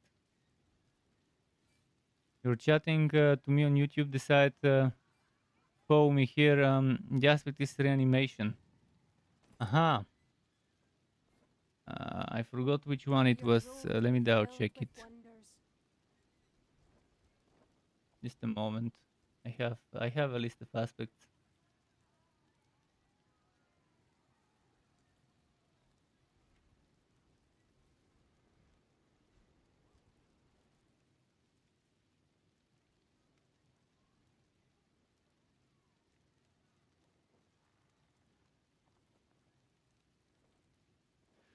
It's offensive. It's definitely for the focus item.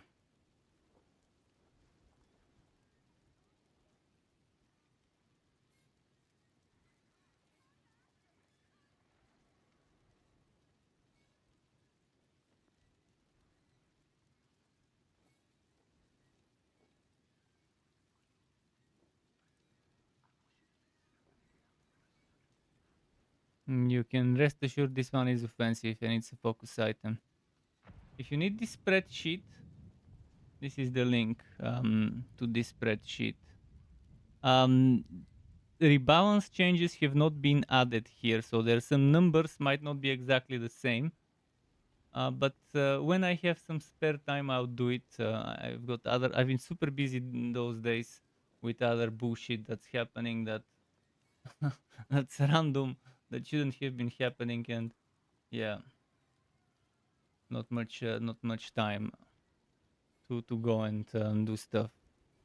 I mean, I still need to update my Vast Necro build, and I promise to add some stuff to the build, like what goes in best rows in which best stats in which SWAT, Magic is neither good for example. nor evil. Yeah, I first of may all, I help need to reroll a little bit the legs, because I don't want those legs. I don't need those legs.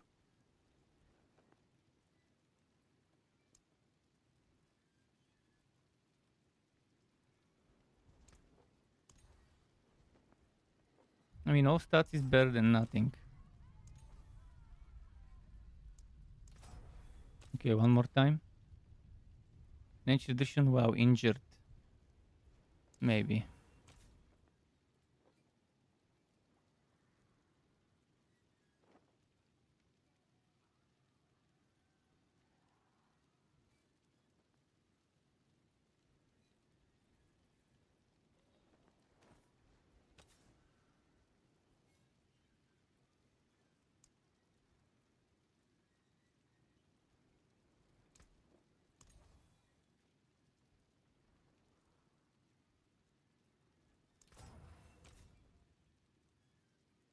Okay, it's time to upgrade. 1, 2, 3, 4, 5, 6, 7, 8.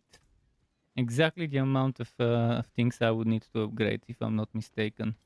Unless two-handers take 2 instead of 1.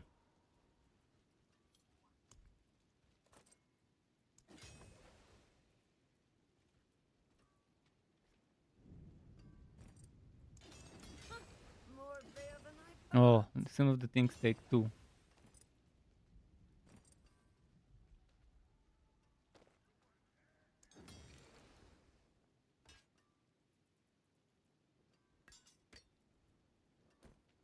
Okay, I upgraded some things. I'll keep my forge hot. Return Now soon. I need to figure out. I need to figure out the imprinting of this. Disobedience. I probably have disobedience here. If not here, definitely somewhere in the storage.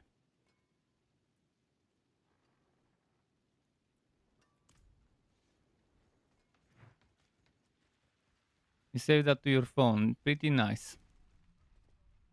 Yeah, I try to add new stuff every now and then. I think it's easier to understand when you see them like that instead of on some of the other places where the list is a little bit either underwhelming or overwhelming. I try to balance things, color code things. Only problem is that it's in on Google spreadsheets and there's like limitations, and I'm also not a coder to make it good on my website. I mean, I've done that list on my website. I haven't updated the website version. The spreadsheet is I try to update it every now and then when I notice something there. Okay, I was looking for disobedience, which means it's defensive. So helmet, chest, or leg armor. Perfect throw disobedience, but this one is 3 ranks of corpse explosion. I don't want to waste it.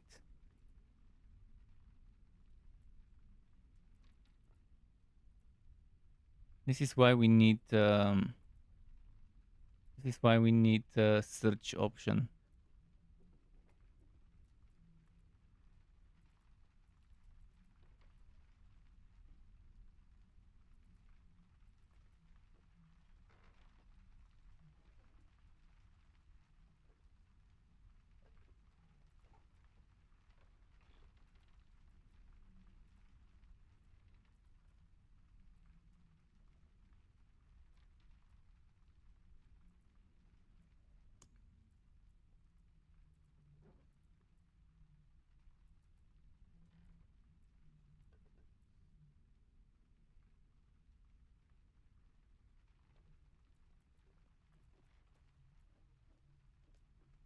Hmm. Not seeing a disobedience.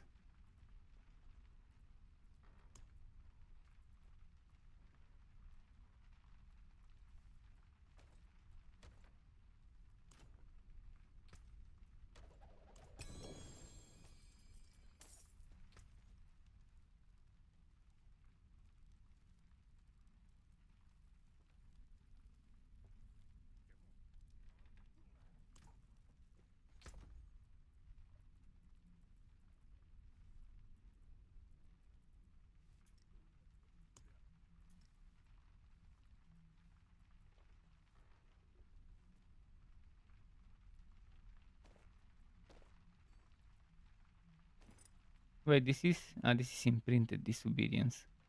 This is my old one that I had.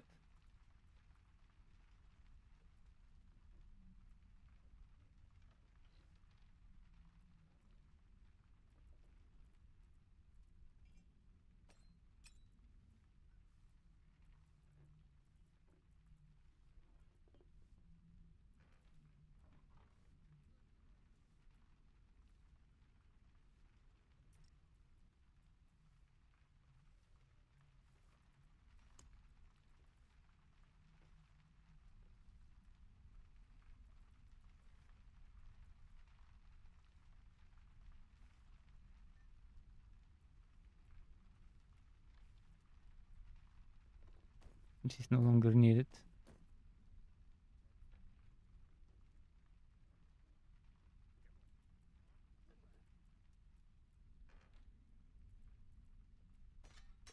Between those two, which one is worth keeping?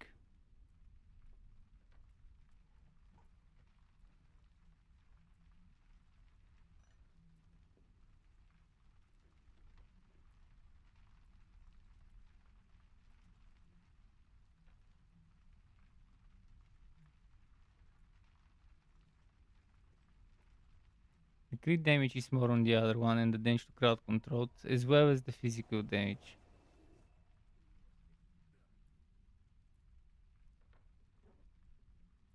Then there's the flat damage difference and the raw. This one is shittier raw, this one is better raw. Okay, I don't need this, I can maybe salvage it.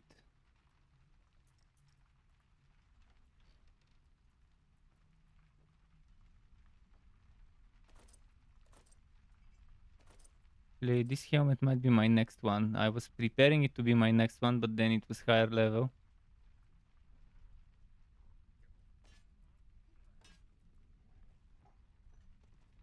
So, no disobedience.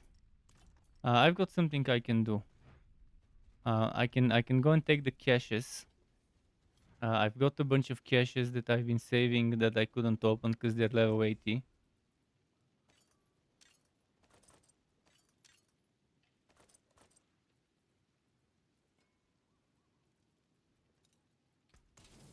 What's still got some good in it? And I'll open those.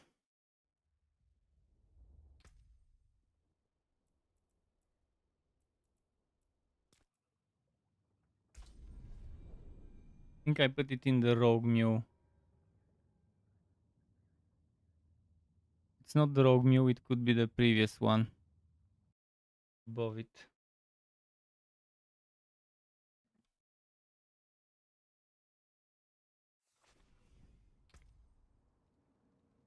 Here they are.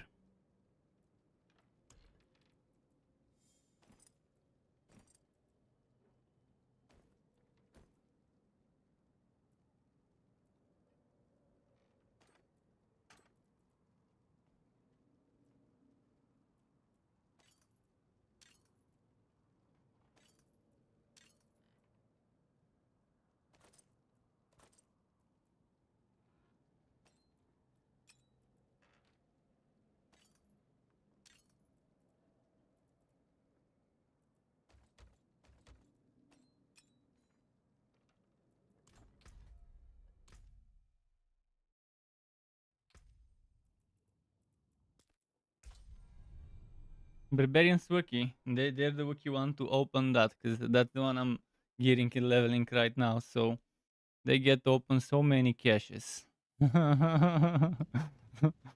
Let's see.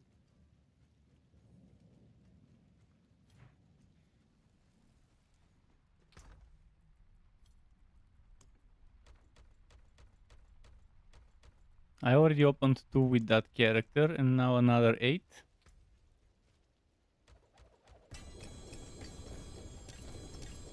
I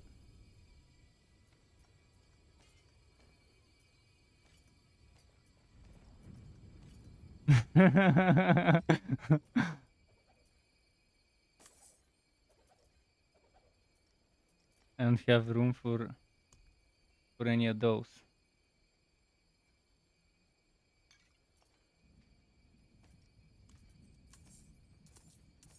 Okay, let's go salvage some stuff.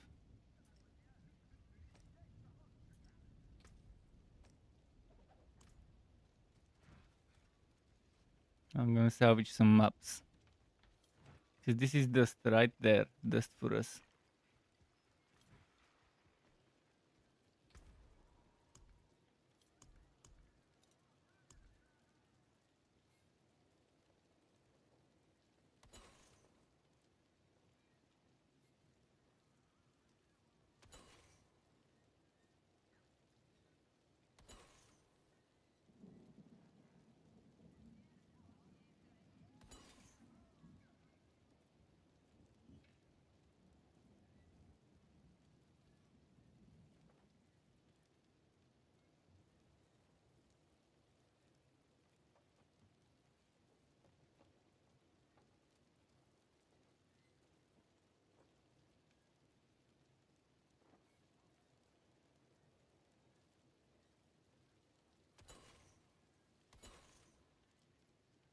Let's see.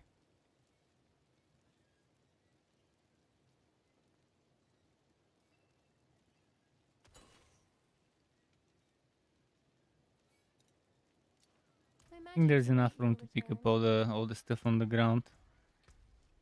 And we'll check the items after.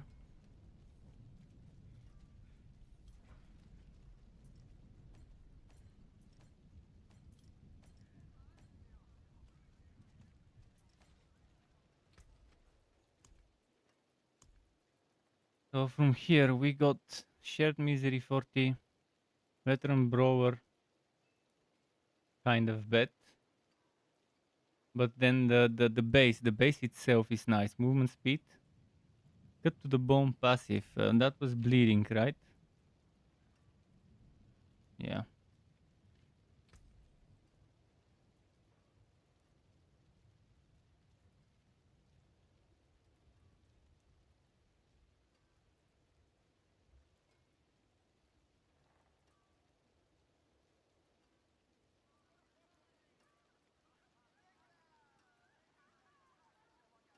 Counter offensive, all defensive skills, damage reduction, movement speed.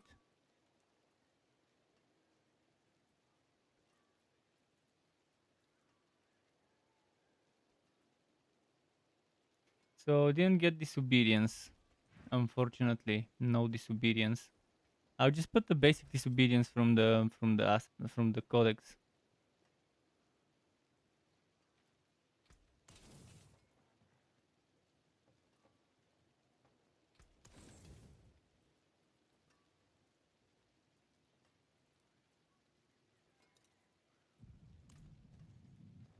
And put the rest inside there, because they might be needed for some builds later.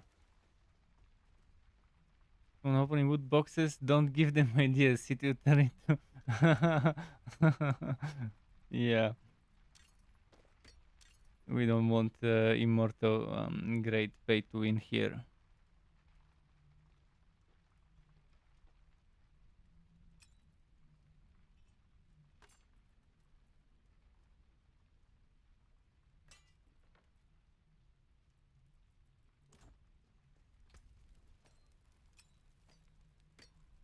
Diablo Immoral. The creation of NetEase. They took one of the NetEase games. I mean, NetEase took one of their own games and erased it and copy pasted it, but erased it from existence. They copy pasted it and they sprinkled a bit of Diablo on it. And yeah, then there it is, Immortal. What Crusader Summit, was that the name of the game? Because I definitely don't remember names or whatever, but I've seen comparisons of those two.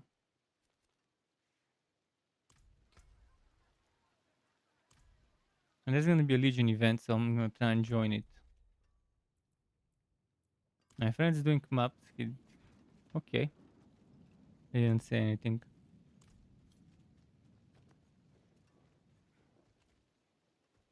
Yeah, let's while I'm waiting for the Legion event to begin, I'll go get that disobedience inside. Even if it's basic one, it's still better than nothing. Fucking 30 Veiled Crystals. It hurts. But it's okay. I'd farm for this. Farming for this is okay. As long as they improve the drop rates and stuff.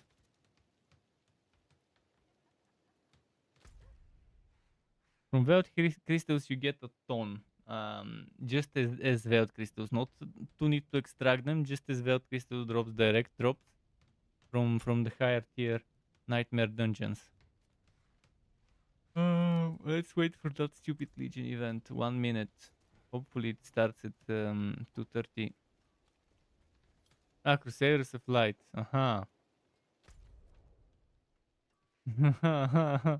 Yeah.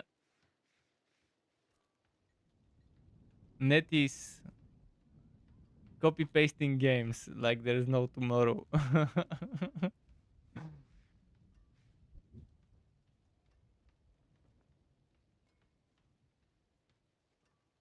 They were pretty butthurt when Blizzard ended the partnership with them regarding various things.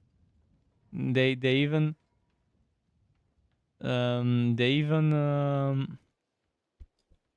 destroyed that Blizzard statue, Blizzard character. Was it the orc? I think it was one of the orcs. They had a statue somewhere around there. Yeah. Fucking rage mode destroying the statue.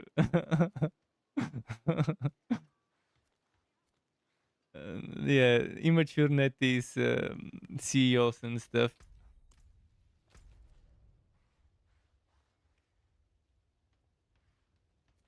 Well, the Legion is swowing. It could be at 35, at 235. Yeah, that CEO. I mean, what is it with CEOs? It seems like in a lot of the big corporations, not just gaming, there's like something unique that CEOs have that makes them. I don't want to say a bad word, but think of a bad word. That's probably the one I'm thinking about. It's like it's like for the majority of corporations, not all. I'm saying for a big massive chunk of corporations, especially ones that have some public presence, the CEOs just they have that unique quality.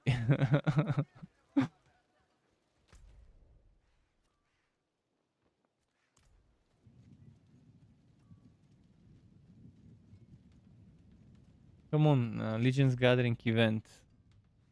I'll wait until 35. If there is no Legion's Gathering, I'm just gonna do a dungeon. Oh, you know what I forgot? Sockets. Those don't require crystals.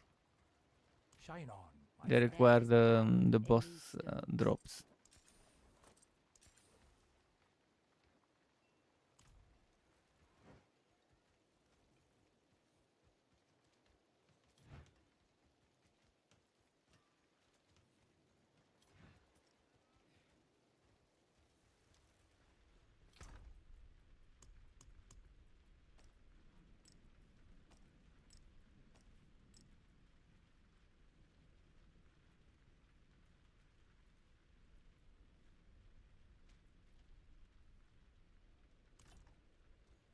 If Vox buys them, maybe they will. Maybe. Regarding Diablo Immortal, Blizzard and NetEase still have a partnership to a certain degree, and that one is still ongoing. All the other partnerships, as far as I know, have stopped except for that one. So I'm assuming NetEase are probably no longer involved other than collecting royalties for what they've done, maybe. I'm assuming it's currently in Blizzard's hands. I don't know. But that's my assumption. Maybe they're just collecting royalties for it. Oh, there it is, the Blizzard, the Legion event.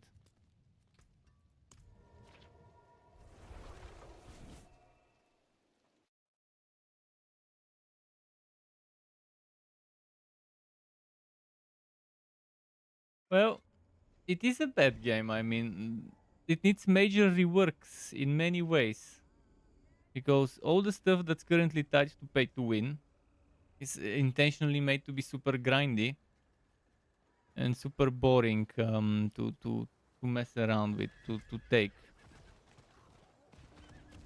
It has some interesting ideas, sure, but the execution of those ideas is terrible. Especially how many things are paywalled, fear of missing out, or pay to win.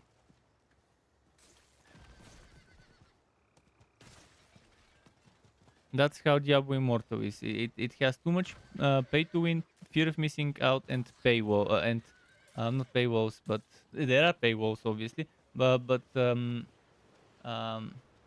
what's it called? The other type of WoW. I'm missing the term here.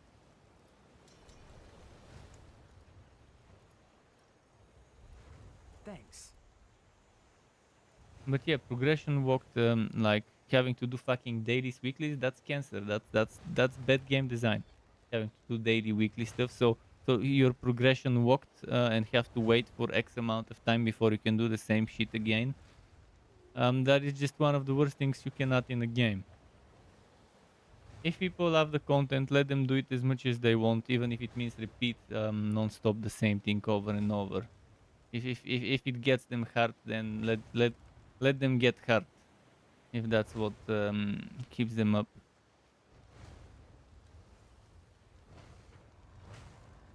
But yeah, Diablo Immortal needs major reworks. Removing the pay to win won't be enough. And first of all, to remove the pay to win, they would need to do major reworks. that's one thing there.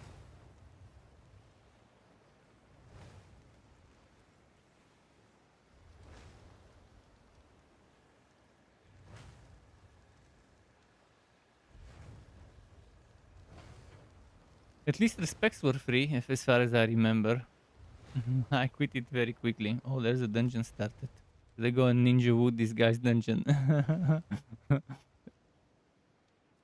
Actually, lightning storm and unstoppable monsters. There's no way in hell I'm gonna be doing this one.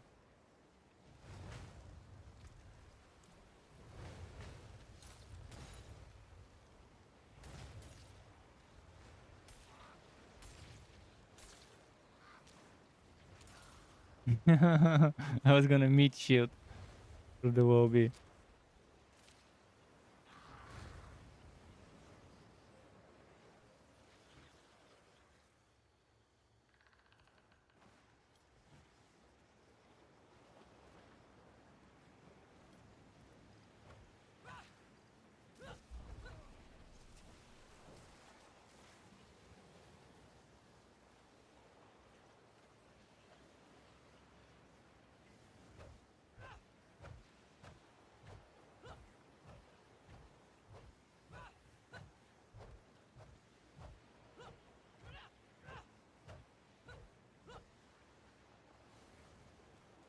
Come on.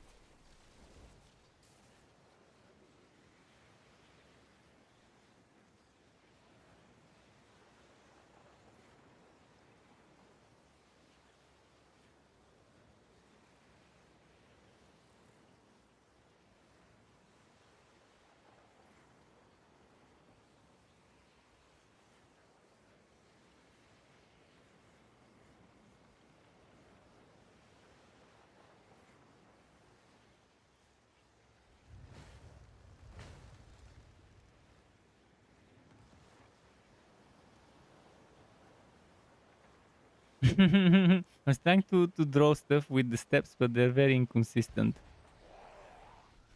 Can't draw a dick from steps, from my footsteps.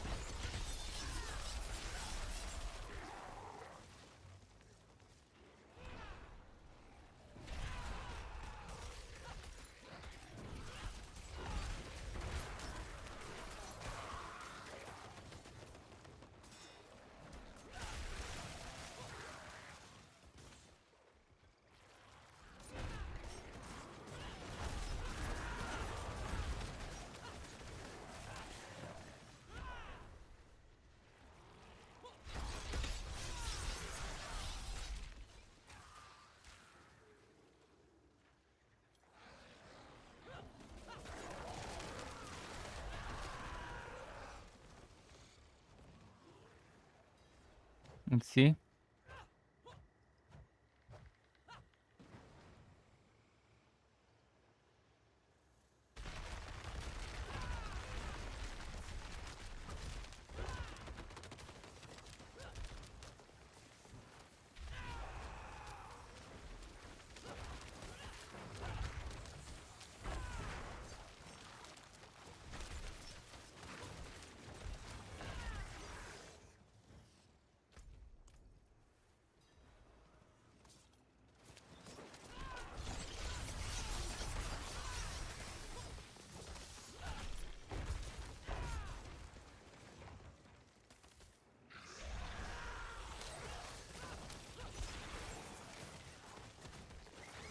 Nice.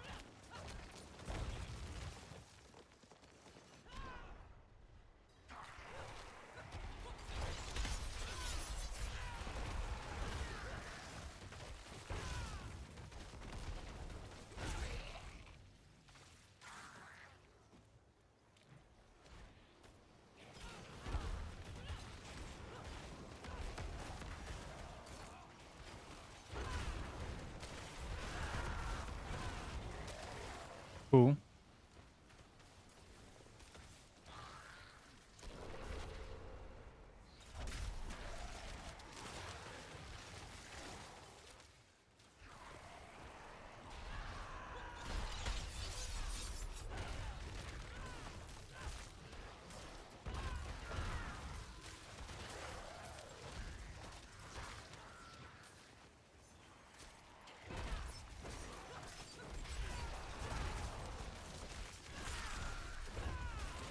He's 100 and something K. Crit overpower. Not so bad at 72. It takes a while to stack things up, to get things going, to build them up.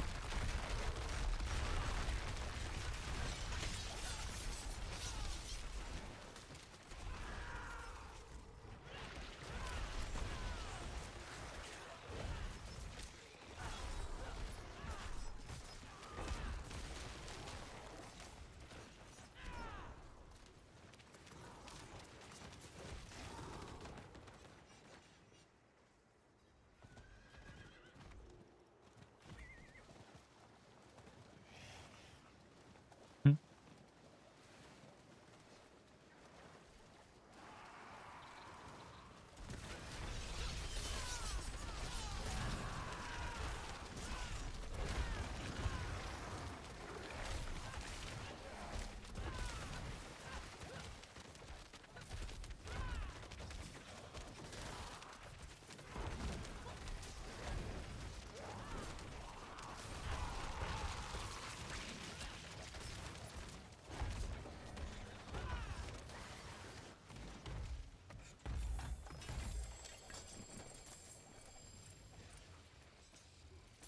Oh, Diablos, I forgot about those.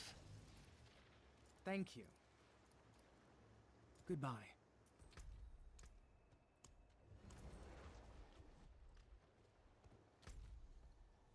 Wait. And there's the world boss.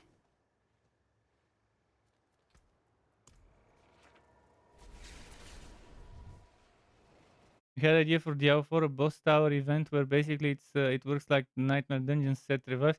You can go level. I have ideas not just for Diablo, for a lot of things.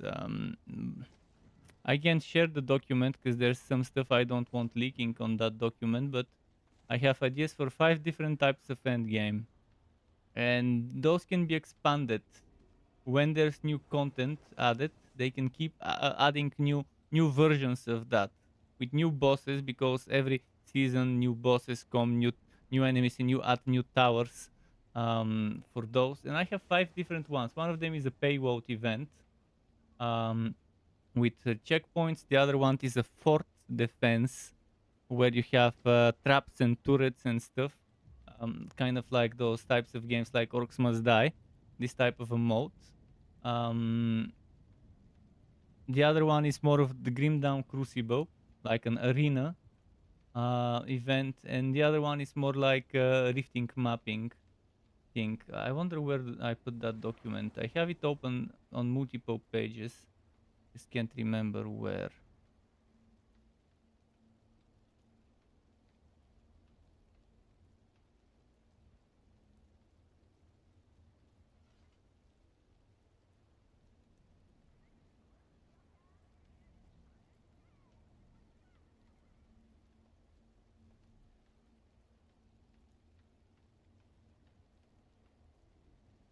Let me quickly, I'll show you. Just a moment.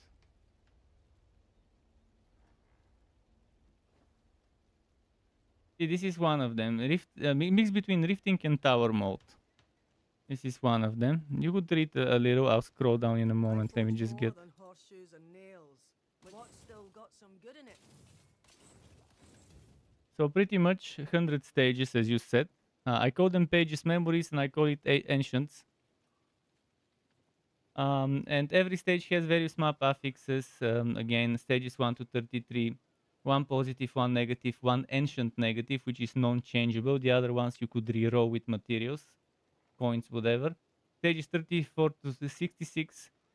Double that. Which means 2 positive, 2 negative, and 3 ancient negative. 3 ancient, which is 1 positive negative, 2 1 positive ancient, and 2 negative ancient. So 3 ones that you cannot reroll. One of those is positive. The other ones you can still reroll, which is 2 positive and 2 negative. You could reroll. Then stage 67, 99. You have double the positive and negative, plus 6 ancient, which means double. It's just still 1 plus 1, 1 plus 1. It's not double the previous one, it's just double the first. So 2 positive, 2 negative, plus 6 ancient, which is 2 ancient positive and 4 negative. Oops. And the ancient will change after stage 77 and 88, and so on and so on. I've got a bunch of information. This you don't want to read all of it, but the thing that I really like is I came up with that idea for Torchlight 3. I came up with that idea for Torchlight 3 as endgame idea for Torchlight 3's devs. I posted it in the forums. This is just a better, improved, expanded version of it. So keepsakes are pretty much a build that is limited to this end game. So it's power creep, but power creep that makes you stronger inside of the end game. That is like a mini build. You have 10 slots. Imagine 10 slots for passives. And imagine different types of passives: minor, advanced, and major. You call them keepsakes, and in there you put those gems, amulets, whatever you want to call it, those trinkets, those keepsakes. And you get those keepsakes when you complete stages, when you complete those 100 stages. And pretty much you make a build. Do you want to go more HP, more crit, more of this type of thing, more of that type of thing?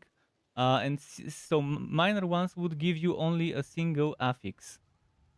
Advanced would give you double 2 affixes, and major would give you triple affixes. But you can use advanced and minor in the major slot if you haven't found a good major.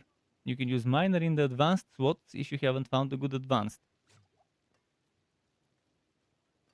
So it's kind of like, you know how people want to get stronger and to get as they progress through a certain type of activity and end game. Well, in order to make sure that it doesn't break anything else, you make something like this. Because Torchlight 3 made a big mistake. They made it so that the further you progress in the Fazier's dungeon, the stronger the items. And it became silly. At maximum dungeon level 251, you were getting 118% stronger items. So 0.5% per level. So it was level 6 up until a certain point. It was level 60 enemies, and then level 60 or was it 50? I think it was 60.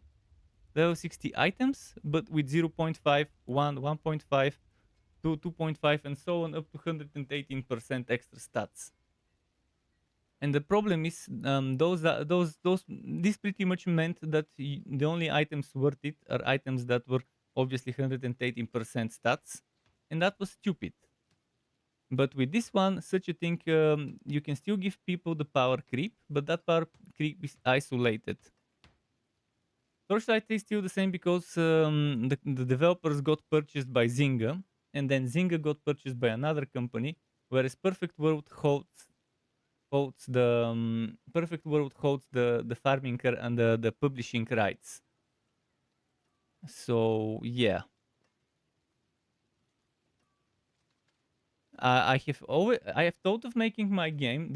I have the full game ready. I just don't have the money to hire people to make it. If I had the millions required to hire people to work for 4 to 5 years, like 20, 30 people to work for 4 to 5 years, I could make you a game that, sure, it won't be as popular as Diablo because it doesn't have Diablo in the name, but it's definitely going to be more fun than Diablo 4 because it's everything I want in a game. So the other end game is escort missions. Pretty much, it's like escorting a caravan with checkpoints, and at the checkpoint, the caravan becomes immune in a bubble, like in Diablo 4's bubbles, and then there's waves of enemies. But before the bubble, in between the transportation, the caravan could be damaged, and you have to protect it. And you get points and get rewarded based on how well you do with the protection. And then you would have options. Do you want to sacrifice a little bit of points to heal the caravan, or do you think it hasn't taken as much damage? You'd rather save your points. Again, sometimes it might be better to sacrifice some points and heal the caravan so you could get a better reward at the end. I cannot try to sow death. There's no way I can sow death. I've tried and it doesn't work for me. It's not for me. The other one is I could design the stuff. I have everything. I have a unique story. I have infinite, literally infinite way to expand on that with new worlds being added, new biomes. Let's call them that way. And then Fortress Defense is again mixed between tower defense and survival mode. Again, players will have a fort, a base, or whatever headquarters where they have their housing, where they have their base of operations. But this would be a different one. This one would be a specific instance fortress area. Again, where you would be defending. So you have the one that where you have all your cosmetic stuff, all your base of operations, kind of like hideouts in Path of Exile, like forts in Torchlight 3, and so on. But there will be fortresses that are different than those, that might look similar, might use some assets from that. But in those, it would be fortress defense mission. And in the fortress defense missions, you have multiple stages rounds. Again, similar to Orcs Must Die and all of that thing, where you can place traps, turrets, and stuff like that. And you would know from where the monsters would come in waves, where the waves would come from. And when you're ready, initiate the wave. There won't be a timer. It could be more chill. But if you want to do it faster, obviously do it faster. And you would decide, do you want to save your points and don't put as many traps, walls, tunnels and stuff like that? Do you want to just pure damage it and save points, or do you want to put some traps, maybe some crowd control, maybe some damage, maybe some damage over time, maybe some debuffs?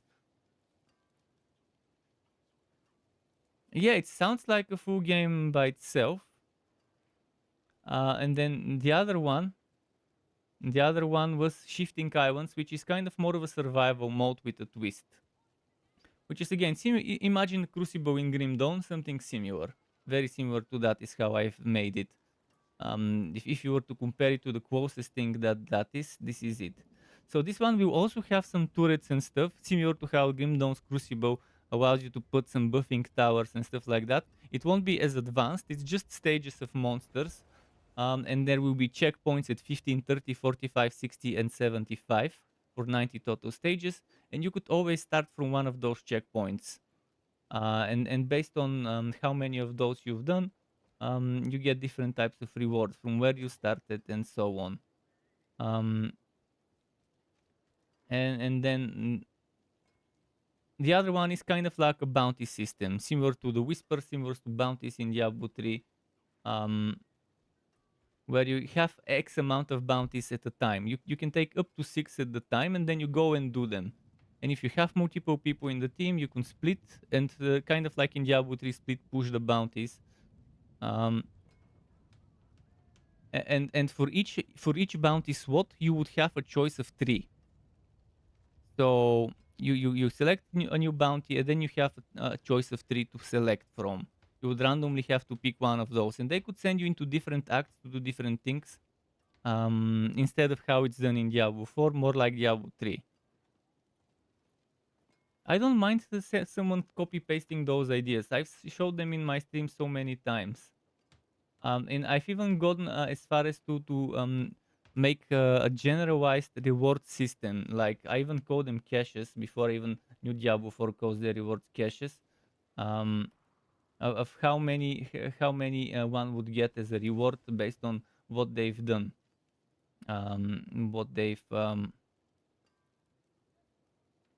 And this is also how to monetize cosmetics. Full steps, weapons, cosmetics, skins. No fucking bullshit. Like Diablo 4 has bullshit. It has those tier skips, and the tier skips unfortunately don't have only cosmetics on them. Because with tier skips, if you focus on XP grinding, obviously you would be able to unlock ashes, and those ashes would unlock you buffs for XP, for XP, for gold, for rare material drops and stuff like that. But for example, rewards for caches. One example would be for the shifting islands.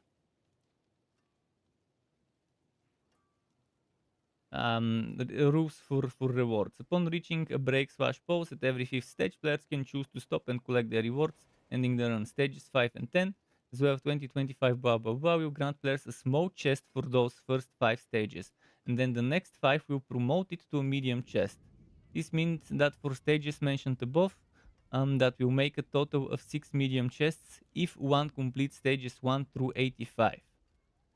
It will be possible to upgrade promote those medium chests based on the score and performance during those batches of 10 stages, which would be 5 and 10, 20 and 35, that should be 25, 35 and 40, etc. Completing stages 15, 30, 35, 60, 75 will grant players a big chest as a reward for beating that general rank boss. There will be a very small chance of that chest being downgraded to medium if the player performed too badly for the last 5 stages. Since the last pause, including the boss fight, it will not be possible to downgrade the wood chest cache any further than medium. So there will be minimum reward, but it could be better and stuff like that. Again, that's just a few ideas. So the scalp system, the shifting islands, the fortress defense, the escort missions, and the ancients memories. And I've got ideas for itemization as well, but we don't want to go into those right now. But I've shown them many times. Like mythic and fable items that you can have only one of. And you have legendaries that work kind of like legendaries here, where you can take the aspect. In my case, I call it something else, like an essence or something. And you can move it as much as you want, not just once, but move it as much as you want from one item to another to make it to hold that affix. And mythic and fabled, you could only have one mythic and one fabled, and one of them gives you more stats, but doesn't have a special affix. The other one has a special affix that's stronger. For example, 1 extra projectiles turns into 2 extra projectiles. And again, you can only have one of those. Whereas the other one, again, it won't have a better, it won't have such a special affix like a legendary, but it will have better stats than legendary. So instead of 100 strength, 125 strength, something like that. If you want more raw stats, instead of 10 crit, 12.5 crit, stuff like that. And again, you have to make a choice. Do you want to have one mythic and one fable item, or do you want to sacrifice mythics and fable items? Because there would be certain ways of getting bonuses for not wearing mythic and fable items in a build that would promote mini sets. The mini sets, pretty much, you don't need more than 6 items of a set. There would be sets that would have more than 6 items, but you stop getting bonuses after 6. And since there's like 12 item slots, that's like half your stuff. It's not as much. Like 1, 2, 3, 4, 5, 6, 7, 8, 9, 10, 11, 12.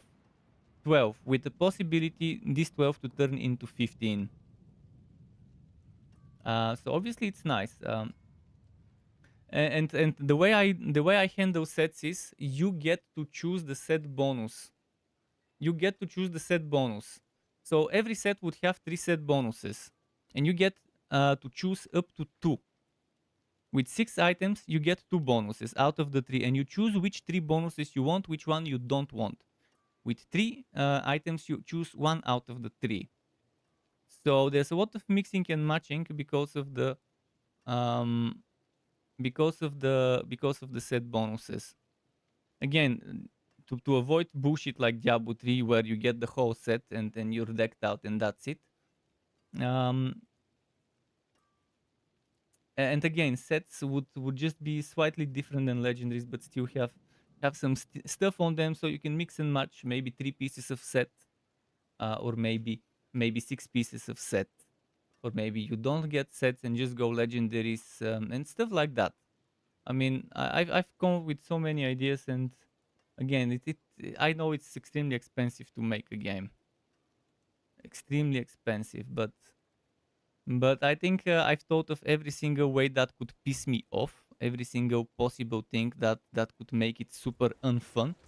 And that's what I was thinking about. I wasn't thinking much about monetization, although you saw that I thought about how to have a free to play battle pass monetization, if that's the monetization of choosing.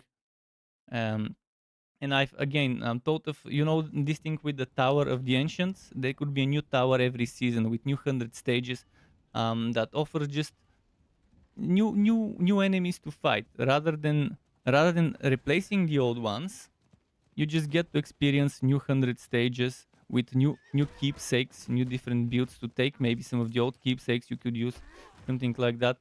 And all of those could have a story of one of those ancients, those people, those ancients. They would get you through a journey. You're reliving their memories every season, and that content spread out to the other types of content. So the thing that pieces them together would be the ancients' memories. You would get new ancient every season, and that you go through their story. And you relive it, but it doesn't have to be reliving. But yeah, you're experiencing their past, and then in the end you might be able to change it in one way or another, something like that. I haven't thought much about details there, but the general idea is that way. Look at that, they disappeared. They trolled.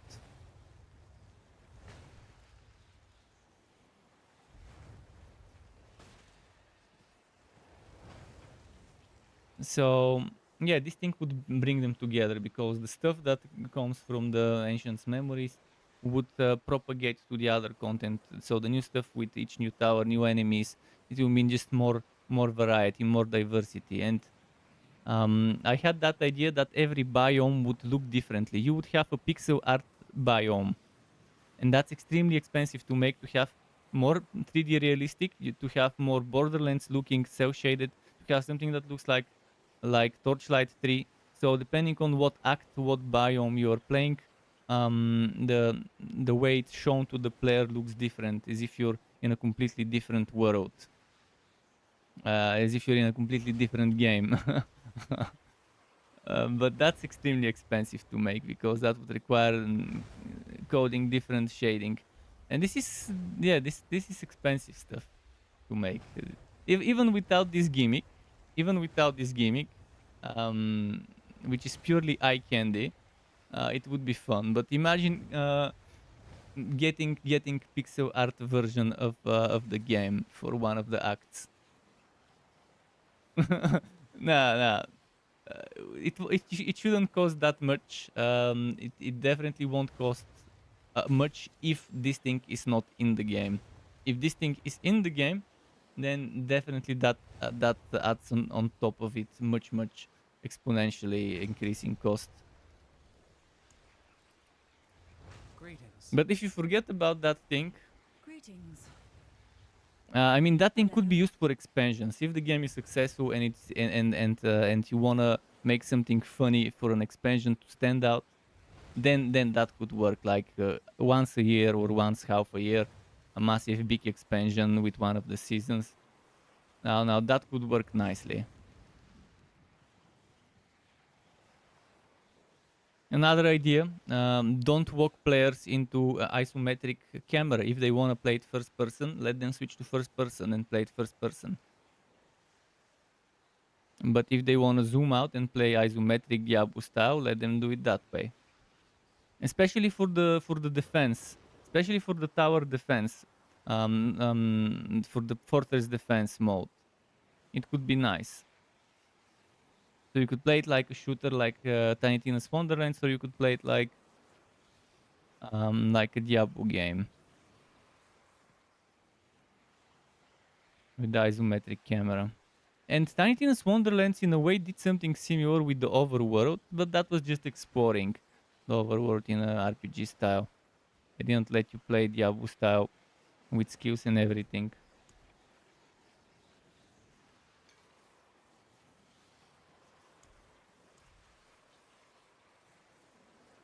Oh yeah, D4 is definitely too zoomed, but I think that's for performance reasons. I think if you zoom out too much, there will be too much to render on screen, and the game already runs like poop. I'm extremely disappointed how it runs. I ran it on my old video card, the 1066 gigabytes, and now on my 24 gigabyte XTX 7900, it still runs far from what I would imagine it should run on such a card. On 1080p, mind you. I could remove the VSync and you would see how bad the FPS goes.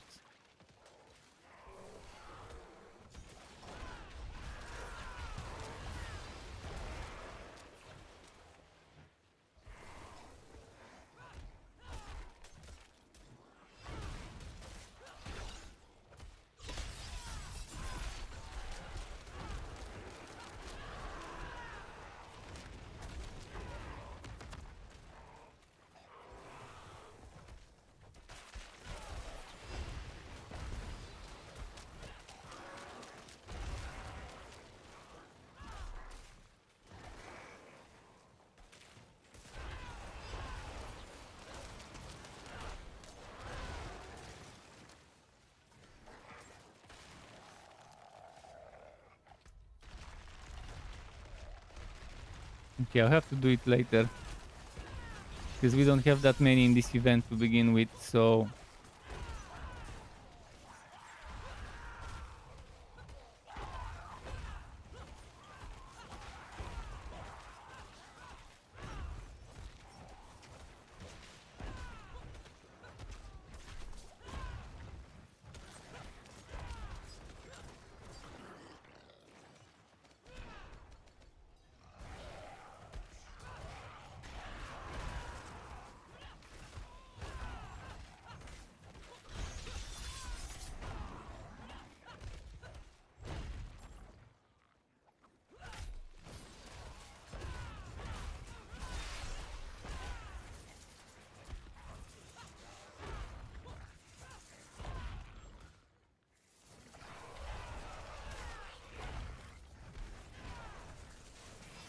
You enjoyed the stream.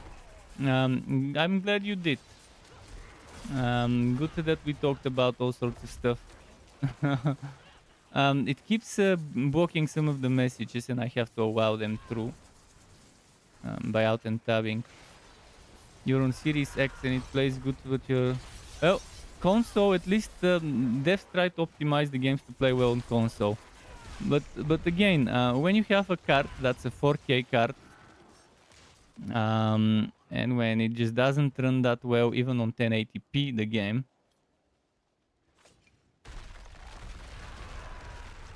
I mean, I know my CPU is not amazing, but still, even then,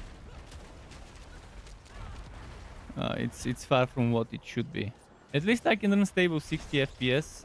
I mean, the monitor I play on is 75 Hz. I was planning on upgrading the monitor if the game ends up becoming... If my channel ends up becoming more popular and successful to the point where I can actually afford to buy new stuff. I was planning on maybe upgrading my monitor after upgrading the GPU to something that's high refresh rate, because for games like those, high refresh rate is definitely nice. Because fast reactions and stuff. But now that I saw the performance, I'm not quite sure I want to upgrade the monitors too much. I have two monitors. One is ultra wide, 29-inch ultra wide 1080p. The other one is 20-something inch regular wide, again 1080p. And I was thinking of maybe going 240 Hz with 1440p. Because with like 29-30 inch or something like that, I don't want to go more than 32 inches in terms of in terms of monitor. Definitely don't want more than 32 inches in terms of monitor. It's too big for me in terms of size. I can barely see properly my 29-inch ultra wide, let alone if I go 32. So 32. 1440p, 240 Hz OLED was what I was maybe planning to get. 30 plus, not 20. Of monitors. Monitor size is important based on your distance to the monitor. And the thing is, I don't like wearing my glasses, so everything looks extremely blurry to me because I'm kind of blind. But I don't like wearing my glasses because they're uncomfortable. I only wear them when I'm watching movies and I want to read the subtitles or something like that. When I'm in my bed and then my bed is kind of 3-4 meters away from the monitor, maybe 2 meters away from the monitor. Let's put it that way, between my head and the monitor when I lay on my bed, and that's 2 meters. Yeah, for that I need to put my glasses on. But my glasses are broken. One of the handles is missing. The frame is not attached properly. so, so there's that as well. But I'm hoping that I end up eventually making content that gets discovered.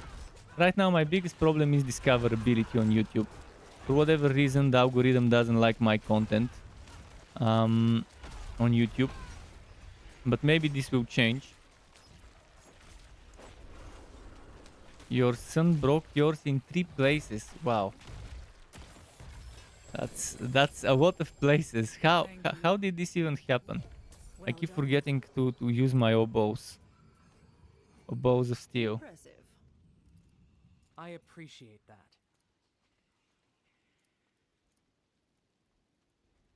Hello. Goodbye. Thanks. I need to return for the oboes and let's go spend them. Farewell. It's early in the morning, so I'll probably stop soon. I didn't sleep last night because I had to wake up at 8 in the morning, and for me that's impossible if I go to sleep at like 4 or 5 in the morning, which is normally when I fall asleep. He had tried to... Why is bum not allowed? He tried putting his bum in your face and sat in your glasses. Oh, it didn't break. I first thought he broke a monitor, but he broke the glasses. Oh yeah. Typical stuff. For me, it used to be because I would fall asleep watching a movie with the glasses on. Eventually, they would fall around me and stuff like that. But most of all, the things would get the little screws would end up getting removed, and eventually I would lose some of them. And yeah, it just became a mess. But most of all, glasses are super uncomfortable for me to wear, and contact lenses would be even more uncomfortable. And yes, they do cost a lot. I mean, what is it? $150 or euro, roughly, to get good frames. And the thing is, I don't even like the frames of most of the glasses. I was considering maybe getting those gunners. But even regular glasses could do what gunners can do, which is blocking the blue light. I was thinking of getting the one with the maximum blockage, I think 95%. But I want to get them prescription with my diopter or whatever the correct word is in English. But I don't know how to order them in my country with custom diopters with the right glass I want, with the amber glass I want. But at least they have some designs that I like, those gunners. The majority of the other glasses, but they still look cringe. Even though I like some of the designs, they still look cringe to the point. To the point, I won't enjoy watching someone wearing those glasses. But um, I guess there will be people who would enjoy it, so I wouldn't mind that. And most of all, no matter what glasses there are, I haven't seen a pair of glasses that doesn't get super uncomfortable here, around the nose bridge and the eye sockets, around this part here where the socket kind of the edges of the sockets.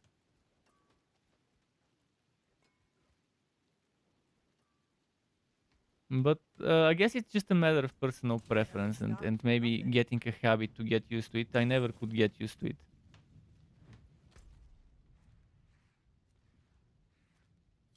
In university, I would go sit on the front row, so I won't need to wear my glasses. When when I wouldn't feel like sitting in the front row, I would put my glasses on. Yeah, you have to force yourself. There are obviously laser surgeries that obviously have not that great of a chance of success. But that's another extremely expensive thing that I just can't afford right now. I can, for me, affording stuff is not it's not something I can do right now. But hopefully, with time, my channel grows. Hopefully, YouTube starts recommending my content more. So there's more advertisement revenue. We'll see. First, build your game, eyes later. So I can build the game and then I can fix my eyes to see how trash it is. To see how trash it is later when I fix the eyes. Yeah. Okay, what time is it? Let's maybe do one dungeon and then I can go. Um,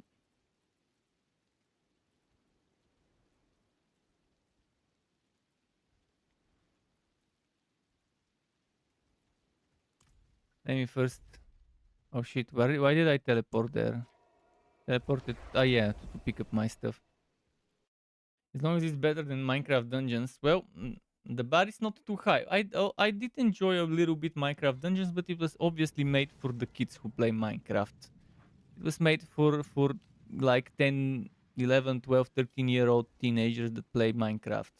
Ones that are just getting into gaming. Because you gotta admit that one thing that Minecraft and Fortnite do is get kids into gaming.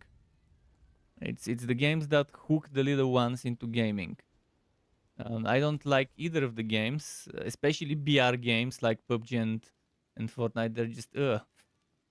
And Minecraft is just not my kind of game. I know it could look nice, especially with the ray tracing and stuff like that, but it's not my kind of game. I don't like that type of genre.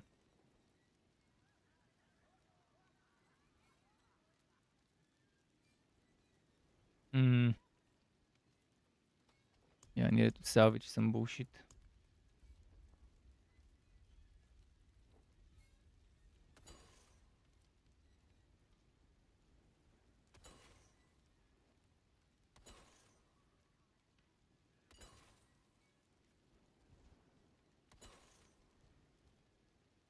How do those abandoned mine works maybe?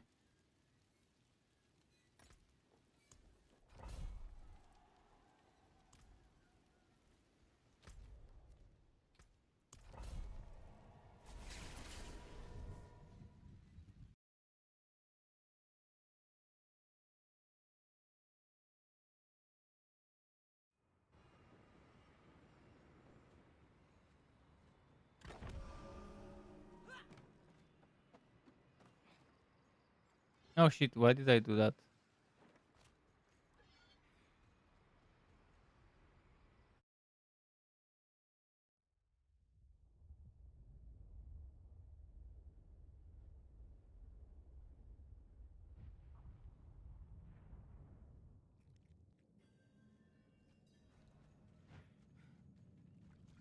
Akira, protect me!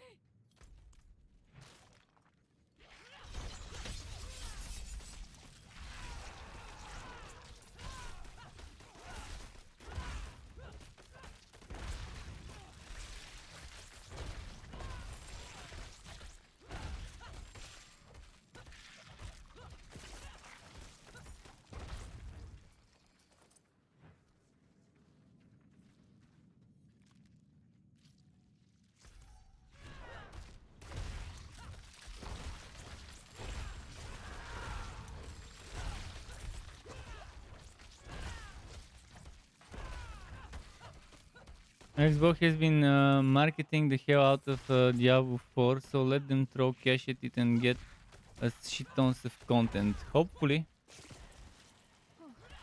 Wouldn't have made it without you.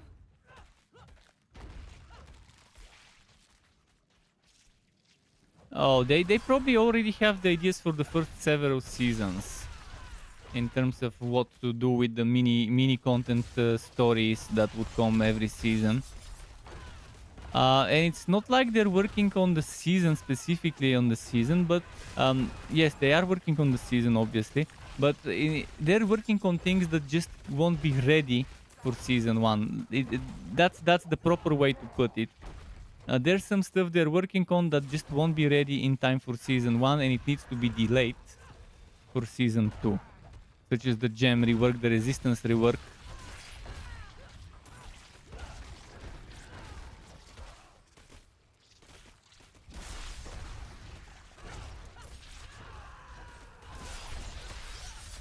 But they always need to be ahead a season.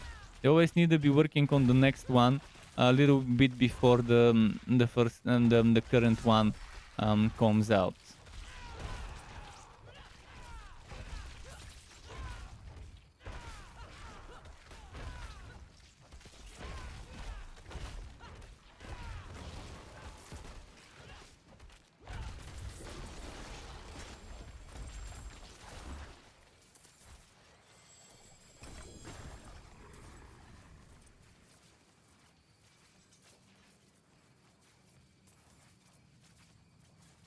Shit, I wasted my... I didn't want to take the conduit, that was the problem. I did not want to take it.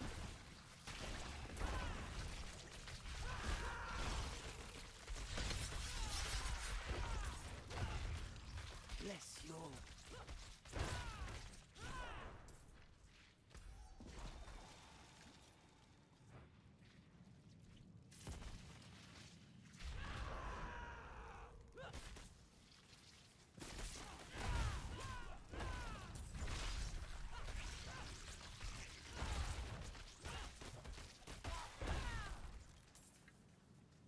I think this build is shaping up the way I want it to with the overpower synergies. Now Hairstruck. The ideas they're not very good for their earnings, and you see Blizzard is designing this game in a way to make you spend as much time as possible reaching certain goals and have as little fun as possible while reaching those goals. That's to prolong the time it takes you to complete things artificially, unnecessarily. And my philosophy is exactly the opposite when it comes to games. Letting people reach certain things faster while focusing the grind on other things. The Blizzard is focusing the grind around experience and achievements and stuff like that, instead of focusing the grind on items and respecting with rerolls and stuff. Not respecting skills. Skills should always be free to respect, unlimited as many times as you want. Diablo 3 style, Warhammer Chaos Bane style. But Blizzard's obviously, they want us to waste our time grinding for money if you want to respect. They're hypocrites in the way where they say they want to encourage experimentation, then they give you such expensive, exorbitant respect costs at the higher levels. Then they tell you they want you to have permanency just because they want to tickle the buttholes of the tryhard purists that are the Diablo 2 purists. They wanted to lick their buttholes by making such permanency in the fucking skill system with those stupid respect costs. Because the 1% tryhard purists don't like respect costs, don't like respects in the first place. So they try to make a middle ground where they have respects, but they're extremely expensive on max level.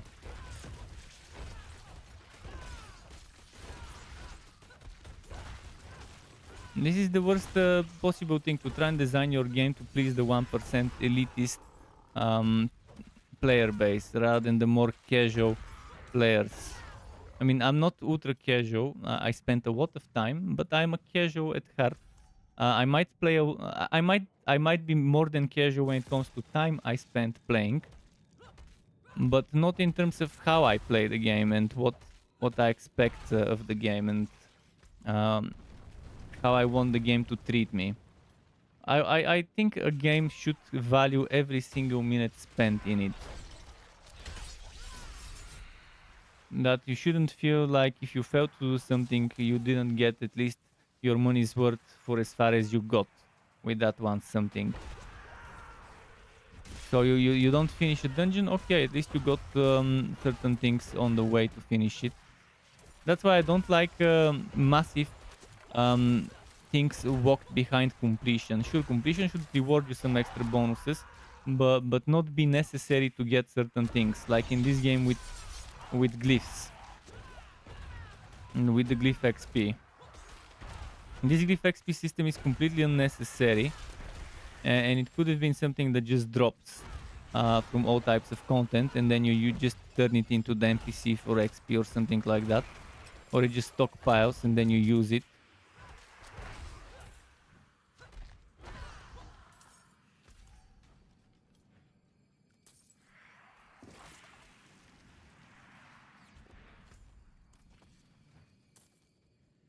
Level 75, and you only play at night at the time. Yeah, and I've done my maths for seasons. When they initially announced that reaching level 100 would take between 150 and 180 hours, I did my math.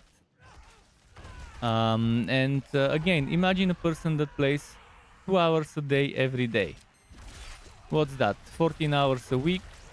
But let's not go to a week, let's go a day. 2 hours a day, 90 days, which is the duration of a season. How much is that? 180 hours. So what? That person would barely be able to reach level 100 and maybe do a little bit of level 100 farming. And that's pretty much it. And that's just not what you want.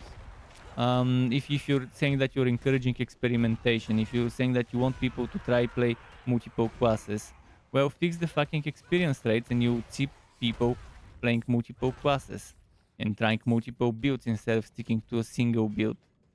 Because it's super boring to stick to a single build. Again, you play a certain build long enough, you get bored, regardless of whether it's 100 or 90 or 70 or whatever. There are very few people that won't get bored playing the same thing over and over. And that's where making outs and leveling outs and respecting builds comes handy. You find a new item, okay, let me respec fully for that one item because my build is currently ice build and I need all the lightning passives, all the lightning active things, and I need lightning boards with paragons and stuff for them. So the glyph experience first of all needs to be better.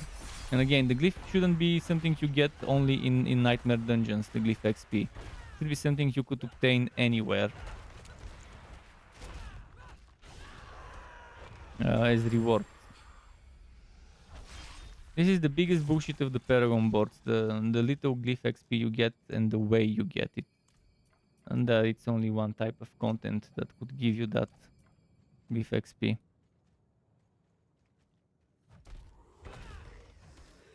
But yeah, it's good to have those build around me items and aspects and stuff like that, but it's extremely discouraging knowing that that it's extremely expensive to do a full reroll of something that's completely 180 degree change of your build.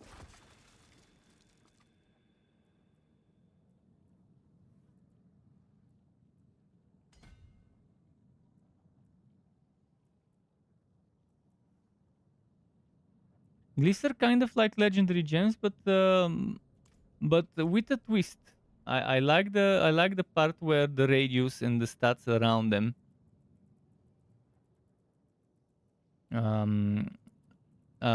work the way they work, and that you have those clusters and stuff. This is pretty much taking Path of Exile's massive skill tree and chopping it into bits and letting people connect those bits the way they want, as pieces of a puzzle. So in here you have 1, 2, 3, 4, 5, 6 clusters. 6 clusters, a legendary affix thingy.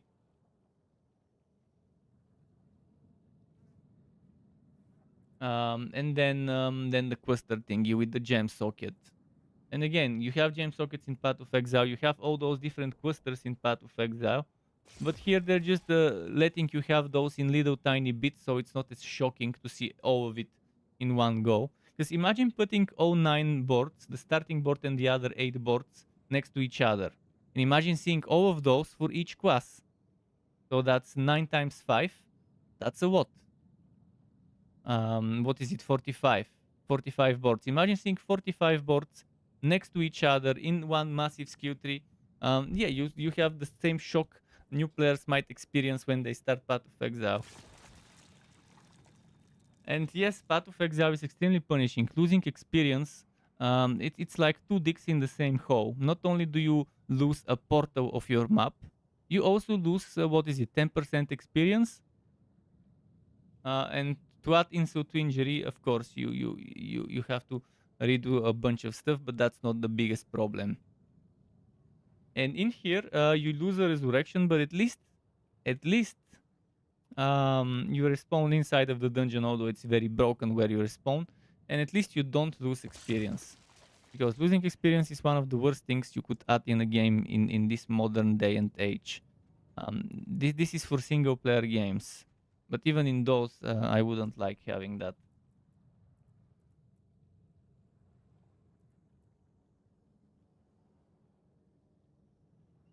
Diablo lets you respec without endgame items. Oh yeah.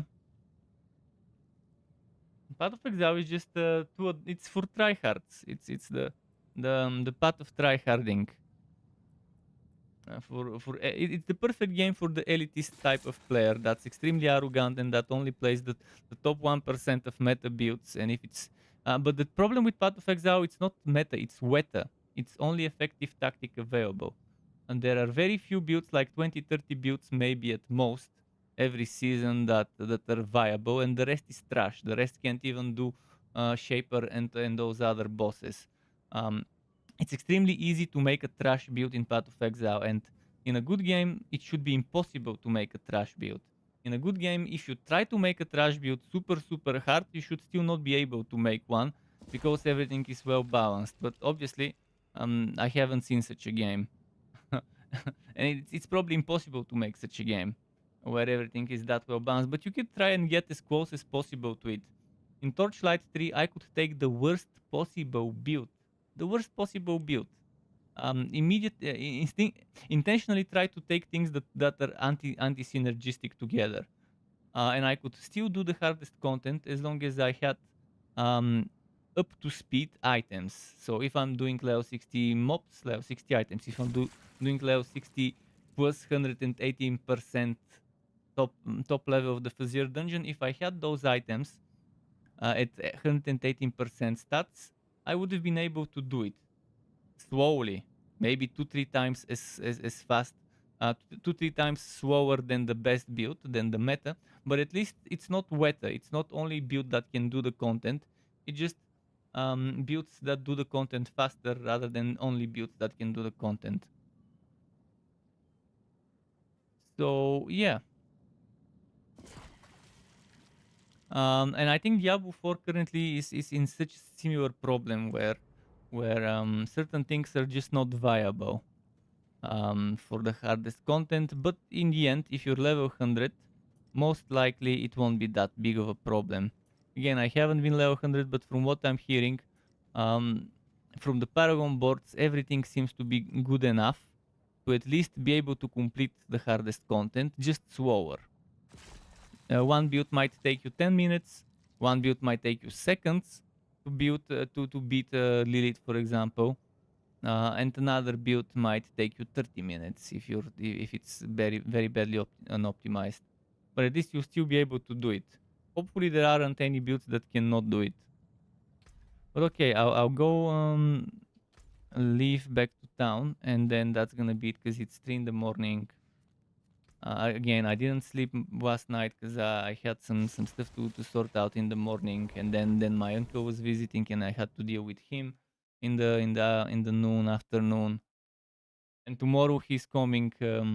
He's gonna come visit me here in this apartment to show him some things. So yeah, sucking. Getting busy with stuff. You'll join the next stream. Tomorrow afternoon or evening. Tomorrow afternoon or evening is when the stream will be. But thanks to everyone for stopping by and joining me and watching me struggle on this annoying class that is the Barbarian. At least the HotA build is a little bit more enjoyable, but it's very slow in terms of having to build those overpower stacks. Unlike Druid or Necro, where overpower builds don't require as much building, although the Necro still required some building of those overpower seconds and stuff. This one is on another level of annoying, but I'll get it done. I'll make that build, even if I don't like it as much. It's probably the one thing I do like is the skill animation. A little slow, but still nice. The earthquake HotA. You want to watch some of my builds? Well, thanks. Good night to everyone. Keep it cool, struck up. Until next time. And yeah, if you like the content on YouTube, definitely, maybe leave some comments or whatever to help with the algorithm. I'm not sure what to do to help with the algorithm. Some people tell people to like the content, but I'm not gonna tell people to like the content. If they like it, they'll like it. What does help is subscribing, though, and I think comments help. So keep it cool until next time from me, and goodbye.